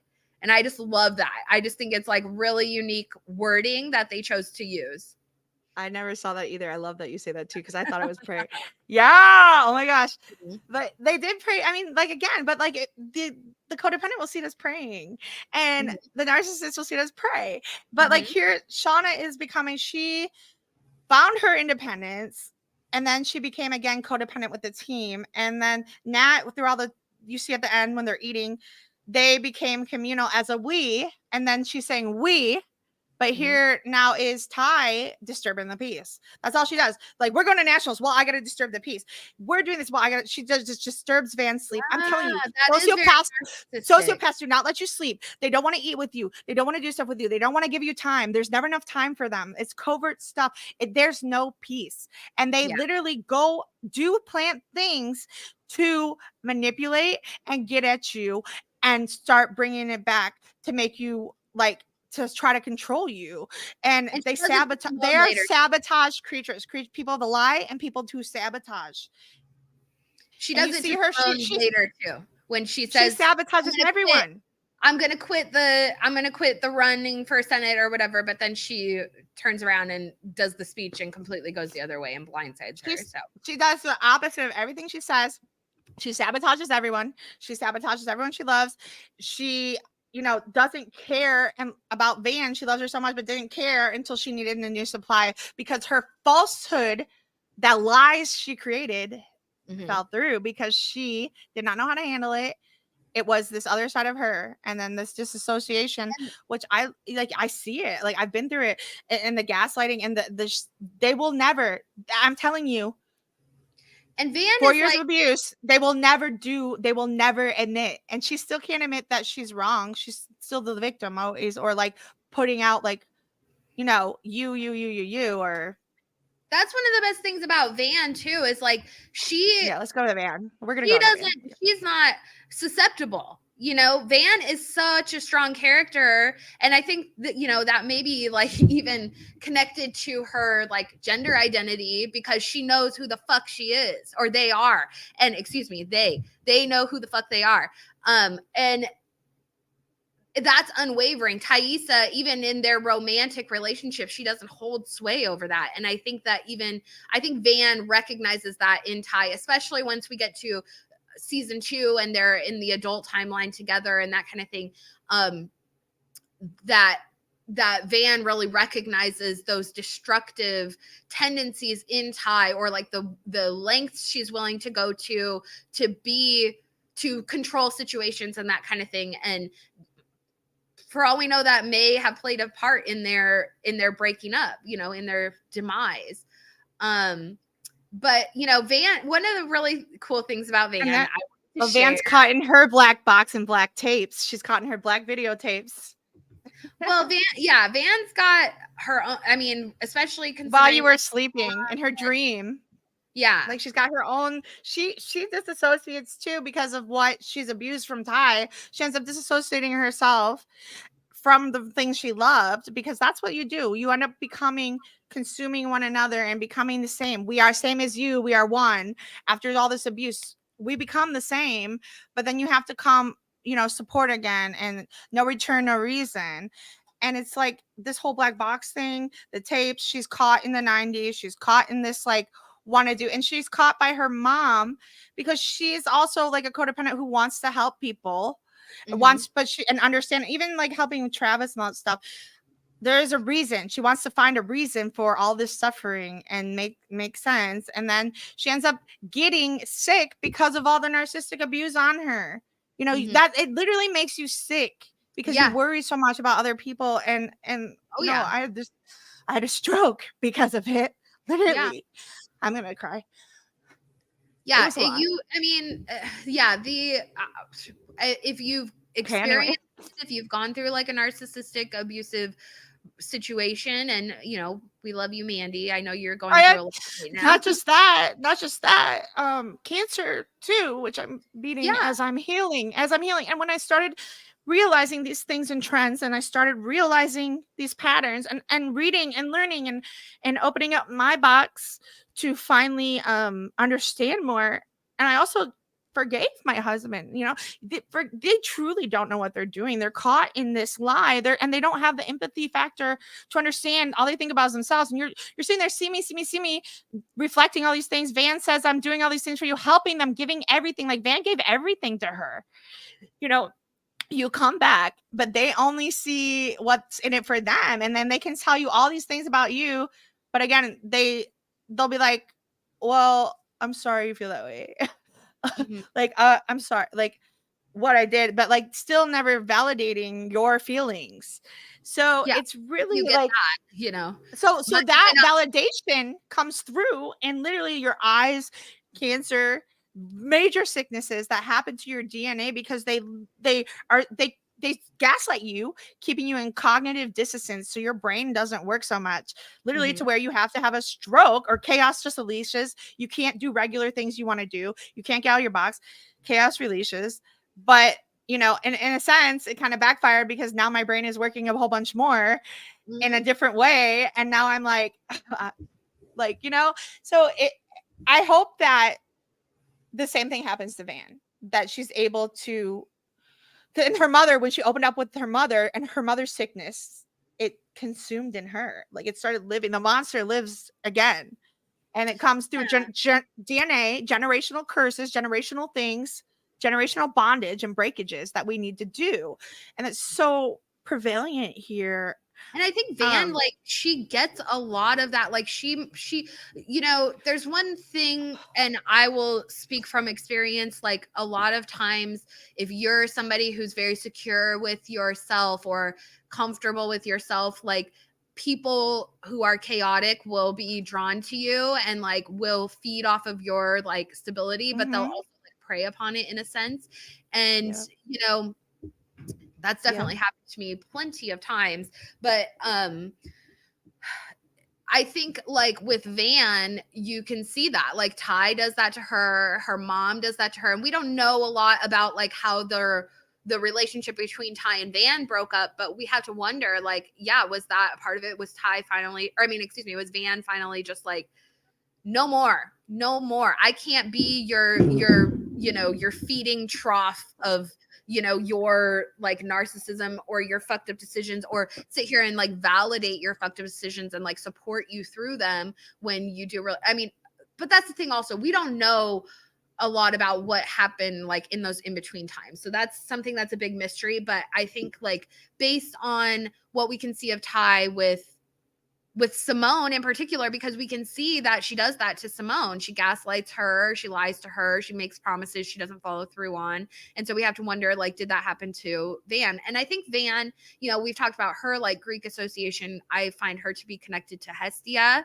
who is like a hearth goddess, who I like in my mind, Hestia is like your lesbian sister who lives at home and makes sure that everyone's taken care of. And trust me, I've had like friends that were actually that person. And I'm like, no, that's what Hestia is. Like she takes care of the home. She takes care of the hearth, the fire. She makes sure the fire is there. It's warm. People are comfortable. They're welcome in your home and that they're taken care of. And I think that's like a huge part of Van's identity. And in her, Prometheus vibes too. So yeah, definitely. But there's like a lot of fire association because Hestia, she's a hearth goddess, so she's associated with fire, but also her Roman equivalent is Vesta, and the Vestal virgins, they tend the sacred flame of Rome. So they have to keep that thing lit at all times. And also Hestia is heavily associated with Apollo and Apollo's temple, where it literally is said Apollo's temple cannot function without its Hestia. And I see that as this major connection between Lottie and Van and why they are so interwoven. And we see that a lot in season 2, where they're like, Van, the moment that they see each other, I mean, these two are so interwoven, Van and Lottie. Like, there's just no question, or hashtag parking lot to the Twitter kids. But yeah, so they call it parking lot because there's a theory that Van got rides to school from Lottie's parents, or like she rode to school with Lottie. And so there's like hashtag parking lot. Anyways. But yeah, so I just think that like Van is such a powerful character. Not only that, there's a really interesting, I'll read to you guys. So Van, I think, we know Van was actually originally meant to die in the plane crash in the show. And then she was meant to be killed by the wolves. But they just keep deciding to keep her on because they are such an incredible actress. Sorry, I keep messing up my pronouns. But Liv Houston, right? And is such an incredible actress. And so they kept Van's character in the show. And so let me read you the this article. So we had toyed around with a tragic death for Van, Ashley Lyle said. But the writer's room eventually decided it would be funnier for Van to keep cheating death over and over again. There was a great moment that we found when Jackie lined everyone up at the kegger, so during the party, and Liv made the choice that before they went, they topped off their beer, Nickerson said. So Bart Nickerson, which prompted Houston to exclaim, "That was it?" Apparently it was. So apparently that little moment of her topping off her beer before, when Jackie's in that moment, Yellowjackets with me, and she's like, Van's like, hold up, I gotta refill my beer before I go deal with this shit. And so that was it. That's what kept her on the show. And I swear to God, like Van is one of the best characters. She's the hype girl. Van is the hypest hype girl ever. What up? She's our goalie. She's the light. She carries the light. I would be super bummed.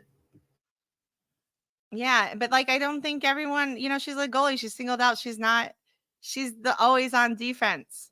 She's always, and this whole coming back and her going through all these issues and almost dying all the time. Look at how numb she is from it. Okay, it's just another thing, another defense I have to fight. So I think it's And we see that character. Also it kind of starts to wear on her, like in season 2. Try not to get too far ahead of ourselves, but you know, it does wear on her. She deals with a lot of death, and there's sort of like a parallel to Misty in that sense, where it's like, please, I can't deal with anymore, you know. But I don't know. But she's also still open to Ty, but she has boundaries. She does. Yeah. And that's probably what Ty like. That's good about her. Respects about her, or like appreciates about them. Sorry, is that Ty wants that from her in that part. She's like somebody's willing to needs her supply. Sometimes, you know, people need that sort of intellectual like sparring partner, or somebody that's willing to sort of stand up to them and balance them and that kind of thing, because Ty is so pushy and so bossy and domineering that, like, you know, she could never be with someone who is submissive. And I think that we see that with like Simone. I think Simone is pretty like submissive in the beginning, but as the season progresses, she starts to become more like Van, where she has to put those walls up. She's finally like standing her ground, and she's like, nope, stay the heck away from me. You're crazy, you know? But anyways. Yeah, true that. Ty needs Van, but does Van need Ty? She could get anyone. Agreed. So yeah. Oh, you're muted, honey. Van feels her worth. She feels her worth by helping others, because that's all she's been conditioned to do here, and with her mom, and especially, and now she wants to help Ty, and was always helping Ty. But I think she's seeing that, you know, when it comes to the cancer, no one can help her. She's got to help herself. She's got to do it. So it's just like a lot. Well, and what was so tragic about like the cancer was she's a single player. No one can be in the goal with her. That's her box. Exactly. There's another box. Exactly. All right. So let's move on to Coach Ben. And I have a couple of things I wanted to say about this guy. They look at his butt when you first introduce him, his sexy man, you know, because that's a whole thing too. Wait, what is it? Your high calorie butt meat. Mm-hmm. Yeah. So, it was their pit girl pitas that got him. Yeah. What I really loved about this scene with Coach Ben also is like when they, when in that first scene where they're at soccer practice or whatever, and he comes up and he's like, okay, everyone take a knee. He says that, but then they all take a knee, and literally, I think it's Ty that's like kind of crouched down in front of him, totally blocking off one of his legs. So it's like such foreshadowing. It's like right at the knee, she's cutting it off. So I just loved that. That's interesting you say that, because when I saw this scene, I looked at like how close Misty is up. Like Misty is up on Coach Ben, which we've, you know, and then also it's like on covering his leg. Like I saw it like that. So yeah, you know, and she cuts off his legs. Then because of his leg, she ends up becoming the leg that he needed to not kill himself. Yeah. Yeah, they have an interesting dynamic already, you know, right off the bat. Okay, so here are my thoughts. Okay, I want to tell you guys about my thoughts about Coach Benton real quick, because we're in this first episode where we still have Coach Martinez, which is Javi and Travis's dad, which I unfortunately don't have a picture of any of those boys from this episode, so sorry, but that's okay. We don't really need to talk about them. The what needs to be said is in that scene where they're preparing to leave for the plane, and you know, Coach Martinez, like, he goes to kiss his wife, which is Travis and Javi's mom, and she's kind of like standoffish. She's not interested, and we know Travis is like, dad's a dick. You know, he really hates his dad. You know, all this kind of stuff. He literally calls him a dick. So anyways, my thought, you know, I really had this thought process because Coach Ben, as the series progresses, he talks about in all those flashbacks when he's going back and he's with Paul, and he's talking about like his greatest regret in his life is that he did not embrace who he truly loves and who he truly is, which is a gay man. He says the worst thing, I think he says to Paul, the worst thing that you could possibly be is a closeted male soccer coach, you know, just living your life in the closet or whatever. And so I keep thinking about Coach Martinez and the you know, the unlove between him and his wife. Like, she's just not into him. And I really, honestly, as the more and more I rewatch the series, I really think that Coach Ben and Coach Martinez were like lovers on the side. I think Coach Martinez is a closeted male soccer coach, you know, and all of the things that Coach Ben said he never wanted to be. I think that that's what like Coach Martinez really represents. That's why his whole family like hates him, because he's probably been cheating on his wife with men or even with Coach Ben for all we know. And there's another hint to it when Allie breaks her leg and Coach says, he tells Misty to go call 911. He says, quick, there's a phone in Bill's office. And that's a very like subtle thing, but he calls him Bill when he should be calling him Coach, and in front of all the girls that he's coaching, you know? So I just thought it was really interesting that he's like, you know, how private was that office? Yeah, for real. They're very, maybe we should watch his, I should have checked for more. In his Vegas journey, he ends up doing in his Vegas journey and all these visions with Paul, there's a lot of you know, him saying, I've just only been with multiple partners. I haven't had a relationship. I haven't done this. I've always been like he's a little fuck boy. And all the girls look at him like, oh, he's the meat. He's the meat. Yeah. He's literally like, you know, probably the meat to get for Coach Martinez to get out of this relationship. But he ends up it's just I love that you say that. I think it's true too. And I think that, like, you know, after he didn't want to submit to Paul and he didn't, you know, want to, because he couldn't come out. He couldn't. And that was part of his thing that he finds in the wilderness. So he probably was hurt and probably, you know, doing what hurt people do and going to be externally impulsive and with other things. And remember, he brought all those condoms. He's like, geez, weren't you only going to Seattle for like a week or something? Yeah. Him and freaking Coach Bill were about to freaking. Oh, it looks like the crutch is there too, he says. This whole, like, these comments about the crutch and the scene of the pit girl thing. Is pit girl Coach Ben with long hair? Oh my god! They put him in. God, his leg. Well, no, she has two legs, but you know, it's just funny to say. But anyway, it's interesting. I don't know.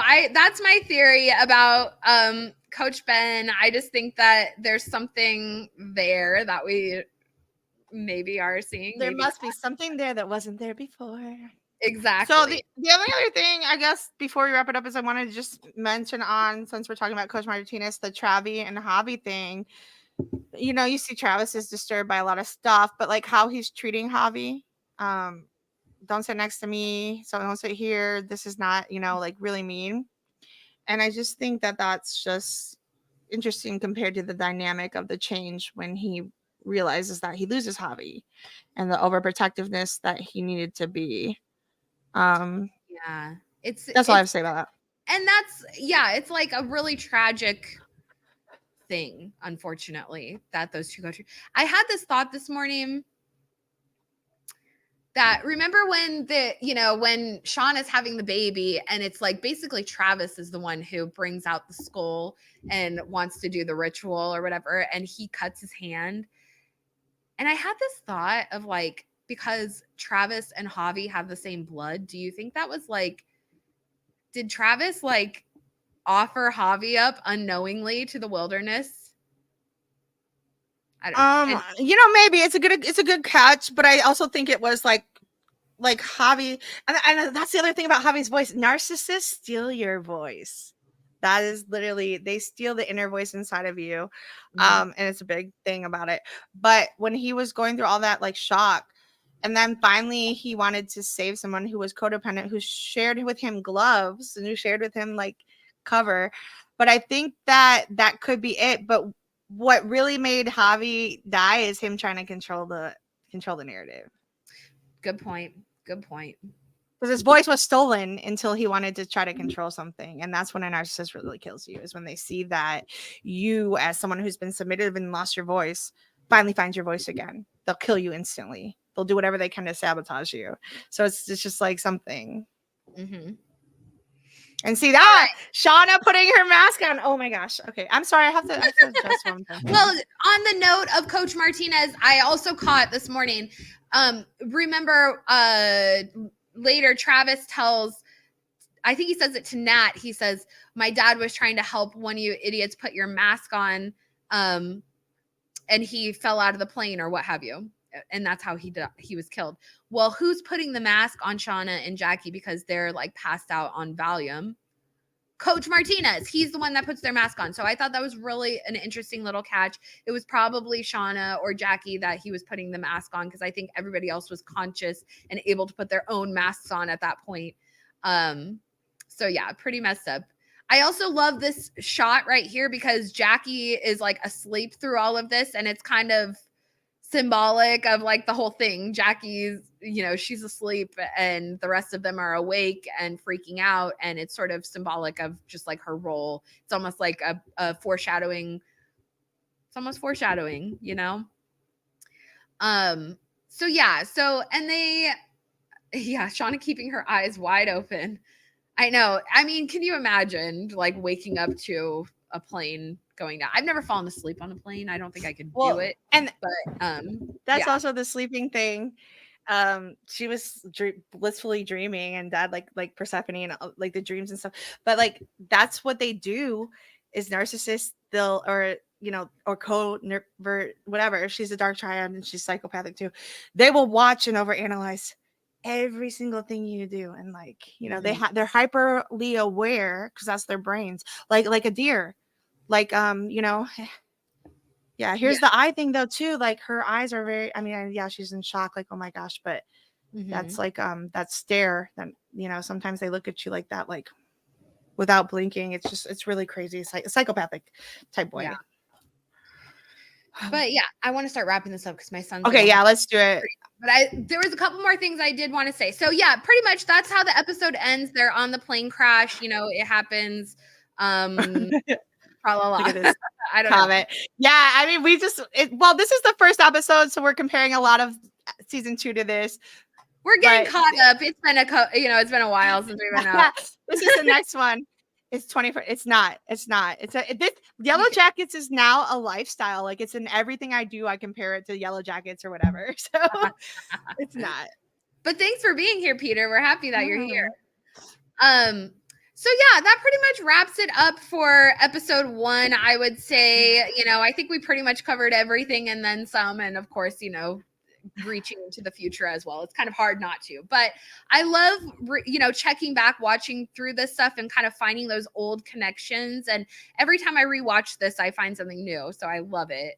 And I do plan on making that over analyzing the pit girl scene and some other scenes as well. I have like a big huge list of all these different scenes I want to do the over analyzing stuff on, so hopefully that'll be like some fun content to kind of get us through the winter and through the off season. I know that right now that Bart and Ashley, the WGA strike was finished up about a month ago. So they are back at it, back to writing. And I really, truly, it was a pitfall for them. Yeah, I'm choosing to believe that they have a lot of it like written in their heads already because they had that time off. And that's kind of a nice thing. When we look at season 1 of Yellowjackets, it's so beautiful and it's so poetic and every line means something, and season 2 definitely still has that going on. But, this happens with a lot of shows where they'll burn out, or if their content isn't so good or their writing's not so good. The Winter King. And so they're stuck in the storm. Maybe they're up where the girls landed. Oh God, I can only the chaos pits of Tartarus. That's where I am every time I have to watch it. Anyway, so meanwhile the writing crew of Yellowjackets is like the Golden Tabernacle up in here. Yeah. At least in our street. Yeah, we have fun. We do our thing. I mean, it's 4 hours. And it is. It's the same time next week. We're gonna try to keep it down. Yep, we're gonna try and keep doing our Monday mornings. And do all that. So Mandy, what was your favorite song this week? Oh, so many good ones. Good vibrations all across the board. I love In Excess. I Never Tear Us Apart, just because it really is just vibrated with me. But yeah, we'll talk. I'm gonna try to do something with the favorite songs of the week in a little shorts for us, actually. I didn't make a thing for it because I was waiting for someone to tell me what their favorite song was. Yeah, it's my fault. I'm gonna make a short for us. Don't worry. But my favorite song, I'm gonna have to give it up to Miss World by Hole. And I just wanted to present this because I kind of want to make this as our like music photo cover thing because I just love it. It's such Yellowjackets vibes. And I just wanted to take a moment, okay, because I have been listening to a lot of Hole lately, and I used to listen to Hole a lot when I was in high school. I was a Riot girl. Like, me and my girlfriends, we were Riot girls. We listened to, you know, all of those girl bands, Bikini Kill, all of them. And I was always a Courtney Love girl, and that's controversial because not everybody likes her and the whole, you know, Kurt Cobain stuff. And we mentioned Kurt earlier, so I wanted to make sure and give Courtney a shout out because actually we argued about that for like an hour during the week. I know. I've never been a person that buys into the Kurt and Courtney, like that rumor and all of that. And I want to have this conversation because we are Yellowjackets, we're fellow jackets here, and I want us to take a moment to appreciate Courtney Love for the beautiful artist that she is, because she has written some beautiful music that I think is perfect for this style of show. And I think that she was also hugely vilified for the whole thing with Kurt Cobain, his death. I am from Seattle. I grew up, you know, with the grunge scene all around me. I've never once believed that he was murdered. I think that he killed himself. Unfortunately, he was in a lot of pain for many, many, many years, his entire life. So for me to believe that, you know, that someone else did it, it's too far-fetched, especially because it's like the girls and the narcissists blaming like all the world has their own story. And that's what I'm saying about Courtney. Courtney went through a witch hunt. She was vilified for that because she's not your perfect woman. She's an outspoken woman. She's a strong woman. She's opinionated. She's like mad. She thinks. Hang on just one second. Hold on. I got to holler at my husband. Yeah. No, but you're right. She was like this outward soul of herself. And then when you see Courtney now, like she kind of has this Barbie figure going on, which I will admittedly say I kind of villainized in my argument with her. And she is a good artist, but also I have to, like, Courtney ended up being typecasted too because everybody, the narcissistic roles of media in the 90s and what they pictured her as, stuck in an archetype, you know, made her consume kind of her career in a sense, you know. So it's a prevalent across the board how they did this, and there's witch hunts and these things that they create the animal in a person after they're being abused, and she was abused a lot by you know, so many people who just don't know her story, who want to project that self-hate. So go ahead with your and I know she is, like, you know, she's opinionated and not all of her opinions are, you know, favored by everyone. But honestly, like, she's super intelligent. She's super outspoken. And I personally love her. And I also wanted to point out, you know, the kind of irony of, are you looking for squirrels? Because there is one out there. She tries to change the world. She's an activist. Yes. She's smart. She changes. She makes changes. She's been through a lot, and she's been through a lot with her child. And, you know, so as fellow jackets here, I want us to ask ourselves, because I see so much of the, you know, in the Yellowjackets fandom, there's a lot of like man hate, like men are terrible, kill them, Travis is awful, he should die, you know, all this kind of stuff. People love to talk about how terrible men are. And so if we want to sit here and vilify anyone, then but I always say this about you. If you really think that Courtney Love is really a villain, okay? That's just my question. If you call yourself a Yellowjackets fan, how can you say that Courtney Love is really a villain? I'm really proud of you here for standing, because I think that, you know, been hurting by men. We get this, and a lot of men get this stuff. But I'm really proud of you here for defending men sometimes, because you like to mansplain sometimes. The men are changed so much. Yeah, they are. And I mean, we all are important. We all play our own roles. You know. Yeah, I love that. I love that you pointed out that.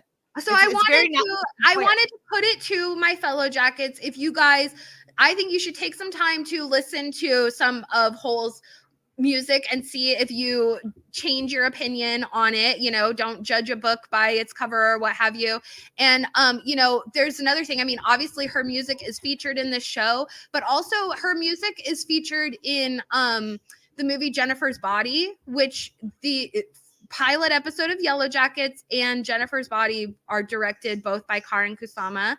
And she obviously loves Hole. And if, you know, Mandy and I have actually spent the last couple months like studying Jennifer's Body quite a lot.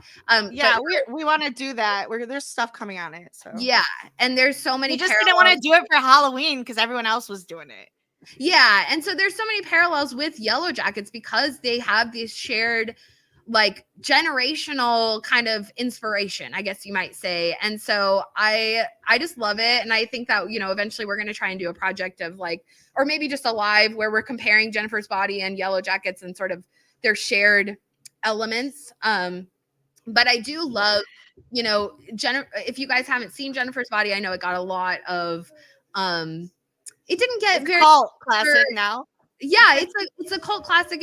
I mean, people love it now. It wasn't very popular back when it first came out, but now it's definitely beloved. And there's so many of those shared elements with Yellowjackets of like the female friendships and the, you know, killing boys and demonic entities and you know, ritual wilderness. In the wilderness we find song. But save it for yeah.